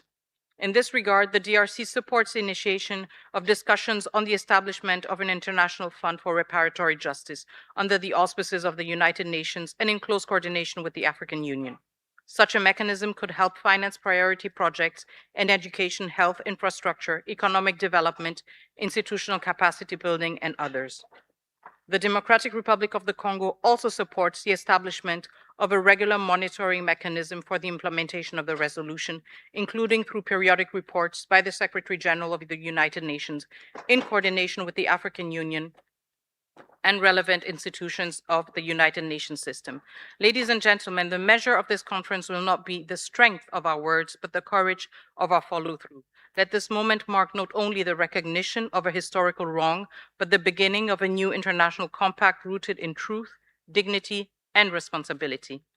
Let it affirm that memory must lead to reparation, that reparation must support development, and that development must serve justice, peace, and shared prosperity.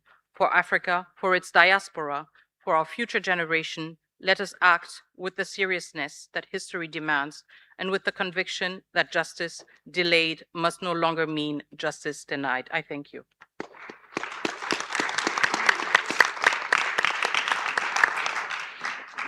Thank you very much, Republic of Congo. I shall now give the floor to the Honorable Dauda Jallow, the learned Attorney General and Minister of Justice of the Republic of Gambia.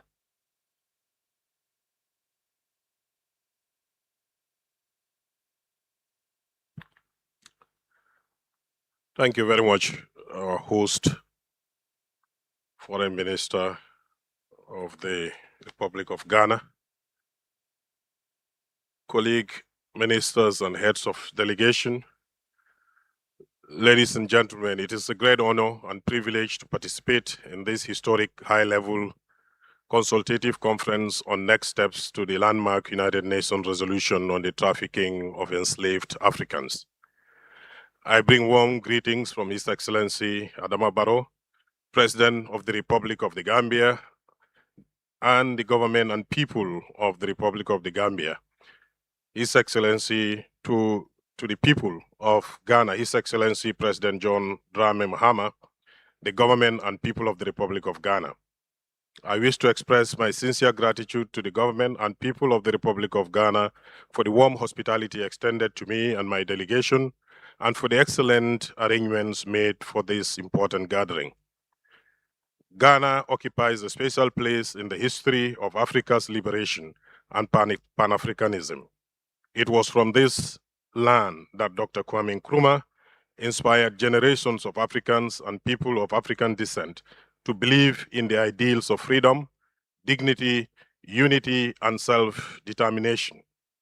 It is therefore fitting that Ghana once again leads an important global conversation on justice for Africa and its diaspora.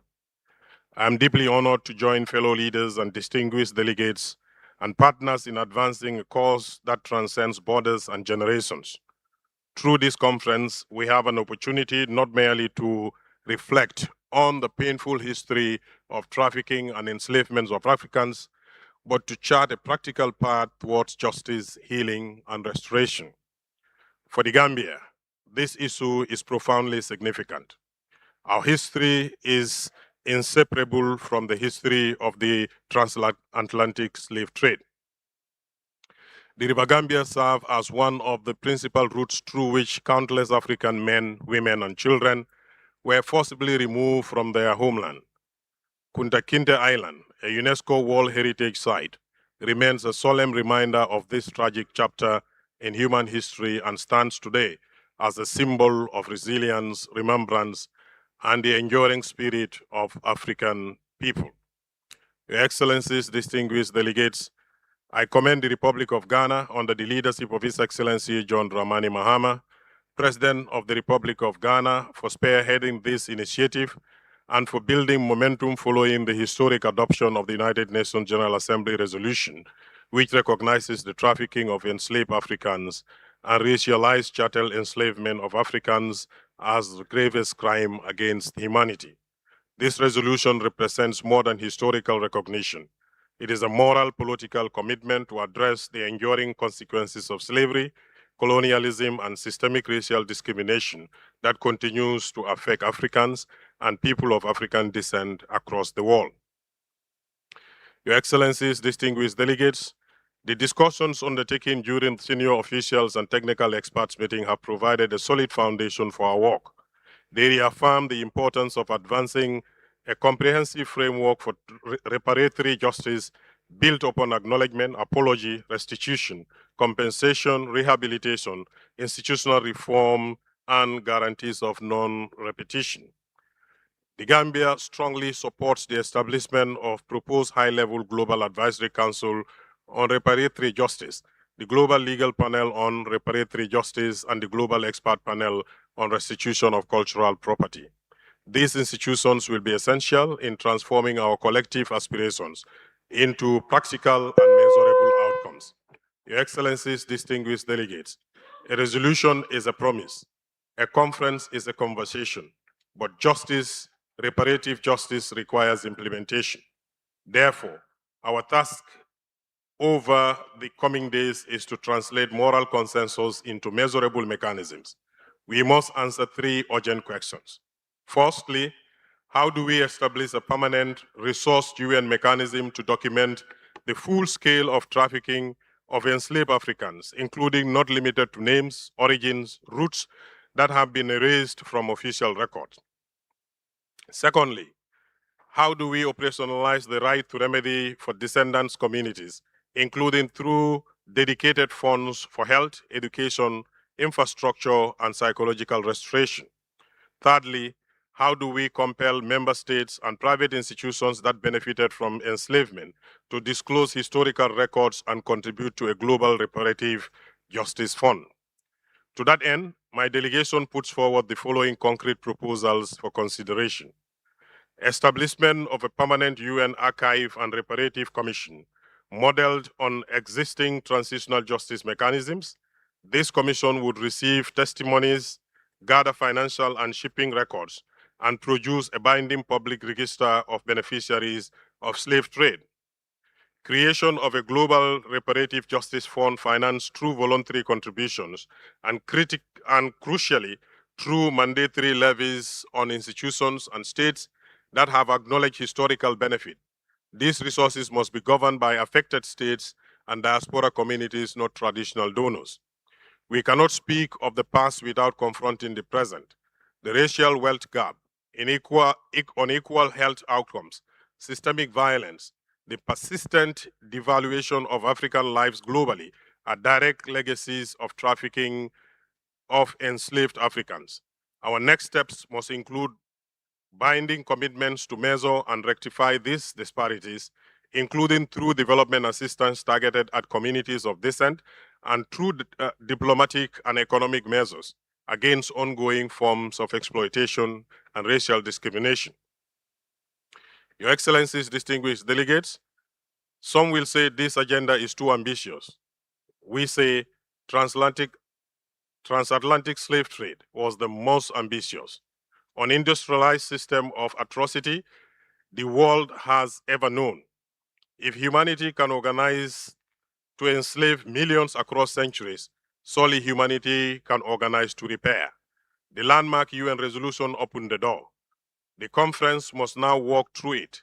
Let's leave here not with a communique of vague intention, but with a timeline, a mandate, and a fundable work plan.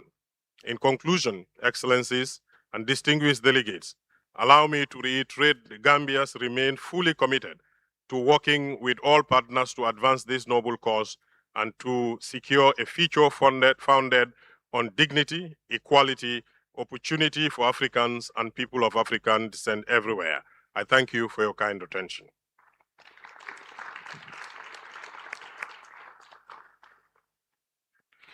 We are grateful to the Gambia I shall now invite the Honorable Rahel Barros de Oliveira, Minister of Racial Equality of the Federative Republic of Brazil.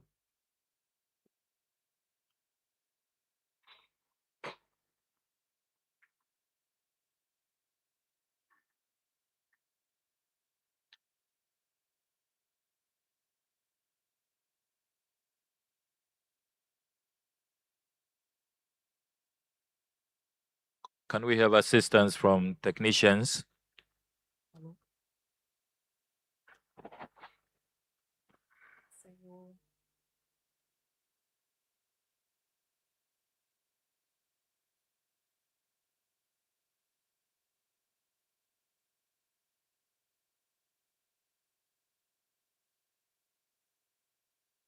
I think yes. Senhor Ministro das Relações Exteriores da República de Gana, Samuel Ambakwa, em nome de quem também cumprimento o presidente da República de Gana, senhor John Dramani Mahama, pela liderança e pela iniciativa importante de tratar de um tema fundamental para todos os nós, inclusive na diáspora, que é o tema da reparação. Senhoras e senhores ministros e ministras, senhoras e senhores, é com profunda honra que participo desta conferência em nome do Brasil.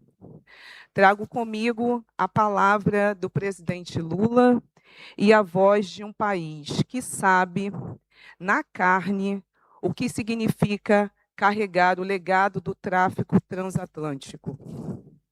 Sabe, porque somos um país que recebeu aproximadamente 45% de todos os africanos escravizados levados para as Américas.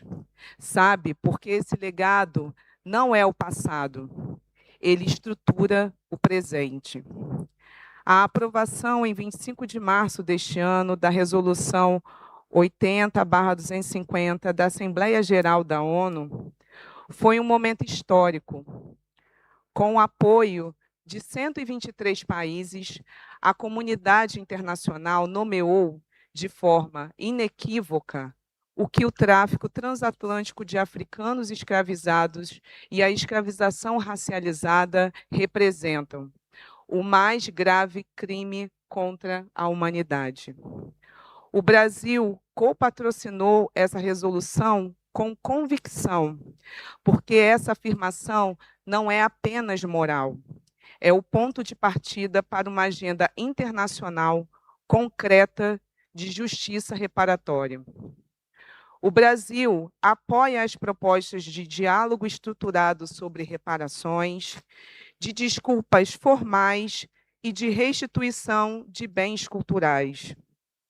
Apoiamos, sobretudo, o fortalecimento das estruturas multilaterais, que são fundamentais para que essa pauta avance com consistência. O Fórum Permanente sobre Afrodescendente das Nações Unidas é a mais participativa dessas estruturas. Reúne estados, sociedade civil e especialistas em torno de uma agenda que o mundo precisou de décadas para nomear com clareza. Defender o Fórum é defender sua capacidade operacional real, seu orçamento, sua continuidade. É garantir que o reconhecimento histórico que esta conferência celebra se converta em mecanismos permanentes de acompanhamento e pressão. A posição brasileira sobre reparações tem raízes na Conferência de Durban, em 2001, quando o Brasil foi o facilitador do capítulo sobre reparações do Programa de Ação. O consenso alcançado naquele momento foi de que as reparações deveriam se dar por meio de políticas de desenvolvimento, cooperação internacional e ações afirmativas. Esse princípio continua orientando a atuação do Brasil. E o avanço promovido pela Resolução 80/250 apresenta a continuidade dessa trajetória, aprofundando e ampliando o arcabouço internacional sobre o tema. O Brasil não fala de reparação apenas nos fóruns internacionais. Fala a partir do que constrói em casa. Sob a liderança do presidente Lula, que defende que a soberania plena de um Estado não se alcança sem o enfrentamento das desigualdades, o Brasil saiu do mapa da fome pela segunda vez. Isso não foi um acidente estatístico. Foi o resultado de políticas públicas que colocaram no centro as populações historicamente deixadas à margem.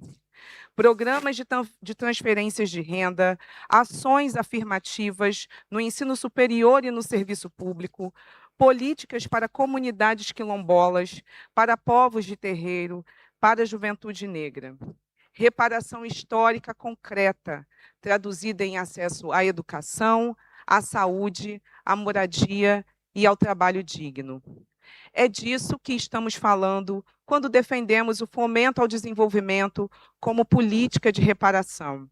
Não é retórica, é a arquitetura de um Estado que decide conscientemente redirecionar recursos e oportunidades para corrigir séculos de exclusão, por meio de ações que geram resultados efetivos. Os números confirmam esse caminho. No atual mandato do presidente Lula, o Brasil alcançou o maior índice de desenvolvimento humano de sua história, ingressando pela primeira vez na categoria de países com desenvolvimento humano muito alto, segundo o Programa das Nações Unidas para o Desenvolvimento. O organismo destacou que a melhoria foi especialmente expressiva entre as famílias negras de menor renda e que não existe alternativa para o avanço do desenvolvimento brasileiro sem incluir a população negra na agenda de políticas públicas. Nesse sentido, o financiamento do desenvolvimento sustentável também é uma forma de reparação. As comunidades afrodescendentes e tradicionais são as que mais sofrem os efeitos da crise climática, não por acaso, mas como resultado direto de séculos de exclusão territorial e ambiental. Por isso, durante a COP30, o Brasil lançou a Declaração de Belém sobre o combate ao racismo ambiental, que conta hoje com 31 países signatários. Convido todos os estados aqui presentes a aderirem a esse instrumento, que afirma que não haverá justiça climática sem justiça racial. O modelo de desenvolvimento que o Brasil quer compartilhar com a comunidade internacional tem raízes mais profundas do que a diplomacia. O Brasil e a África estão unidos por laços que nenhum crime e nenhuma distância apagaram. Laços de língua, de culinária, de música, de cosmovisão. E laços espirituais. As religiões de matriz africana, trazida pelas pessoas escravizadas como forma de resistência e de preservação da identidade, seguem vivas no Brasil, seguem sendo praticadas, celebradas e defendidas. Elas são um dos legados mais profundos da ancestralidade negra em nosso país. São a prova de que, mesmo diante do crime mais grave da história da humanidade, o espírito humano resistiu. É com essa consciência e com esse compromisso que o Brasil está aqui, não apenas para celebrar o reconhecimento histórico conquistado em março, mas para trabalhar junto com Gana, junto com a África, junto com o Caribe, com a diáspora e toda a comunidade internacional, para que esse reconhecimento se traduza em uma justiça que chegue aos territórios, às famílias, às gerações que ainda carregam no corpo e na vida os efeitos de um crime que o mundo finalmente nomeou e tem o dever de reparar. Muito obrigada.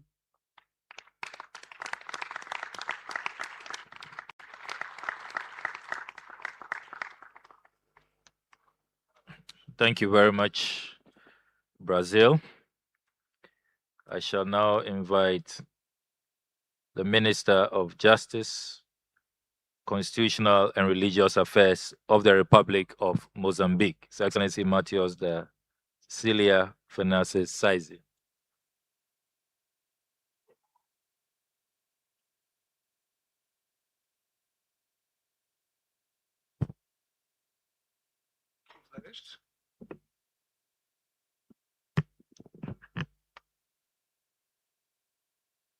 Sua Excelência, Ministro das Relações Exteriores de Gana, senhores chefes das delegações aqui presentes, minhas senhoras e meus senhores, permitam-me, em primeiro lugar, agradecer o convite formulado à República de Moçambique para participar nesta conferência de alto nível de implementação da resolução da Assembleia Geral das Nações Unidas de 25 de março de 2026, que criminaliza o comércio transatlântico de escravos. Transmito igualmente as calorosas saudações e felicitações de Sua Excelência Daniel Francisco Chapo, Presidente da República de Moçambique, a quem tenho a honra de lhe representar nesta conferência, a Sua Excelência John Dramani Mahama, Presidente da República do Ghana, e aos chefes de Estado e de Governo aqui representados, e agradecer a hospitalidade do governo e do povo do Ghana. Gostaria de saudar a aprovação da Resolução das Nações Unidas sobre a criminalização do comércio transatlântico de escravos, acima mencionada. Trata-se de uma resolução de grande significado histórico e moral que não apenas condena a escravatura como uma das mais graves violações da dignidade humana, mas que também procura promover a justiça reparatória para os povos e seus descendentes que sofreram os impactos devastadores deste sistema. A sua aprovação por uma expressiva maioria dos Estados-membros das Nações Unidas reafirma o compromisso da comunidade internacional com os princípios da justiça universal, da igualdade e da dignidade humana. A presente conferência de seguimento demonstra a necessidade de um compromisso global renovado para com esta causa. Trata-se não apenas de reconhecer e reparar um passado profundamente prejudicial aos povos e seus descendentes, mas também de promover a justiça e a inclusão do presente e no futuro. A escravatura e os processos históricos de inferiorização dos povos constituem realidades cujos efeitos ainda se fazem sentir em diversas partes do mundo.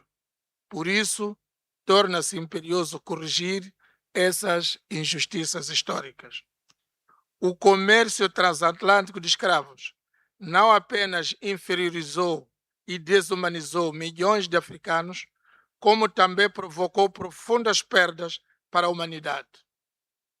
Destruiu culturas, enfraqueceu línguas, separou famílias e contribuiu para o desaparecimento ou declínio de importantes reinos e impérios africanos. As consequências desse fenômeno histórico ultrapassam a dimensão humana e econômica, representando uma perda irreparável para a civilização universal. Parte significativa do patrimônio político, cultural e intelectual africano foi comprometida.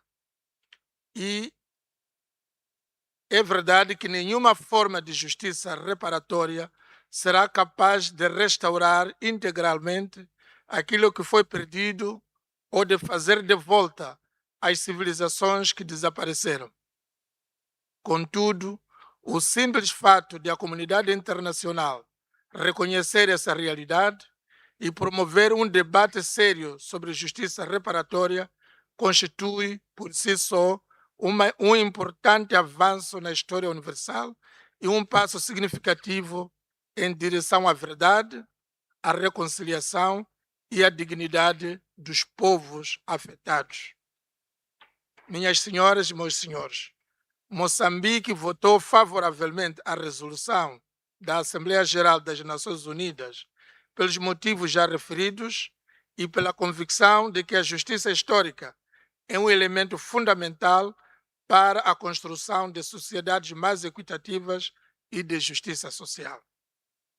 Esta conferência de segmento representa uma importante oportunidade para consciencializar a comunidade internacional de que esta resolução deve traduzir-se em ações concretas. Os povos africanos e os seus descendentes aspiram não apenas ao reconhecimento do passado, mas também à construção de um presente e de um futuro mais digno, mais justo e mais inclusivo. Tomamos conhecimento de que a sessão de especialistas realizada ontem debateu aspectos concretos relacionados com os mecanismos e os passos necessários para a implementação da verdade histórica e justiça reparatória relativa ao comércio transatlântico de escravos, com o objetivo de uma verdadeira reconciliação dos povos. A delegação de Moçambique congratula-se com a qualidade das discussões realizadas e encoraja a continuidade deste debate, tanto no âmbito desta conferência como através dos diversos mecanismos multilaterais disponíveis. Para concluir, reiteramos que a República de Moçambique apoia firmemente os princípios de parceria, cooperação e solidariedade para o desenvolvimento internacional na implementação da resolução da Assembleia Geral das Nações Unidas sobre a criminalização do comércio transatlântico de escravos.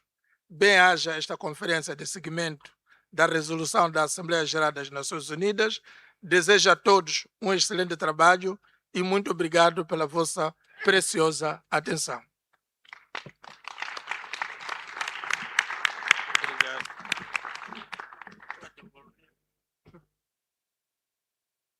Thank you very much, Mozambique.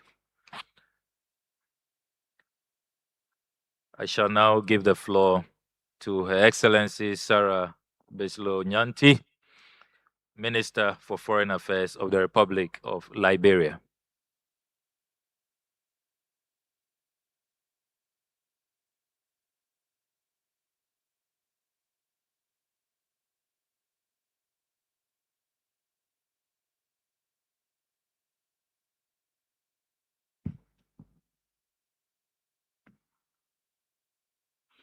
Your Excellency, President John Dramani Mahama, represented here by his Foreign Minister and our brother, Sama Blakwa.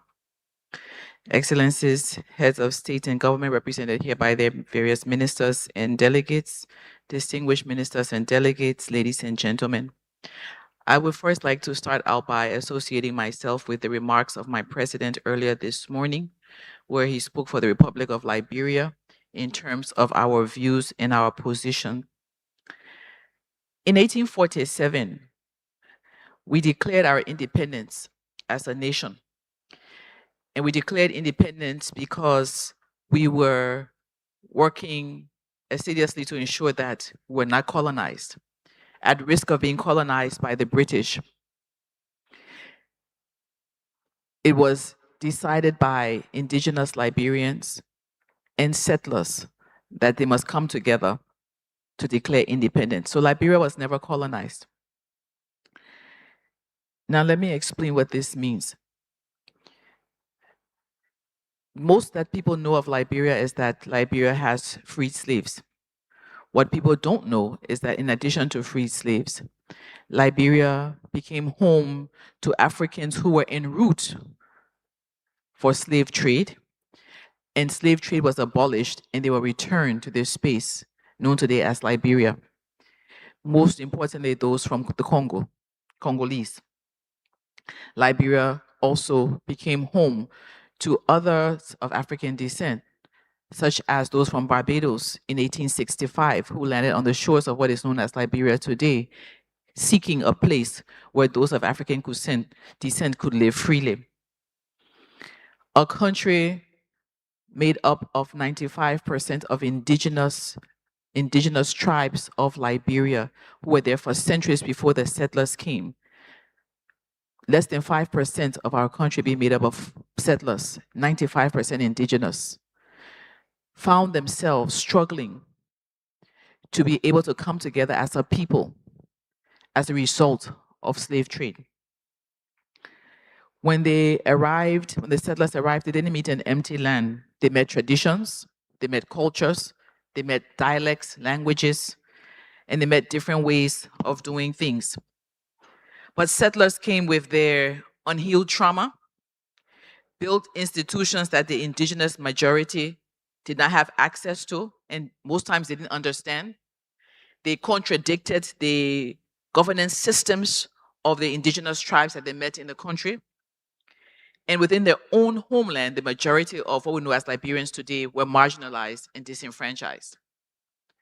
So for Liberia today, the conversation around reparations for justice, or reparations and justice, must be inclusive of such issues of misinformation and such issues of correcting historical narratives that do not reflect the truth.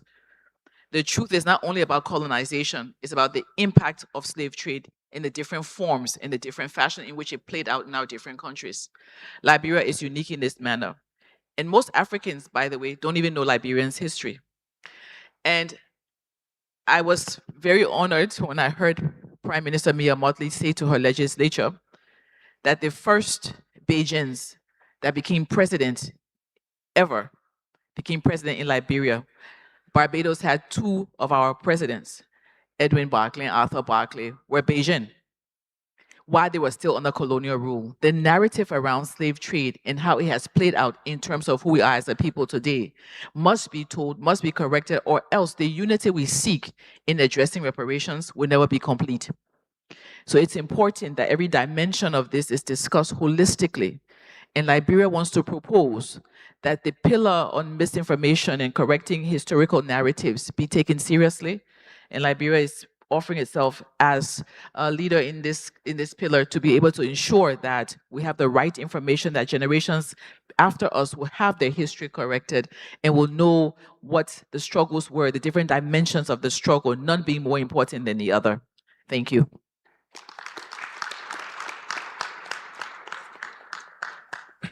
Thank you very much, Liberia. We shall now listen to the Honorable Fatoumata Diaw, Minister for Foreign Affairs, International Cooperation, and National Community Abroad of the Republic of Guinea-Bissau.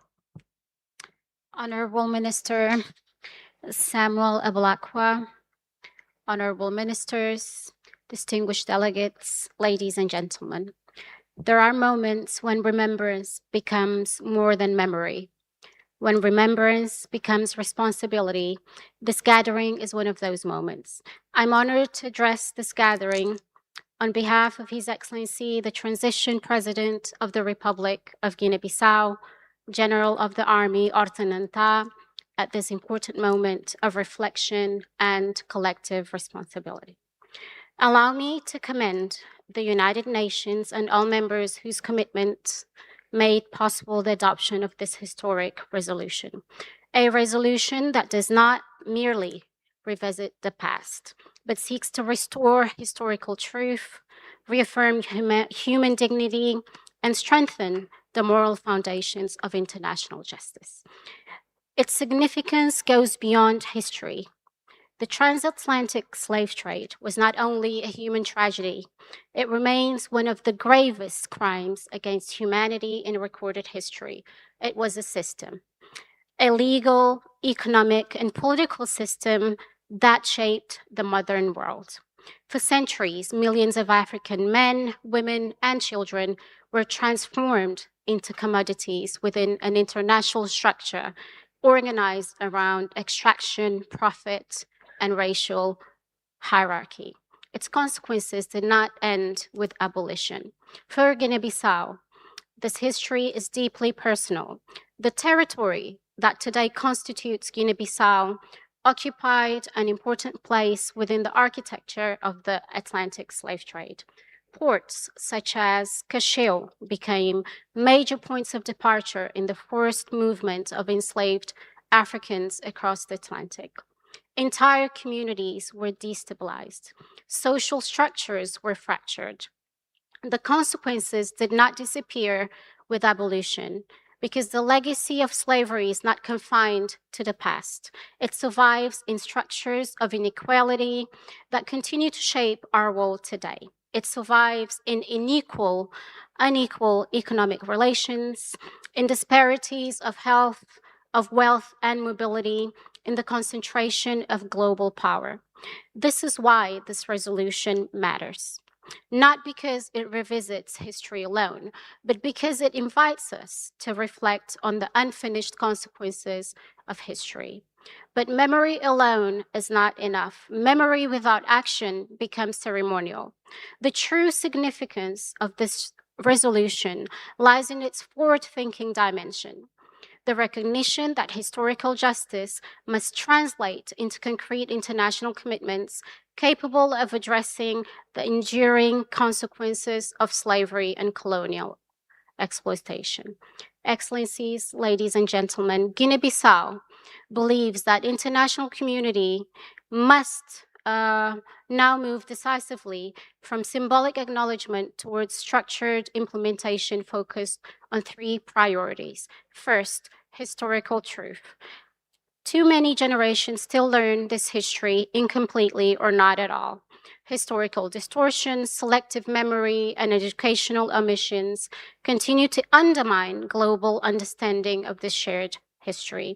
The United Nations should therefore support international research, networks, academic cooperation programs, as well as educational curricula and the protection of cities of memory, including historic places such as Cacheu in Guinea-Bissau. Because historical silence is never neutral. Knowledge is an instrument of justice. Second, intellectual inclusion. Africa cannot remain merely the subject of international historical narratives. It must be its co-author. African voices, scholars, institutions, and government must occupy a central place in defining the next phase of implementation of this resolution. There can be no historical justice without plurality of voices. Third, international equity. The discussion on reparatory justice must be approached with intellectual honesty. Reparatory justice is not limited to financial compensation. It is fundamentally a question of human equality and historical responsibility. Justice, therefore, cannot be retrospective. It must be distributive. This includes fairer partnerships, educational cooperation, access to financing, preservation of cultural heritage, and more equitable participation in global governance.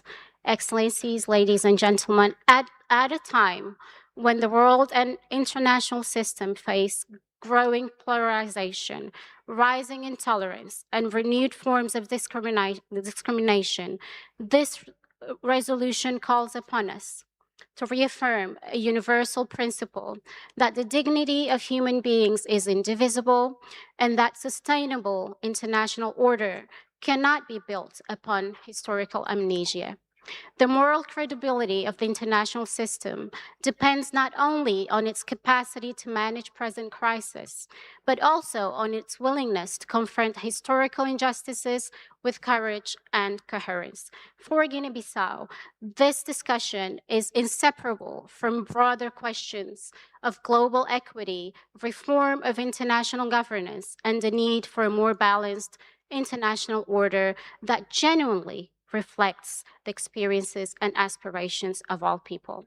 As Amilcar Cabral reminds us, that liberation is not only the recovery of territory, but also the recovery of dignity and historical agency. That lesson remains profoundly relevant today. We carry a particular responsibility to not to inherit silence, not to normalize inequality, not to allow historical suffering to disappear into diplomatic abstraction, but rather to transform memory into policy, acknowledgement into partnership, and history into a foundation for a more just and humane future. In closing, allow me to reaffirm the commitment of the Republic of Guinea-Bissau to continue supporting all multilateral efforts aimed at preserving historical truth, combating racism and discrimination, promoting intercultural dialogue, and advancing a more equitable international system founded upon dignity, justice, and solidarity among nations. May the resolution be the beginning of a deeper international commitment to historical justice and shared human responsibility. Because memory alone does not repair injustice, memory must become policy, and policy must become transformation. I thank you.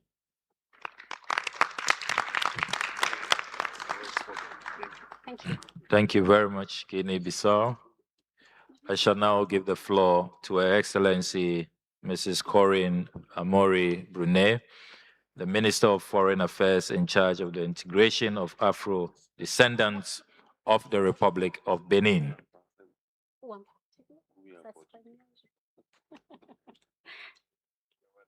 La prochaine fois, je vous ferai en votre honneur.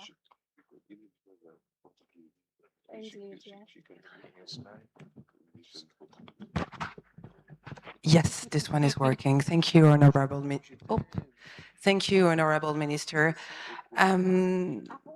Excellences, Mesdames, Messieurs les ministres, Mesdames, Messieurs, permettez-moi tout d'abord de transmettre les salutations fraternelles de Son Excellence Romuald Ouadani, Président de la République du Bénin, ainsi que ses remerciements chaleureux au Président John Dramani Mahama, au gouvernement et au peuple ghanéen pour leur accueil chaleureux. Le 25 mars dernier, grâce au leadership de la République du Ghana, l'Assemblée générale des Nations unies a franchi une étape majeure en adoptant la résolution 80-250. Elle a reconnu que la traite des Africains réduits en esclavage et déportés constitue le plus grave crime contre l'humanité. Cette reconnaissance n'efface pas 4 siècles d'arrachement. Elle ne répare pas à elle seule les vies brisées, les familles dispersées, les cultures fragmentées et les destins interrompus. Mais elle accomplit une chose essentielle. Elle dit enfin, avec les mots du droit international, ce que l'histoire nous obligeait déjà à reconnaître. Et à partir de cet instant, une nouvelle responsabilité s'ouvre devant nous. Car une résolution ne change pas l'histoire. Elle engage notre capacité à en écrire la suite. Pour le Bénin, cette responsabilité ne commence pas aujourd'hui. Elle a débuté il y a une trentaine d'années. Celle de regarder cette histoire en face. À Ouida, en 92, alors que certains préféraient encore le silence, le Bénin choisissait déjà de replacer l'Afrique au cœur du récit de la traite transatlantique. Elle regardait ses frères, notamment ses frères d'Haïti qui lui ressemblent tant, ses frères qu'Aimé Césaire a appelés et a glorifiés quand il disait que ce pays, là où la négritude se mit debout pour la première fois, et dit qu'elle croyait en son humanité. Puis vinrent la route de l'esclavage, la porte du non-retour, les commémorations du 23 août, les Vodum Days. Nous avons compris très tôt qu'un peuple ne construit pas son avenir en effaçant son passé, il le construit en l'assumant. Mais une autre évidence s'est progressivement imposée à nous. Préserver les lieux de mémoire ne suffisait pas, car la traite a détruit non pas uniquement les monuments. Elle a rompu les filiations, elle a dispersé des familles, elle a séparé des peuples qui parfois s'ignorent encore, et il fallait donc aller plus loin. Et lorsque le Bénin a obtenu les restitutions des trésors royaux, il ne s'agit pas seulement du retour d'œuvres d'art, il s'agit du retour d'une part de notre mémoire. Lorsque nous reconnaissons la nationalité aux Béninois et la nationalité béninoise aux Afro-descendants, nous ne refermons pas une blessure de l'histoire. Et à travers le travail que nous faisons aussi sur la généalogie, sur la génétique afrodescendante, nous affirmons qu'un lien rompu peut être reconnu à nouveau.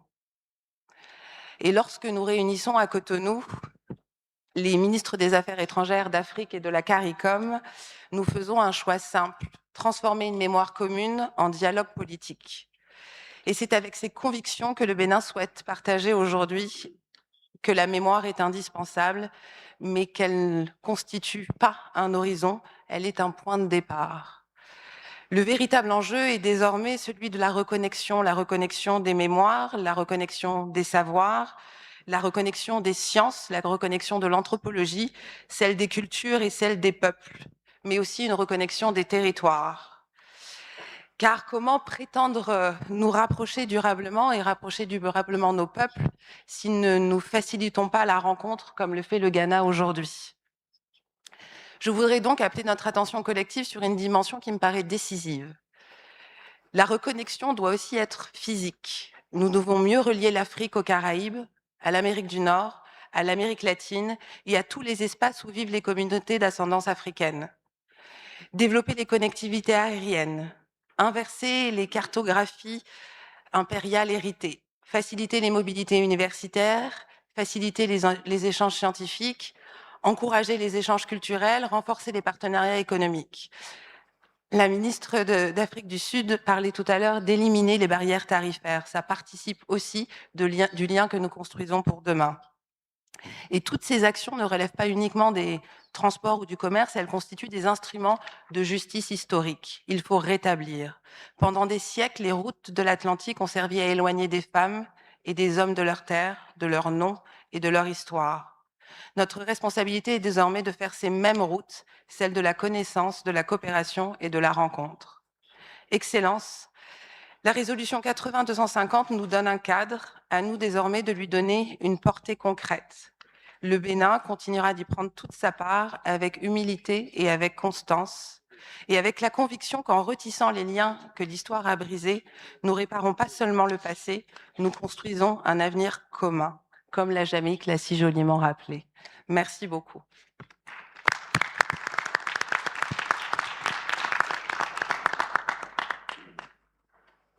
Thank you very much, Benin. I shall now give the floor to His Excellency Constantsege Barunda, Minister for Foreign Affairs, Francophonie, and Congolese in the diaspora of the Republic of Congo.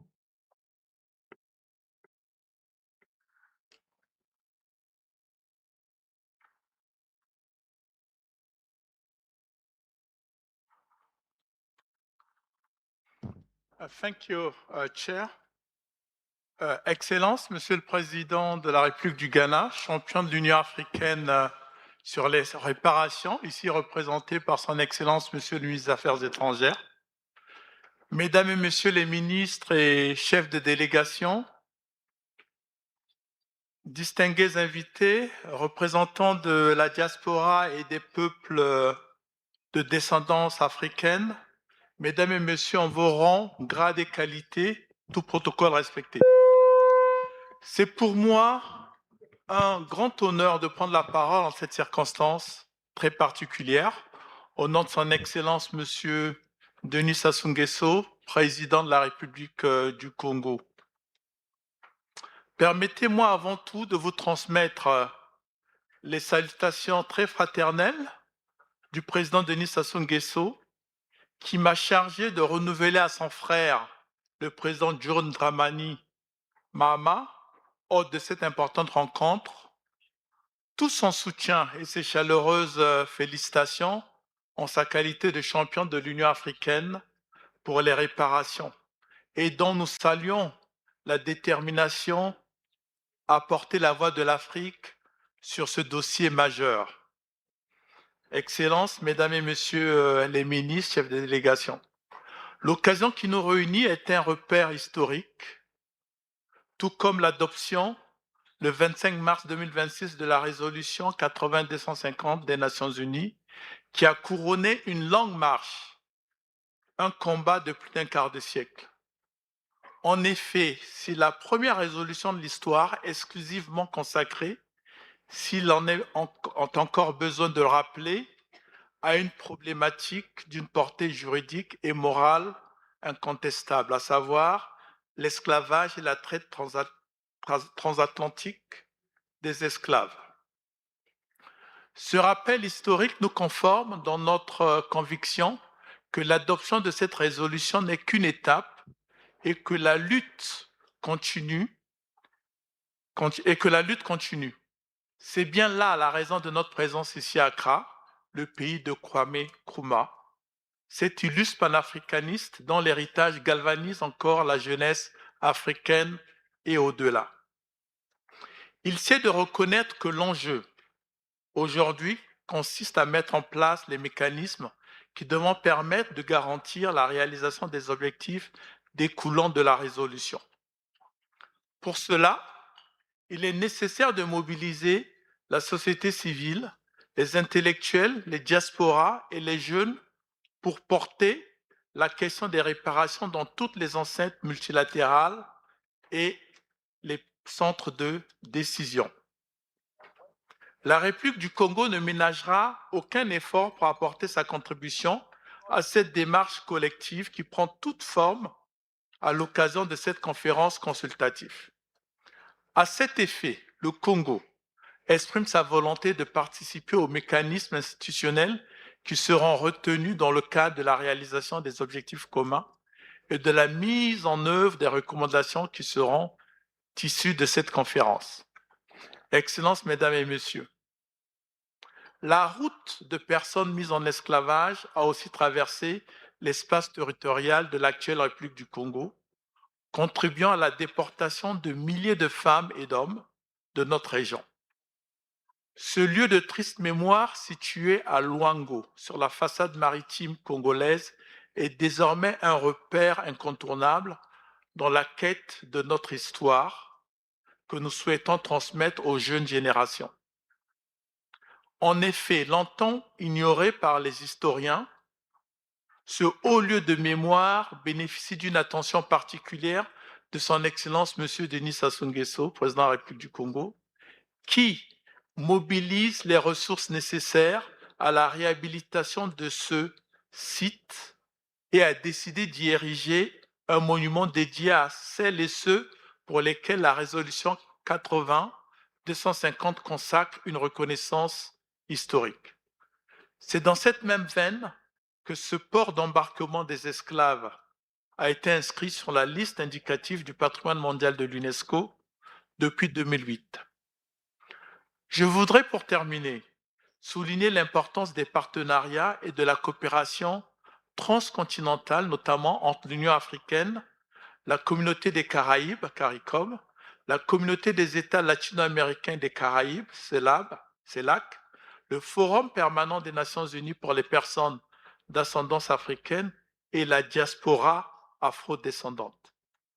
C'est une exigence pour assurer la transformation de la reconnaissance historique portée par la résolution 80-250 en actions concrètes et durables, comme la République du Congo l'a fait dans le cadre du Festival panafricain de musique qui associe aussi bien les cultures d'Afrique que celles des Amériques. Je vous remercie pour cette aimable attention.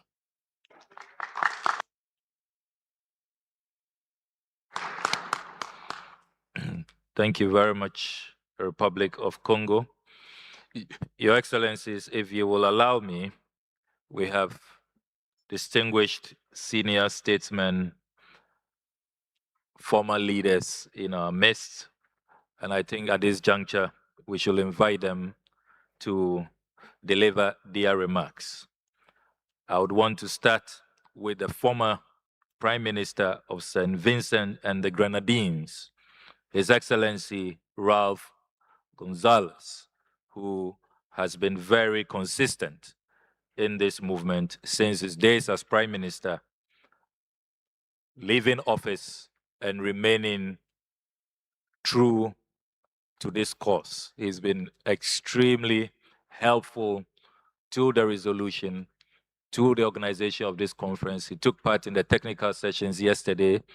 The whole day he was with the technical aspects. He has dedicated an entire life to this just cause. And I think it is only befitting that we hear from the former Prime Minister. Your Excellency, you have the floor.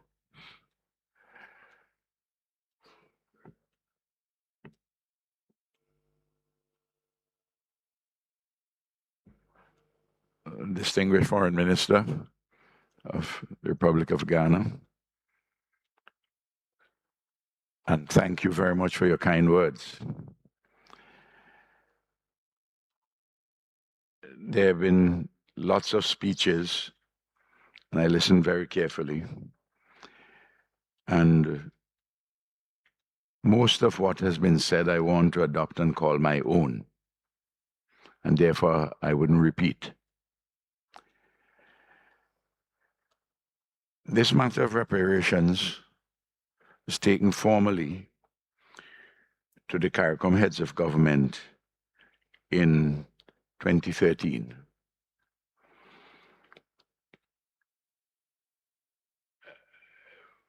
At that time, we established the institutional framework, which still continues. That is to say, we keep the reparations issue as a permanent item on the agenda. We have a prime ministerial subcommittee on reparations, which is chaired by Barbados. We fashioned the institutional arrangement of a CARICOM Reparations Commission, regional body, and urged the setting up in each country, each of the 15 countries of CARICOM, national reparation commissions or committees. And we devised and adopted a 10-point plan. We have done tremendous work over the last 12 years. But our work was built upon the endeavors of others who had gone before. The Right Excellent Marcus Mosiah Garvey, National Hero of Jamaica, Arthur Lewis, Nobel Prize winner in economics, and others. Been a long history. And we have seen the work growing throughout the diaspora and certainly on the African continent. But something different happened this year, where the focus has been taken at a much higher level. It has become a central feature of the United Nations system with the adoption on the 25th of March of the historic resolution.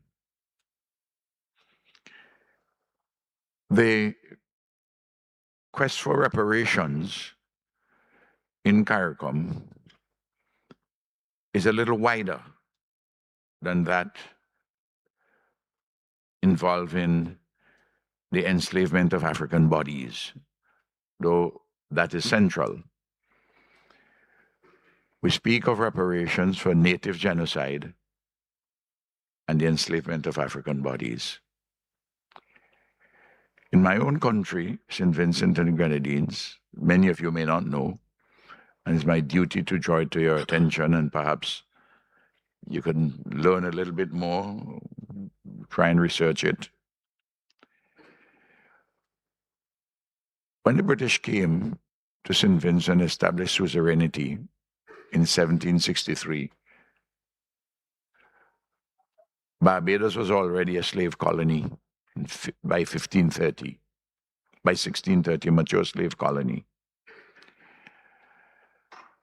And when the British arrived, they met native peoples, the Kalinago, who had come up 5,000 to 6,000 years before from the Orinoco Basin. And they also met the Garifuna nation, which had been there for over 100 years. Up to 1763, there was no slavery in my country. The Garifuna are a mixture of African peoples and the indigenous Kalinago, Amerindians. And naturally, the Africans who came there they mated with indigenous people and produced this nation over 100 years before British colonialism had been established. The Garifuna are the only persons of African descent in any territory in the Caribbean who had never been enslaved and never allowed themselves to be enslaved. They came as quote-unquote runaway slaves from Barbados. As those of you who know Barbados, a beautiful country, but it's almost as flat as a pancake, whereas St. Vincent is very mountainous. So when you ran away from Barbados, you couldn't do anything. There were no hills in which you could hide. You came to St. Vincent by canoe. And then there were others who ran away from St. Lucia and Barbados and Grenada. And there was a shipwreck with enslaved African bodies, and most of them survived and arrived in St. Vincent. And some French men and women brought enslaved Africans from their own Martinique and Guadeloupe. But these people, these African brothers who were brought, they came into a country where there was no slavery. The British set about to steal our lands.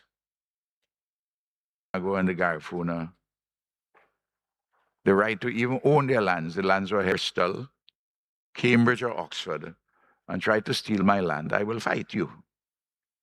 So we fought them for over 32 years until the anti-colonial resistance was defeated in 1795.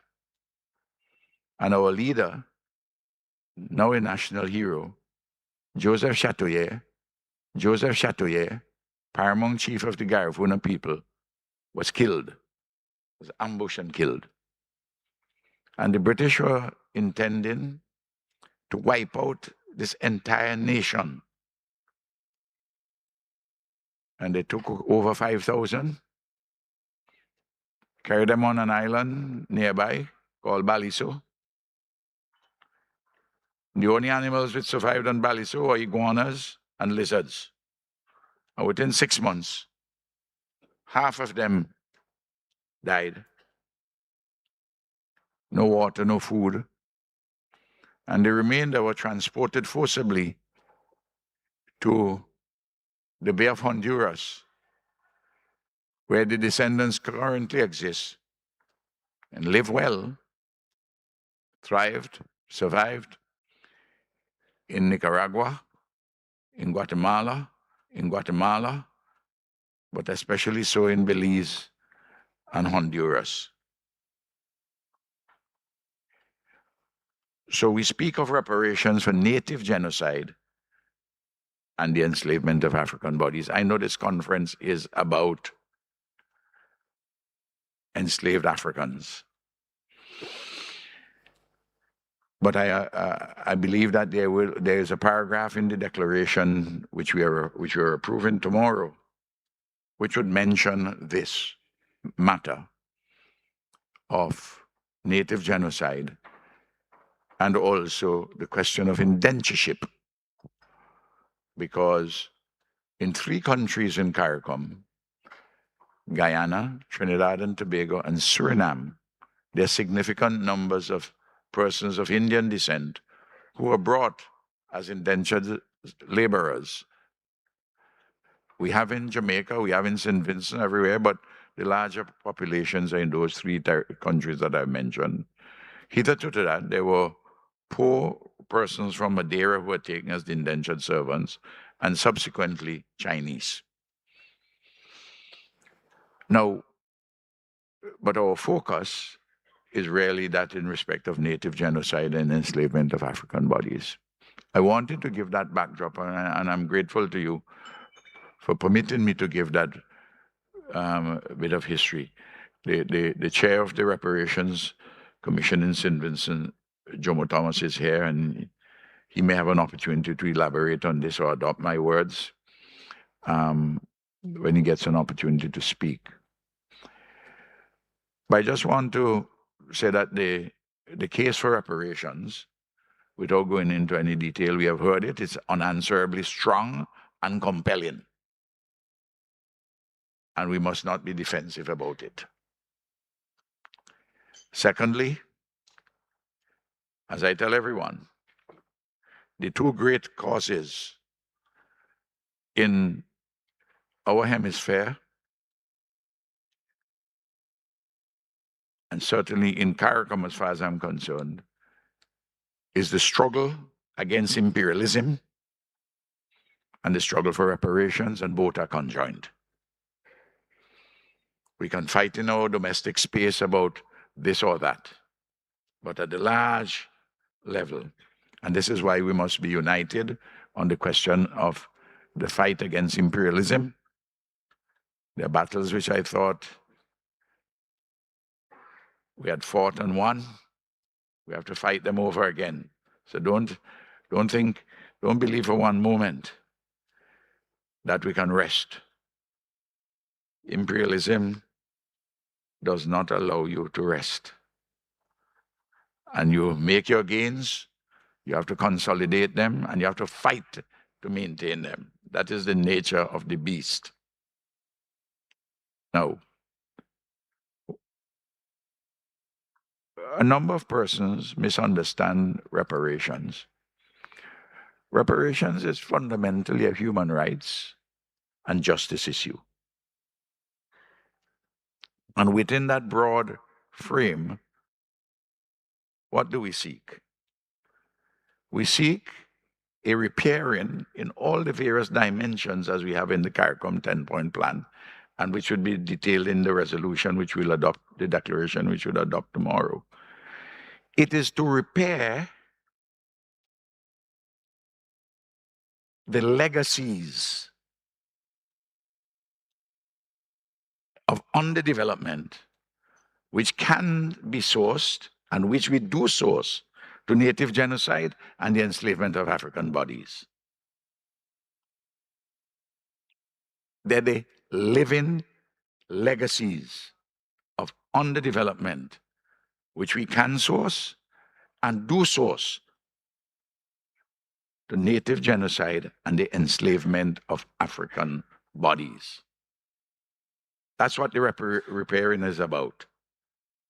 So that, with all great respect to the British Labour Party and the Tories and others who say, let's look forward to the future. Let's not worry about the past. Well, the present is the past. And we are all time. But only the future is ours to desecrate. But let us never forget that the present is the past. Because we are repairing the legacies of underdevelopment from the past, which we are sourcing to native genocide and the enslavement of African bodies. And the evidence is there, and it's compelling, it's overwhelming, it's unanswerable. No. The way I've described it is that this is a great cause. And great causes have never been won by doubtful men and women. I have absolutely no doubt. I am going to be 80 years old in August, a few weeks' time. And I have absolutely no doubt, as the sun rises, as I'm sure the sun rises tomorrow, that there will be victory on this matter. But we can only be victorious if we are united. A lot of us here have all kinds of different political position on this, that, or the other. We must not allow ourselves ever to be divided on this issue. It is far more important than whatever disagreements we may have in our domestic political arenas. If ever we succumb to the idea, we're not going to succeed. This, what we are dealing with here, is the main event. And my brother John Mahama has taken on a task which, as Wole Soyinka advised this morning, he's a marked man. He is a marked man. When Britain gave the slave owners, quote unquote slave owners, 20 million pounds in 1834, that amounted to, the 20 million pounds amounted to 5% of the GDP of Britain and 40% of the revenues of the British government. Well, 40% today of the revenues, trillions. GDP, 5% of the GDP, same thing. And Britain's wealth was built substantially on the backs of those natives or forebears who were killed, stole their lands, and because of the extraction of labor. And there have been different calculations, and we'll talk about those tomorrow morning, and much more still remains to be done. But in the same way that it was the exploitation and the enslavement was intergenerational, the recompense has to be intergenerational. This struggle can't be for a one-off recompense. But we are doing this with maturity and not with any sense of revenge or confrontation, but with a steely determination that it doesn't matter how long it takes, that we're going to have human rights and justice delivered to the peoples of our respective countries where there are legacies of underdevelopment, which we can source and which do source the native genocide and the enslavement of African bodies. Now, we have a lot of education to do among our respective peoples. And there are always fifth columnists and people who don't have their own interests at heart, including some whom we educate and spend a lot of money on. They don't understand what we are talking about, and they have to be made to understand what we are talking about. This is not an easy struggle. And we have to have our National Reparations Commission and our regional bodies further strengthened and properly resourced. The UN resolution, as I've said, has taken this struggle to a higher plane. This is the next phase of it. And immediately this year, there are some important things, important events which are taking place. There's a CARICOM Heads of Government on the 4th, 5th, and 6th of July. And September is a big month. I understand that Jamaica is making a presentation in the month of September, on the 7th of September, to King Charles. What Rwanda had said when he was Prince, that at the Commonwealth heads, that it's reparations, a conversation whose time has come. Well, we want to have that conversation very seriously and maturely. And CARICOM supports Jamaica. The 7th, incidentally, is the anniversary of the Zong massacre. Those of you who may not know about it, the ship with slaves, and I use the formulation enslaved African bodies because they couldn't take away a mind. And the ship was overloaded, and they threw cargo overboard. And who had the cargo? Real, live human Africans. And then the insurers went to court to say, we want insurance for our cargo. as a Zong massacre, in a nutshell. Then we are having the organization which has named me an elder and senior advisor, the Repair Campaign, which has a base in London, one in Dublin, and one in Jamaica. We're having an event in September, hopefully around the same time of the 7th. Then in Barbados, Prime Minister Motley has indicated that she would host a regional conference on reparations, and so African brothers and sisters would be involved on the 18th and 19th of September. It would also coincide with the 25th anniversary of the Durban Conference. And then we have to make sure that the 123 countries at least, and others could come aboard, that when we go to the United Nations General Assembly in September, there's a paragraph in each speech before the General Assembly addressing this question for us to carry it further. And then the Commonwealth Heads of Government meeting is taking place in Antigua on the 1st of November. I've seen the draft paragraph, and the draft paragraph which they want to, which the whole Commonwealth want to have there is rubbish. We have to strengthen that paragraph. So in every single forum and among ourselves, we have to do this until success comes, relentlessly, sometimes slowly, and it would also pick up. And we have to appreciate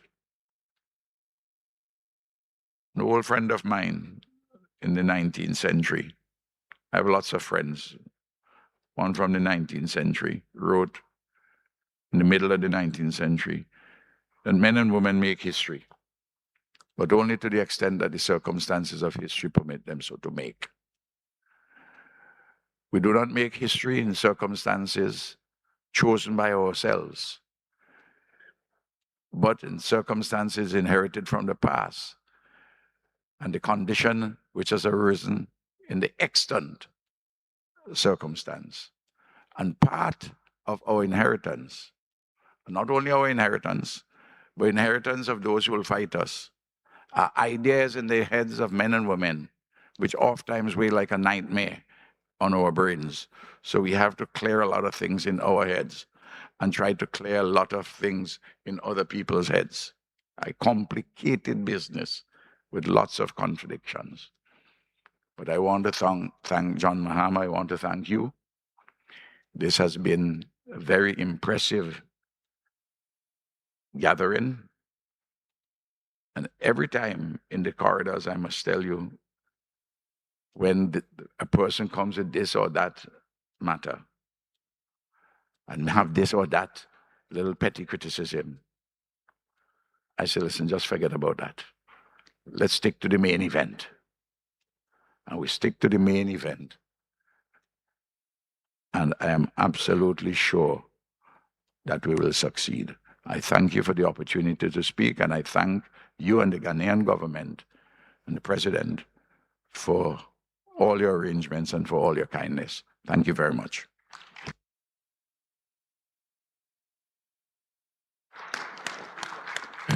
Thank you very much, former Prime Minister Ralph Gonzalez, for allowing us to drink from your fountain of deep wisdom. As colleagues will have seen, he could have been a keynote speaker for the whole day, and he would have a lot of history, a lot of research to share with us. And we are grateful to the Prime Minister for those insightful remarks.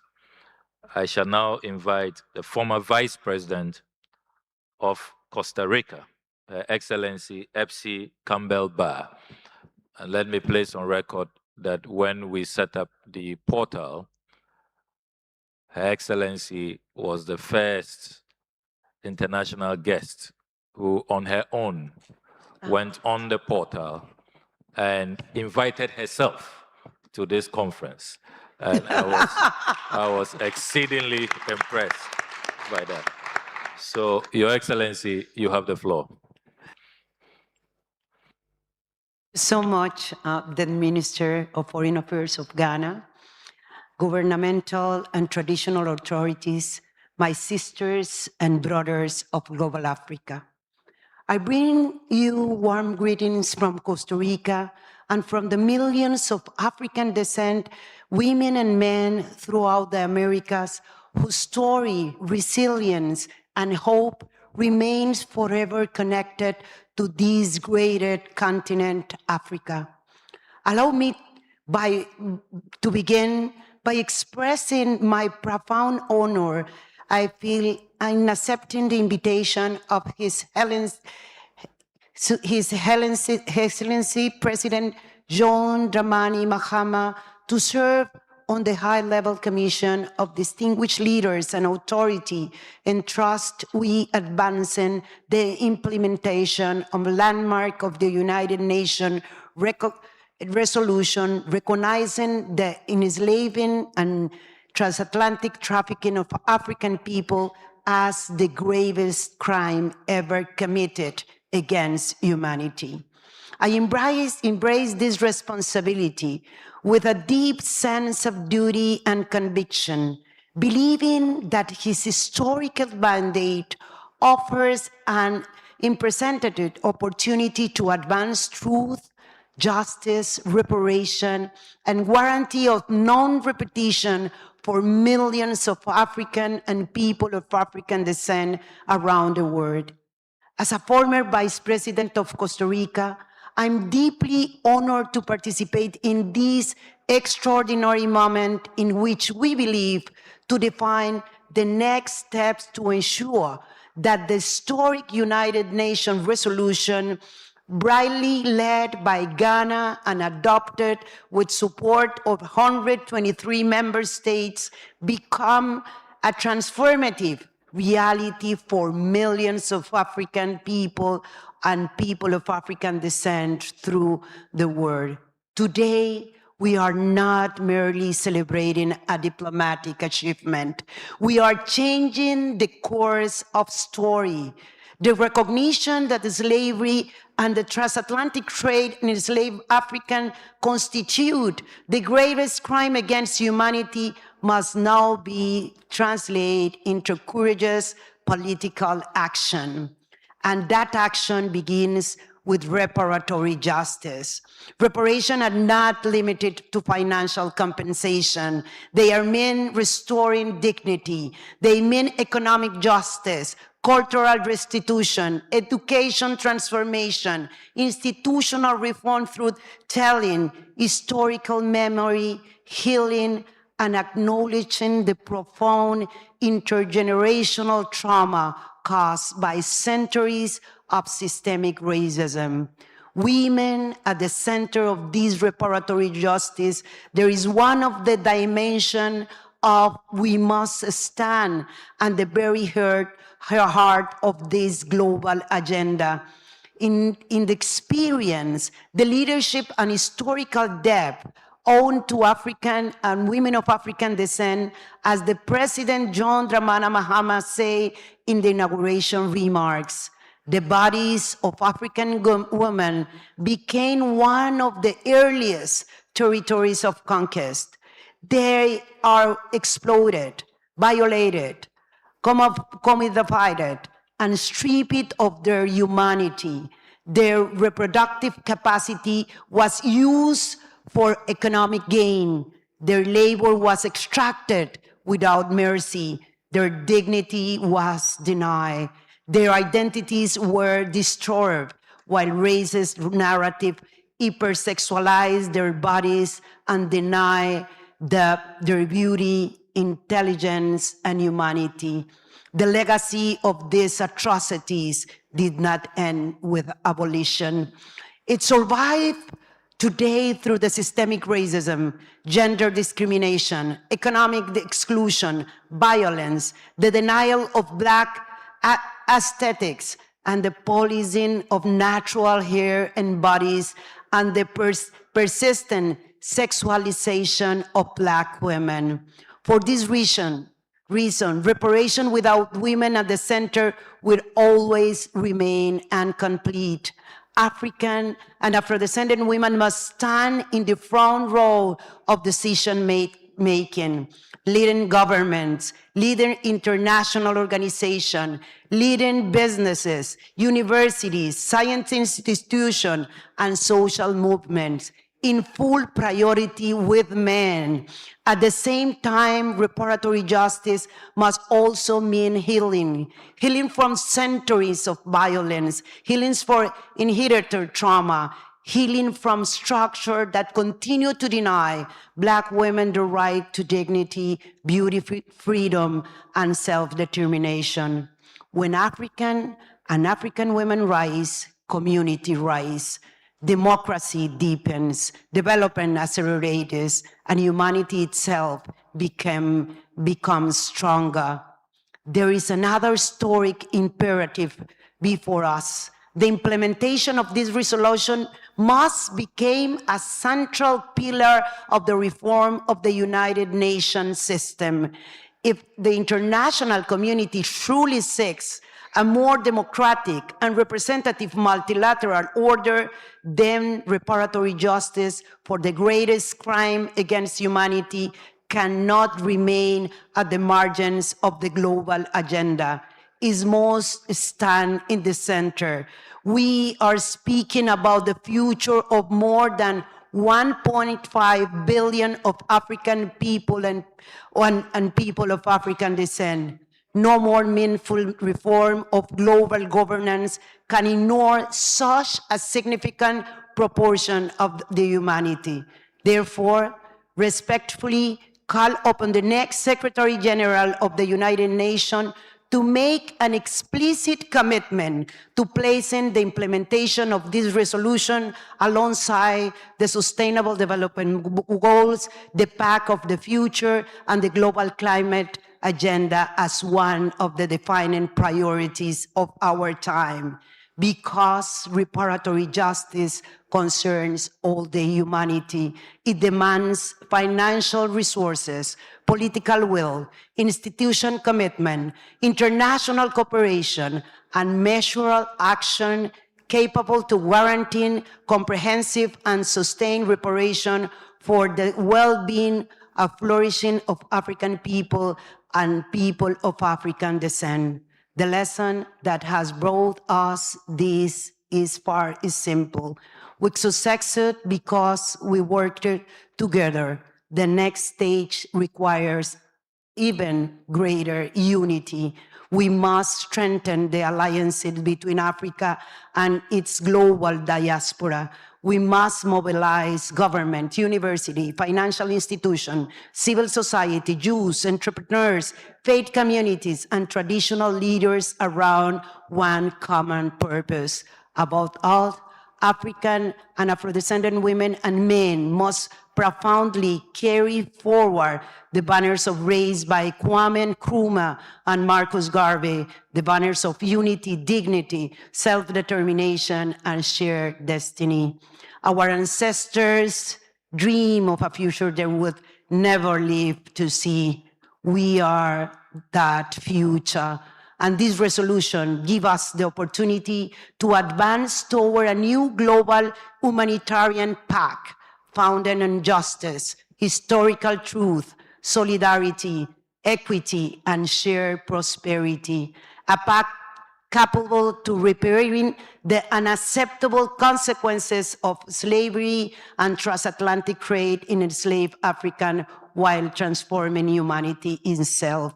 Brothers and sisters, we are building a luminous future, and because we have clarity about the future we deserve, we must define our strategy with discipline, strategic vision, teamwork, and leadership inspired by Ubuntu.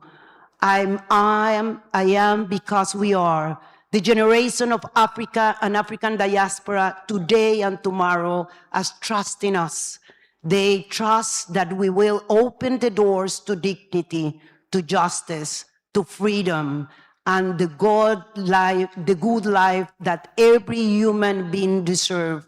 May history remember that this generation transformed recognition in action, that transformed memory into justice, that build unity across continent, and that is finally fulfill a moral obligation that humanity has postponed for far too long. Thank you so much.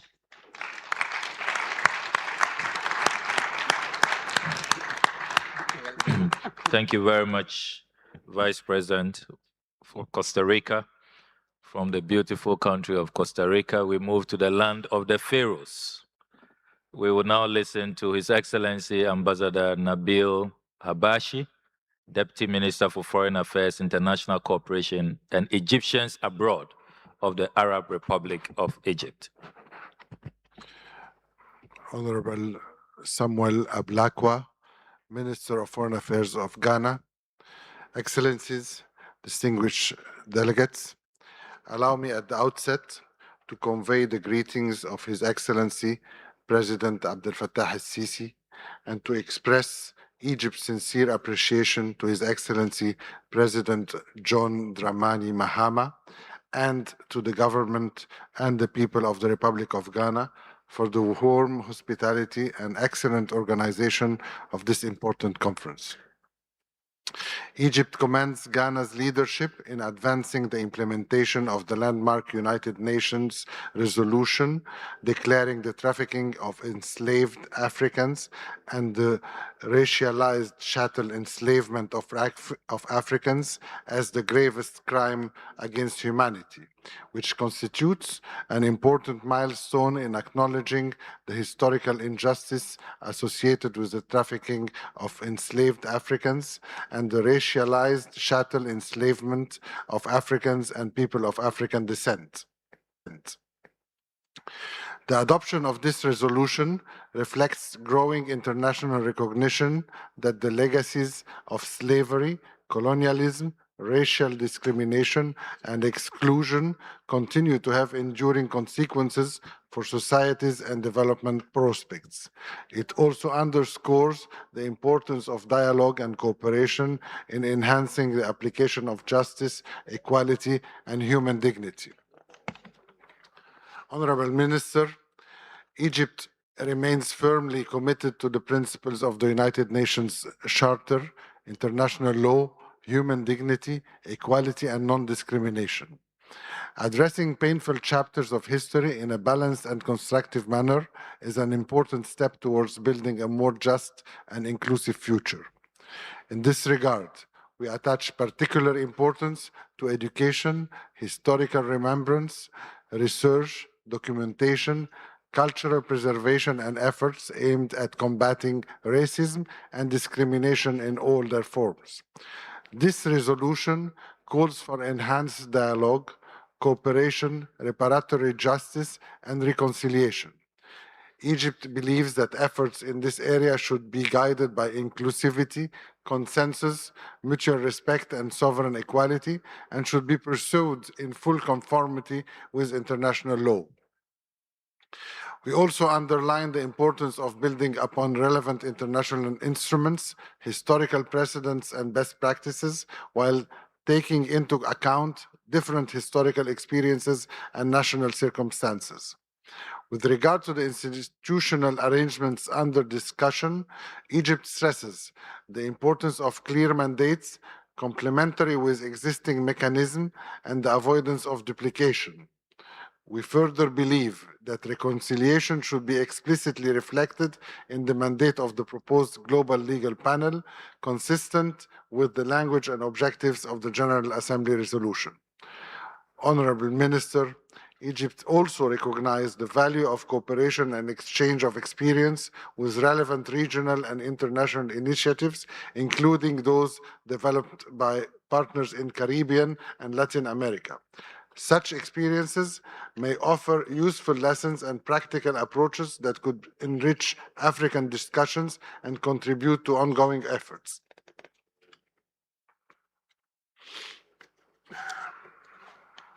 At the same time, we stress that any adaptation of external experiences should fully respect Africa's historical, legal, and development specificities. Africa's agreed frameworks should remain the primary point of reference for continental actions. Lessons drawn from other regions should complement rather than replace African priorities and African ownership. Where different approaches arise, Africa's collectively agreed interests and priorities should prevail.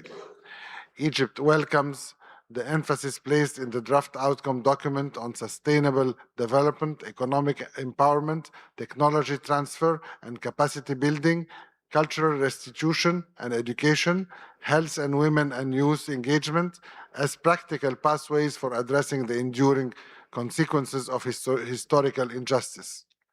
In conclusion, Egypt reaffirms its readiness to continue working constructively with all partners in support of dialogue, reconciliation, sustainable development, and international solidarity with a view to advancing the interests of Africa and people of African descent. Thank you very much.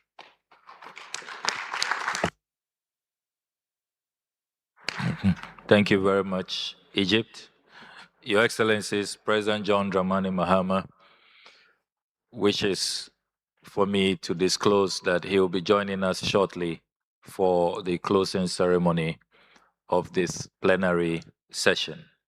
During the closing ceremony, you will have observed there was a very important exercise that should have been carried out this morning, which was deferred, and that is the presentation of artifacts from our friends from the Dutch government and the government of Germany. That symbolic presentation will take place briefly when the president arrives, and he will proceed to present his closing remarks, and then we will call it a day. It's been a long day, we acknowledge that. So we are just a few minutes away to you having a well-deserved rest.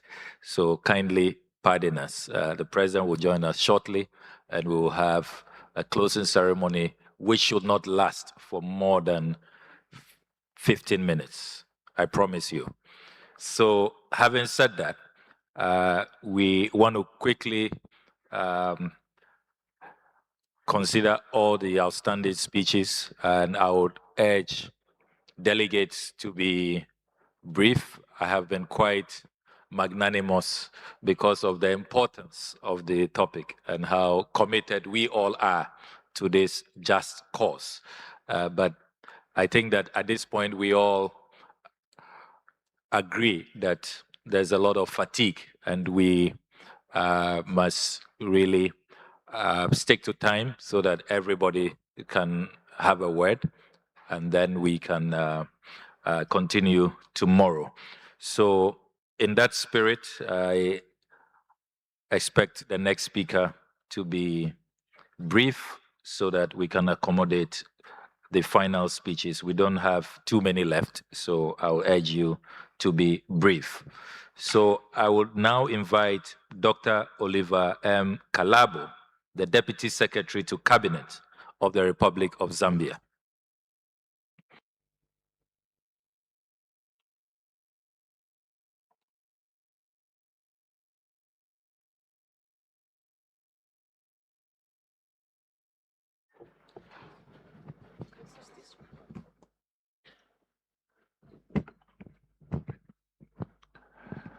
Chairperson, Excellencies, distinguished delegates,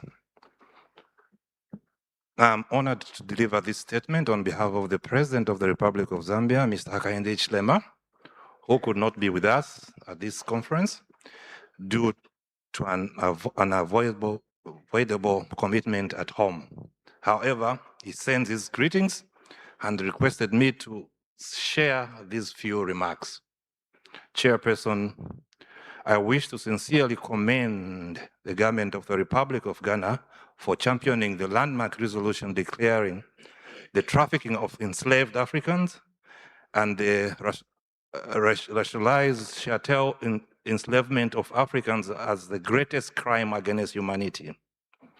We note that several consequences of slave trade have endured way beyond its abolishment.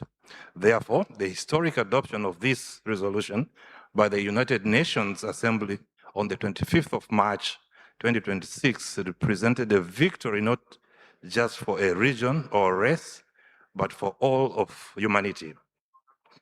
The overwhelming support to this resolution opened a new chapter of transition from mere symbolic remembrance of actually addressing these historical injustices affecting African peoples.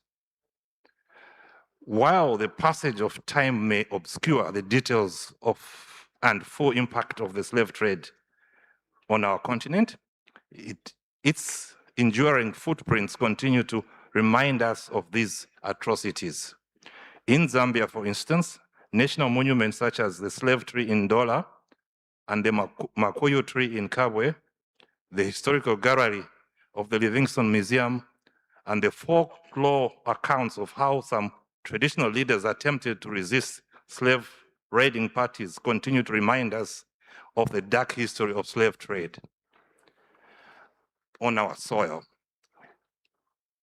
Zambia, therefore, joins the global community in welcoming efforts towards restitution and reparatory justice. Zambia welcomes the outcome of technology transfer, public health, and reforms of global governance institutions as part of the framework for reparatory justice. In this regard, the 2030 Agenda for Sustainable Development and the African Union Agenda 2063 provide further complementary framework through which reparatory justice objectives can be advanced, placing greater emphasis on education, youth empowerment, skills development, innovation, and digital inclusion as practical avenues for addressing historical development deficits. Therefore, the Zambian government supports investment in education and health as effective intervention in addressing structural inequalities, including historical injustice of slave trade and colonialism. Chairperson, as we deliberate on the following mechanism,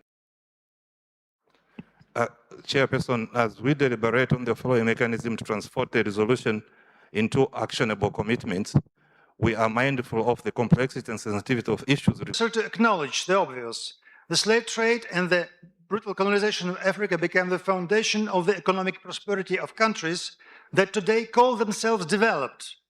The welfare of these former colonial powers is literally built on the blood, sweat, and resources of Africa. At the same time, it would be a dangerous delusion to assume that colonial domination belongs to the past. Today we face dangerous modern iteration, neocolonialism. The essence of this phenomenon remains the same: to keep the countries of the global south in subjugation, extract resources from them. In this regard, we welcome Africa's consolidation around the reparation agenda. Under these circumstances, the significance of the revolution can hardly be overestimated. The document has become an important act in support of long-awaited restoration of historical justice. It is significant this adaptation of the resolution was the result of systematic multi-year work of African Union, and the key role was played by Ghana, led by His Excellency President John Dramani Mahama. Russia is proud of its firm support of that resolution. Our country has always stood with those who fought for freedom of repression. We selflessly supported Africans in their racial liberation struggle from the very beginning. Moscow's position on reparations is clear and consistent. The former colonial powers bear full moral, political, and material responsibility for the crimes committed. So we are ready to participate on the bodies you've just created in the framework of this resolution. Can I continue? So, is it over? Or can I continue? Yeah, we're ready to join the high-level advisor. It's over. We shall now give the floor to His Excellency Maximin Mangolula Mangoye, Ambassador of Gabon to Ghana, Togo, and Benin. 2 minutes.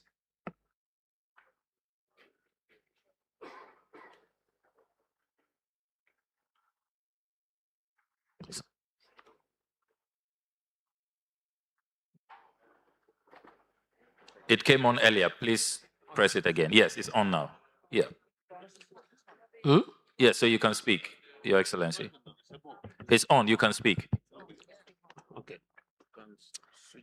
Excellence, Monsieur le ministre des Affaires étrangères de la République du Ghana, distingués invités, Mesdames et Messieurs, j'ai l'honneur de prendre la parole en cette importante occasion au nom du ministre des Affaires étrangères de la République gabonaise et sous la haute autorité de son Excellence, Monsieur Brice Clotaire Oligui Nguema, président de la République gabonaise, chef de l'État, chef du gouvernement. Mesdames et Messieurs, le 25 mars 2026 marque une étape décisive pour le droit international. En adoptant à une large majorité la résolution A8250, l'Assemblée générale des Nations unies a officiellement mis fin à un long silence institutionnel sur cette question. À ce titre, le temps de la proclamation des politiques a posé les fondations, le temps de la mise en œuvre pratique est désormais venu. C'est pourquoi, pour traduire cette volonté en actes, le Gabon soumet à cette haute assemblée des propositions concrètes destinées à enrichir notre dialogue. Tout d'abord, il nous faut faire de la promotion de récits historiques, véridiques et décoloniser un pilier central de cette réparation. Ensuite, nous devons œuvrer à la création d'un fonds international pour les initiatives mémorielles nationales. Mesdames et Messieurs, ne laissons pas la résolution du 25 mars 2026 devenir une simple déclaration d'intention. Faisons-en le moteur d'un monde nouveau, plus juste, plus digne et enfin réconcilié avec sa propre vérité. Je vous remercie.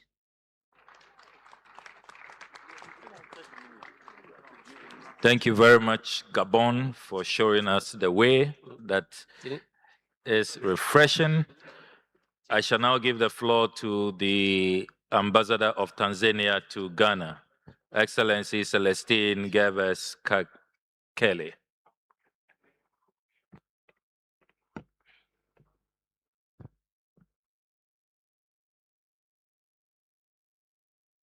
Technicians, can you address the issue with his mic, please? So if we can spare him another mic in the interest of time.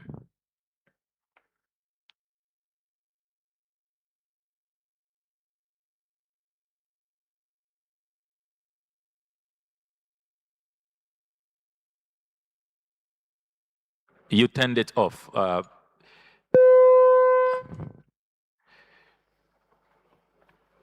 Technicians, if you can give him your mic, yes. It's working now. Don't press.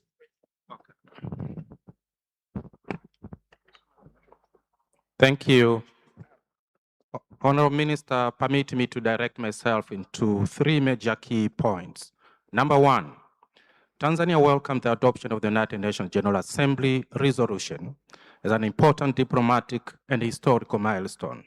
The adoption of this resolution reflects the collective determination of the international community to recognize the trafficking of enslaved Africans and its enduring consequences, and to move the discussion from historical acknowledgement towards practical action.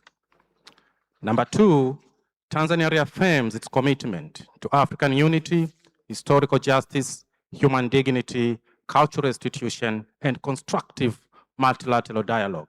We maintain that reparatory justice should be pursued in a principled, inclusive, and forward-thinking manner aimed at healing, restoring dignity, and establishing fairer systems of international cooperation.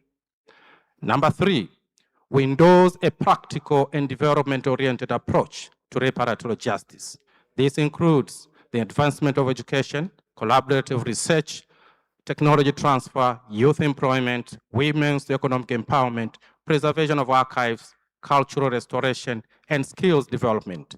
Therefore, reparatory justice should not be only address historical injustices, but also focus on future development opportunities and shared prosperity.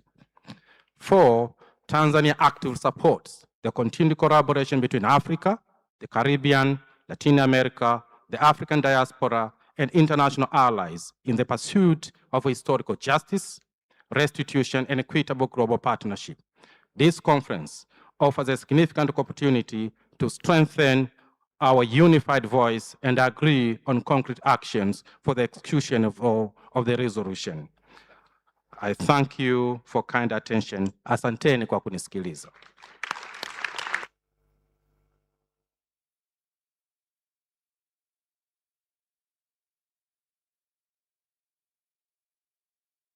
Hello, which country is next? Hello. Yeah, thank you very much, Tanzania. Shall we kindly acknowledge the presence of the President of Ghana, an African Union champion on reparatory justice, who has just joined us.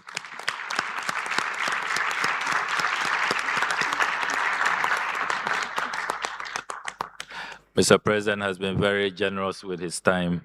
It demonstrates his commitment to this just cause of reparatory justice. He has been unwavering in his resolve, and we are really inspired by his leadership, his dynamism, his vision, and his commitment to this process. I shall now give the floor, with the President's permission, to the Regional Director of the UNHCR in West Africa, Excellency Ayeda Robert Kochani.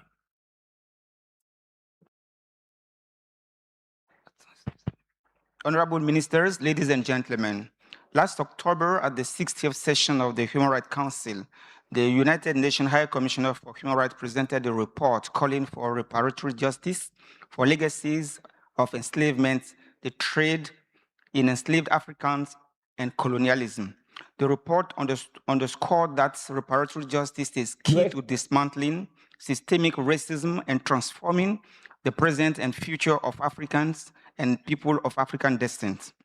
First and foremost, we believe it's states that must take tough measures.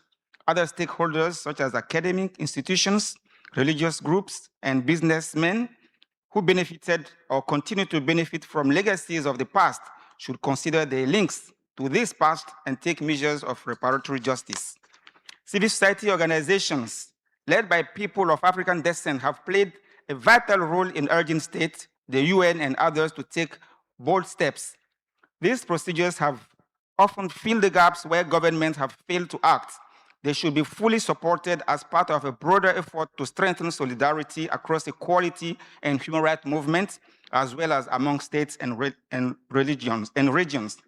From our side, the Office of the High Commissioner for Human Rights has contributed to strengthening the international movement on reparatory justice by creating space for active listening and dialogue, ensuring that our work is anchored in lived experience and reflect the knowledge and expertise of African people and African descent. We hope that the recommendation that we have made to this conference, including to the outcome document, will be useful in informing this process and others in the future to ensure that reparatory justice initiatives for legacies of enslavement, the trade in enslaved African, and colonialism are grounded in international human rights law. I thank you.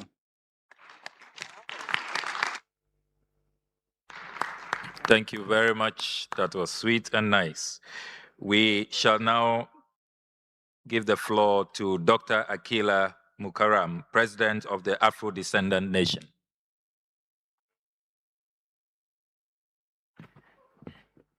Thank you, Honorable Minister of Foreign Affairs. And hello, and thank you, Mr. President. The Afro-Descendant Nation supports the advancing of the recognition of Afro-descendants as a distinct people of African descent with rights to self-determination, nationhood, and reparatory justice. Afro-descendants are not simply a demographic within a broader category. We are a people formed through forced displacement from Africa, chattel enslavement in the Americas, and the systematic erasure of language, our mother tongue language, culture, and identity. This history did not just disperse a population, it produced a new people. Without precise recognition, Afro-descendants remain visible in discussion, but invisible in outcomes. We recommend the following: formally recognize Afro-descendants as a distinct people of African descent with a specific definition that I'll share later. Acknowledge and advance the legal recognition of deliberate erasure of mother tongue African languages and cultural destruction inflicted through chattel enslavement as ethnocide. Support inclusive Afro-descendant-led decision-making consultations facilitated in collaboration with the Afro-descendant nation as a credible partner and a representative voice of our people. Establish a dedicated mechanism where it ensures that we have sustained engagement with Afro-descendant peoples in advancing self-determination and nationhood through peaceful and internationally recognized processes, and recommend to the United Nations that we have a seat.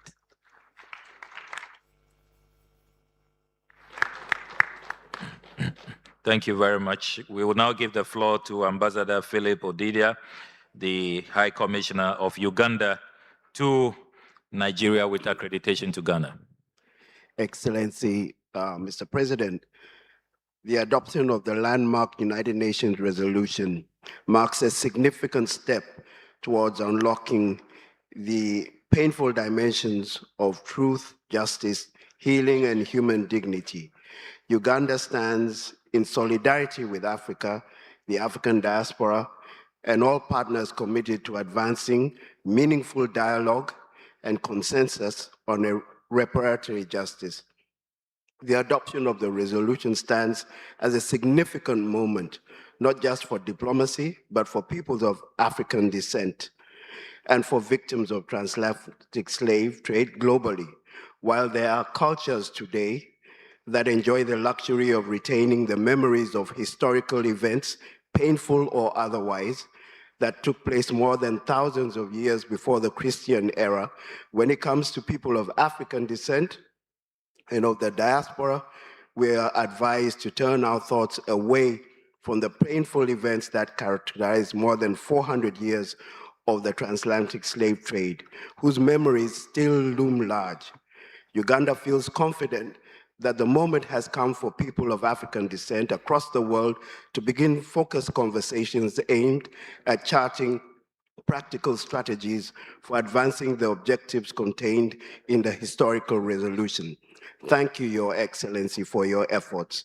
As we deliberate on the way forward, Uganda reaffirms its commitment, its support for collective action aimed at addressing historical injustices while promoting unity, reconciliation, sustainable development, and a more equitable future for present and succeeding generations. I thank you.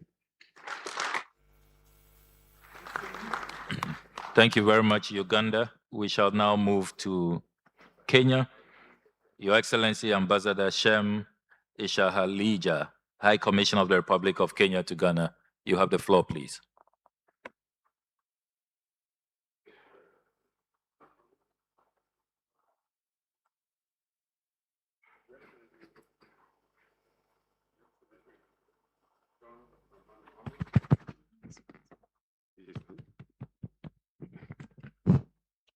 Your Excellency, John Dramani Mahama, Your Excellencies, distinguished guests, ladies and gentlemen, allow me on behalf of His Excellency, Dr.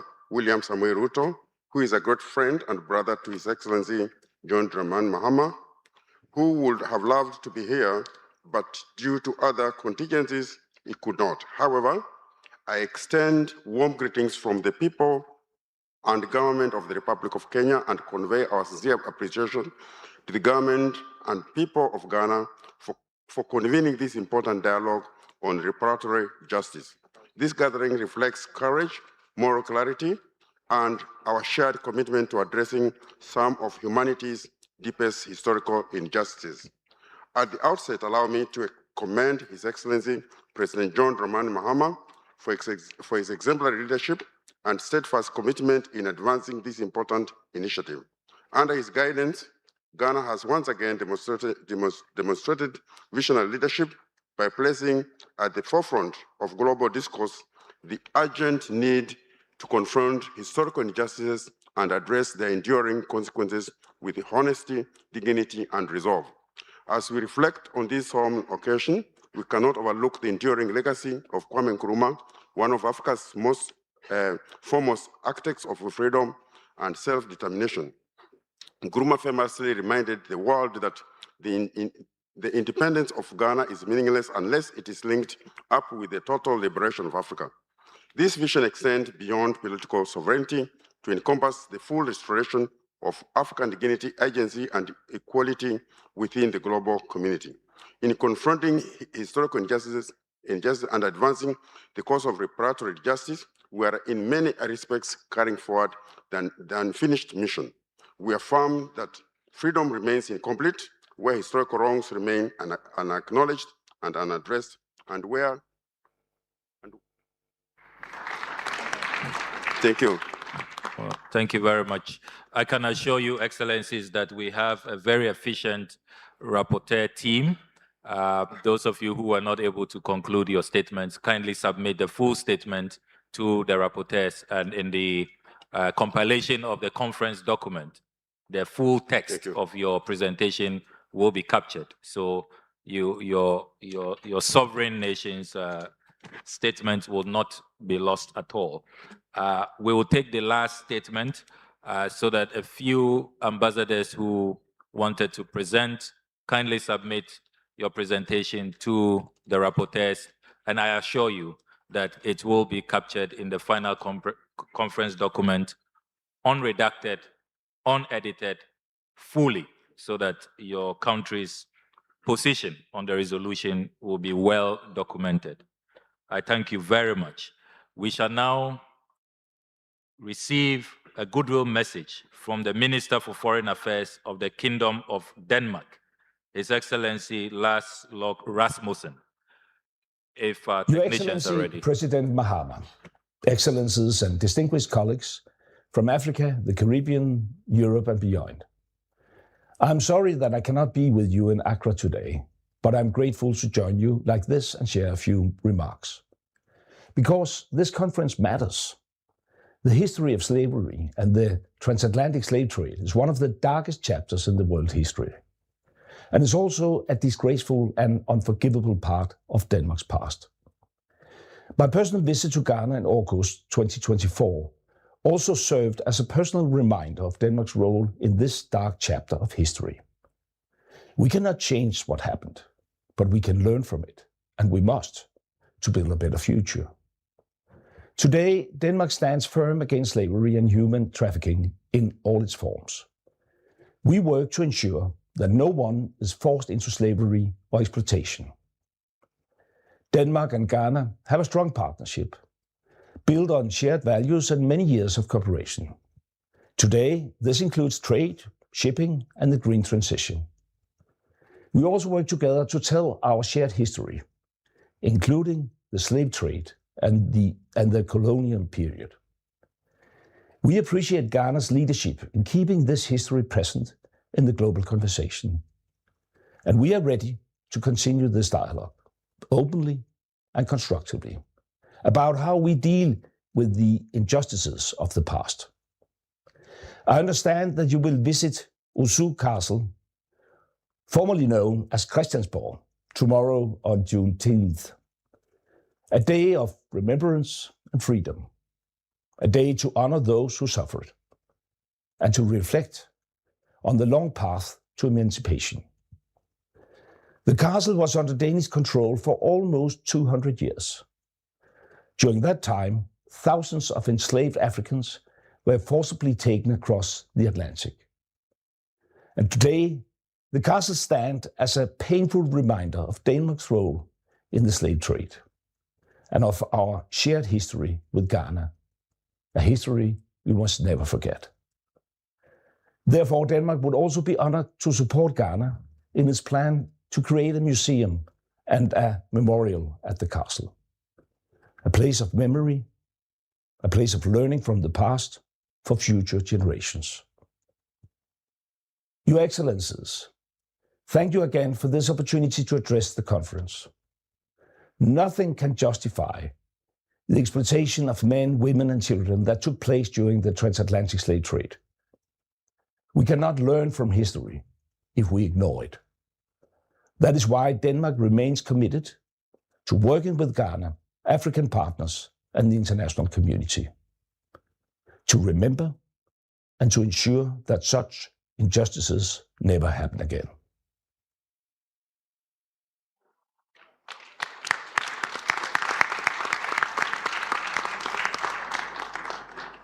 Thank you very much, Denmark, for that message.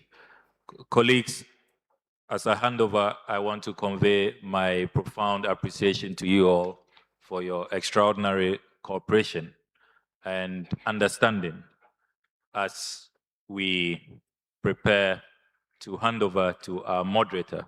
I thank you very, very much for a very successful and deeply moving and yet impactful plenary. And I thank you very much that we will continue to work on this journey under the leadership of President Mahama to ensure that reparatory justice is secured in our lifetime. Mr. Jerry Ajololo. Excellencies, ladies and gentlemen, Ghana's Minister for Foreign Affairs, the Honorable Samuel Okudzeto-Ablakwa, with masterful moderation of this plenary. Thank you ever so much, Honorable Minister. Your Excellency, the President, distinguished ladies and gentlemen, we move to a very important part of this plenary, which was to have happened in the previous. It is the symbolic restitution presentation by the Netherlands and Germany. Here to make very short remarks culminating in the presentations are the ambassadors of Netherlands and Germany. Let's receive them now for their remarks and presentation.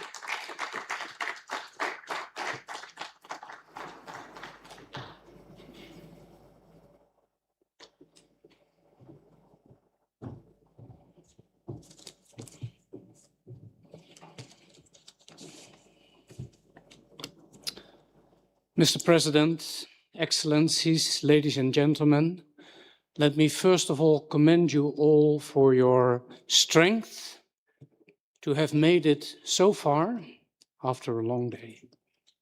Well done.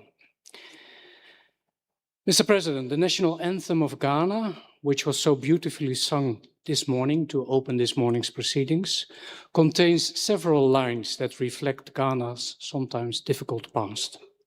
I'm thinking in particular of these words from the first verse. Help us to resist oppressors' rule with all our will and might forevermore. These are sentences in which the colonial past resonates. Certainly also the history of slavery. And this not only applies to Ghana. As the ambassador of the Kingdom of the Netherlands, I feel personally addressed by them. Fort Elmina, here on Ghana's coast, and which picture we have seen quite often on the screen, stands as a powerful reminder of dark chapters in my country's past. It bears witness to the role the Netherlands played in the transatlantic slave trade. This is a chapter that cannot be unwritten or undone, that resonates in present and future generations. It is therefore important that our shared past remains part of our dialogue today and in the future. And that's why I greatly appreciate the invitation to be here and to address you. As you know, Mr. President, in 2022, former Dutch Prime Minister, Minister Rutte, apologized on behalf of the Dutch government for these dark pages of our history. In 2023, the King Willem-Alexander, reiterated these apologies and asked for forgiveness. Today, at the invitation of the Republic of Ghana, I, together with my German colleague, will focus on the possible return of objects of cultural significance, the return of cultural artifacts. Since 2022, the Netherlands government has adopted a policy that enables the return of culturally significant objects that were unlawfully taken from other territories in a colonial context. The government considers such returns part and parcel of a much needed process of addressing historical injustices. Since adoption of the policy, the Netherlands has returned objects to Sri Lanka, Indonesia, Nigeria, United States. Examples are the Canon of Kandy to Sri Lanka in 2023, the Lombok treasure to Indonesia in 2023, and, shown here behind me, a collection of Benin bronzes to Nigeria in 2025. Returning objects often provides a positive boost to cultural and museum cooperation, allowing us to tell these important stories together. Our policy is demand-driven. The process begins when a country requests the return of an object that it considers its own. We regard it as our duty to make our collections transparent through digitalization and publication, including available provenance information. Joint provenance research can be initiated in cases where there is uncertainty on how the object came into the Netherlands' possession. An independent advisory committee working closely with experts from the country of origin assesses requests on the basis of provenance research. The Dutch government finally decides on return. If the advice is positive, the object is returned unconditionally in collaboration with the country of origin. After return, the country takes responsibility for the object and decides where it belongs. To strengthen ties between European and African museums, the EU-African Museum Partnership was launched in Addis Ababa on the 29th of April this year, bringing together African and European museums that want to work more closely on these issues. The Netherlands is proud to be a co-donor of this initiative, alongside France, Germany, and Belgium. Here in Ghana, we have started discussions with the Honorable Minister for Culture and with Professor Kotso Gavua and his national focal team on the restitution of stolen cultural heritage from Ghana. As mentioned, the first step is to show which objects in Dutch collections are likely linked to Ghana. I'm therefore proud to present to the President later on a catalogue of objects from the National Ethnographic Collections in the Netherlands, the World Museum. The exact provenance of these objects, and there are 2,000 in this catalogue, is not yet fully known. But this catalogue is a starting point for continuing this return process together. I've heard that word quite often. We have to work together. And we are certainly ready to do that.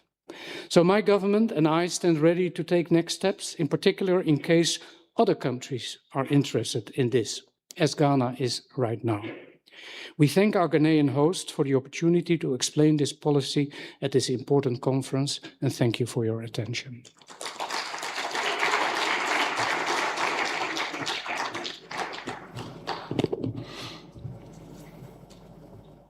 Your Excellency, President John Dramani Mahama, Excellencies, heads of state and government, ministers, members of the diplomatic corps, distinguished guests, ladies and gentlemen. Thank you to the government of Ghana for organizing this conference on reparatory justice, for highlighting the importance of colonial legacies, and for inviting Germany to contribute to this important and moving discussion. Germany appreciates Ghana's leadership in advancing dialogue on these issues, and we welcome the opportunity for an open and respectful exchange. We look forward to continuing this conversation with partners in Ghana and around the world. Germany stands by its historical responsibility. We do our utmost to actively address the legacy of our colonial past through dialogue with affected countries and societies. One priority is our engagement towards the return of ancestral remains and cultural property from the colonial context. For Germany, this commitment is part of a broader conviction. The dark chapters of history must not be forgotten. We cannot change the past, but confronting history honestly is essential if we want to build a better future. A future in which such injustices are never repeated, never again. This conviction guides Germany's approach today, and today's symbolic gesture reflects that commitment. It reflects Germany's commitment to enabling the return of these objects. The catalogue we hand over today documents the results of extensive provenance research on 4 objects from Pando in the Ghana-Volta region, 2 war drums and 2 war horns. They form part of the heritage of the Dagadu rulers of Pando. They accompanied important moments in community life. They carried history, memory, and authority. The research documented in this catalogue has helped us better understand the circumstances under which they came into German possession. They came into German possession during the colonial period, in a context marked by profound power imbalances and structural colonial violence. Understanding these histories matters, because behind every object lies a societal, a human story. And behind every collection lies a history that deserves to be examined with honesty and care. This is why Germany actively supports provenance research as a key instrument for enabling transparency and returns. The Pando objects are not the end of the story. The catalogue also includes information on further provenance research projects concerning cultural property from German colonial history. It reminds us that this work is ongoing and that much remains to be done. Germany has therefore established a contact point for collections from the colonial context to assist those searching for ancestral remains and cultural goods. We have established a national online database to improve transparency regarding collections, and we have started structured bilateral dialogues on returns with partners such as Tanzania and Cameroon. And we are also looking forward to starting a dialogue with the Ghana focal team. Excellencies, ladies and gentlemen, as I come to the end of my remarks, let me underline one final point. The title of this catalogue captures our approach in 3 simple words: transparency, research, return. These 4 objects from Pando stand at the center of today's symbolic gesture, but they also point beyond themselves to a broader effort to better understand the histories of collections from the colonial past, to greater transparency, to continued dialogue, to enabling returns, and to our responsibility of engaging with history, to carry remembrance into the future. Germany remains committed to this path. Thank you very much.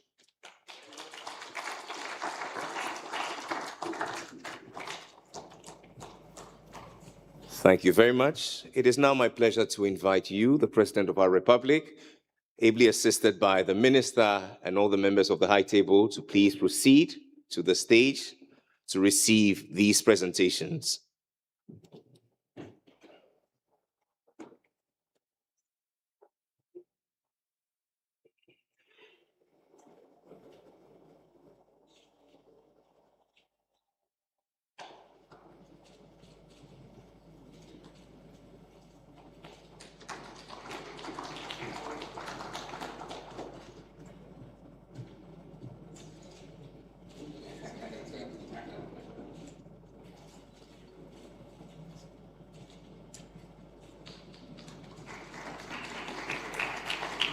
And for this, we can safely say justice delayed is certainly not justice denied. Please put your hands together.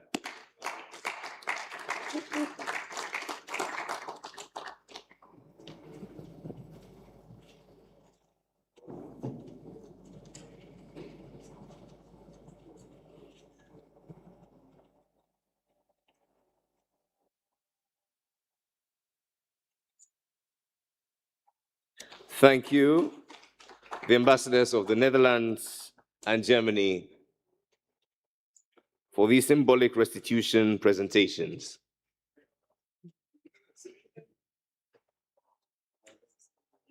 Okay. And now for the closing remarks.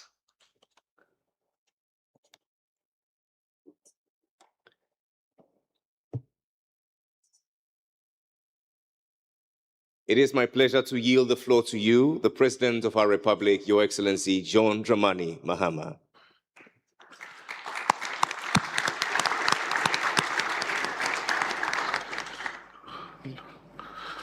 I have a very short speech here, but I'll make a few comments before I read the speech. Let me first thank all of you for your involvement, your interest, your enthusiasm. I've been in politics for almost 30 years. I've attended summits and conferences. This certainly is a conference with a lot of enthusiasm and emotion behind it. In many places, by now, this hall would have been empty. But the spirit has been kept alive despite a very long opening ceremony with a hall that continued to be full until the ceremony was over at almost 3 p.m. I want to thank all of you for your interest and to thank the technical committee that has been working behind the scenes. I want to thank the two ambassadors who just presented these catalogs. These are not just symbolic.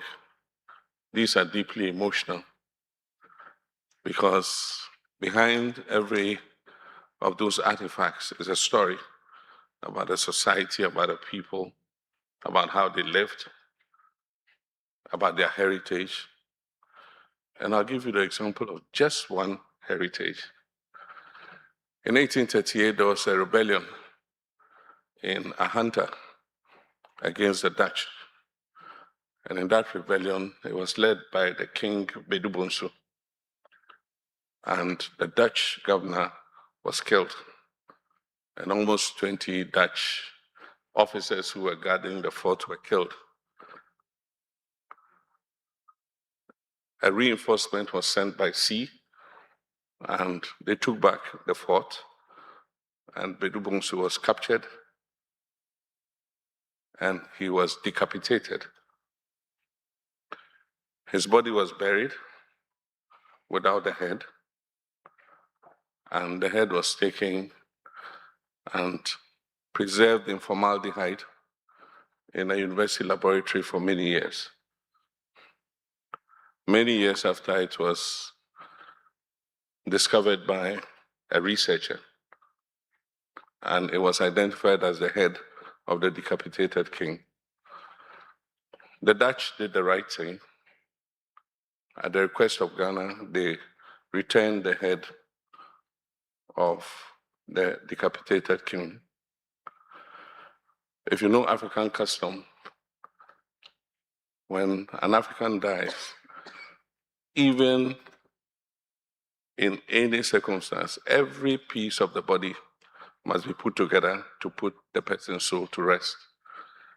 And so the Dutch returned the head of the king, and the rites, rituals were performed to receive the head.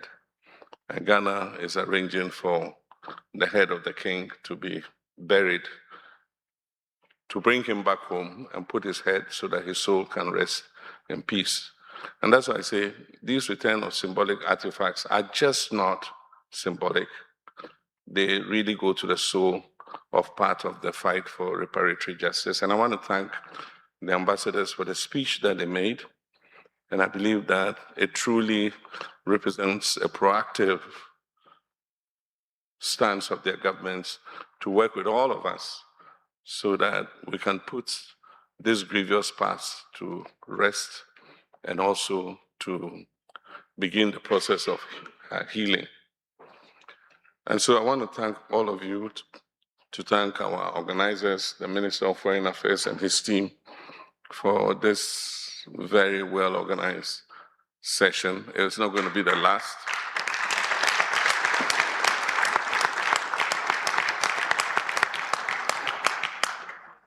We'll continue the plenary session tomorrow, and so many other people will have the opportunity to speak. And like the minister said, I wish to assure all of you who had statements from your governments supporting this event that the full statements will be captured in the outcome documents that we present from this gathering. And so what you said on this historical day will not be lost, if even the time for speaking was short. Each full statement will be captured as a record of what happened in Accra today.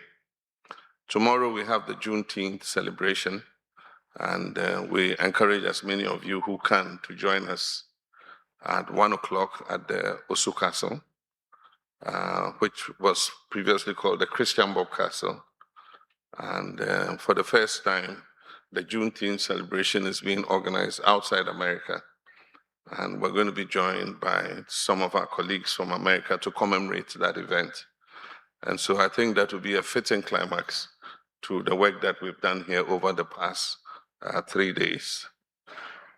And so with that forward, I'll just read a 2-page statement so that the record can be captured well. I wish to express my sincere appreciation to Your Excellencies and all participants for the depth of reflection and the spirit of partnership that have characterized our discussions.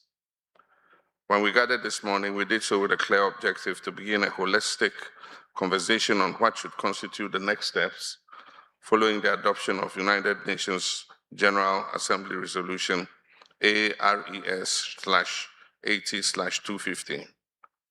Throughout the day, we've heard from heads of state and government, ministers, representatives of government and international organizations, scholars, civil society, leaders, members of the African diaspora, as well as young people who will inherit the outcomes of the choices we're making here today.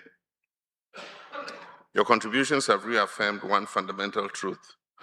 The adoption of the resolution was not the conclusion of a process. It was the beginning of a new phase in the global pursuit of justice. The resolution has provided the international community with a historic foundation. It has acknowledged the scale, brutality, and enduring consequences of the trafficking of enslaved Africans and racialized chattel enslavement. The responsibility now rests upon us to determine how that recognition can be translated into meaningful action. Throughout our deliberations, there has been broad agreement that the pursuit of reparatory justice must be guided by dialogue, evidence, cooperation, and mutual respect. It must be informed by history. It must also be focused on the future. It must seek not to divide humanity, but to strengthen our collective commitment to justice, dignity, and human development. Excellencies, one of the most encouraging outcomes of today's deliberation has been the reaffirmation of the growing partnership between the African and the Caribbean communities of African descent across the world. The history that we seek to address transcends borders and oceans. It affects multiple continents and shapes the destinies of countless communities. It is therefore fitting that the response to that history should also be global in scope and collaborative in character. The solidarity that we have demonstrated here in Accra reminds us that while history may have been shaped by displacement and division, our future can be shaped by unity and common purpose. Today's deliberations have made clear that reparative justice cannot be reduced to a single demand or a single outcome. It is a broad and transformative endeavor that encompasses historical truth, legal redress, cultural restitution, economic justice, and educational advancement, technological empowerment, and sustainable development.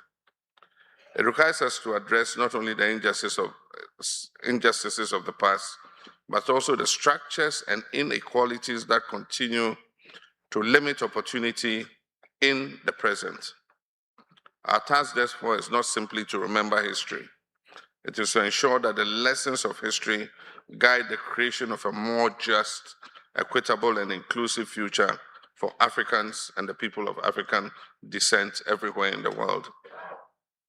As we conclude today's proceedings, I also wish to acknowledge the important role being played by governments, regional organizations, academic institutions, civil society organizations, and international partners who continue to engage constructively in this conversation. Progress on an issue of this magnitude can only be achieved through broad and sustained cooperation of everyone. Tomorrow, our deliberations will continue through 6 panel discussions that will unpack the reparative justice agenda and discuss the pathways for implementing the aspirations reflected in the United Nations General Assembly resolution. Participants, importantly, will consider the outcome document of this conference, which we hope will serve as an important roadmap for future engagements. I therefore encourage all delegates to approach these discussions with the same spirit of openness, goodwill, and shared responsibility that has characterized our proceedings today. Excellencies, ladies and gentlemen, history has brought us to this moment. What we do next will determine whether future generations remember it as a turning point or merely another gathering of well-intentioned people. The significance of this conference will not ultimately be measured by the speeches that were delivered here or the declarations that were issued. It will be measured by our willingness to sustain the work that lies ahead. It will be measured by our commitment to transforming recognition into responsibility and responsibility into action.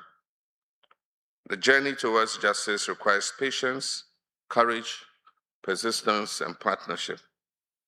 Let us therefore leave this hall with renewed determination and confidence that the conversations which began in Accra will contribute meaningfully to building a more just future for Africans and people of African descent everywhere in the world. I thank you very much for your participation, your contributions, and your commitment to this important cause. Thank you for your attention. And we thank you too, the President of the Republic of Ghana, Your Excellency John Dramani Mahama, for those warm and thoughtful remarks, a key masterclass certainly in history, if I may say. Mr. President, honorable ladies and gentlemen, we come to the end of day 1, which will continue tomorrow with 6 panel discussions, as mentioned by the President of the Republic, culminating in the Juneteenth celebration or commemoration at the Christiansborg Castle. We expect all our participants to be seated by 8:45 a.m. tomorrow so we can make do, or we can make hay and achieve a lot before the end of the day. My name is Jerry Ajololo, and on behalf of the President of the Republic, together with the government and all our partners, I'd like to say a big thank you to you all for coming. Good night, goodbye, and Godspeed.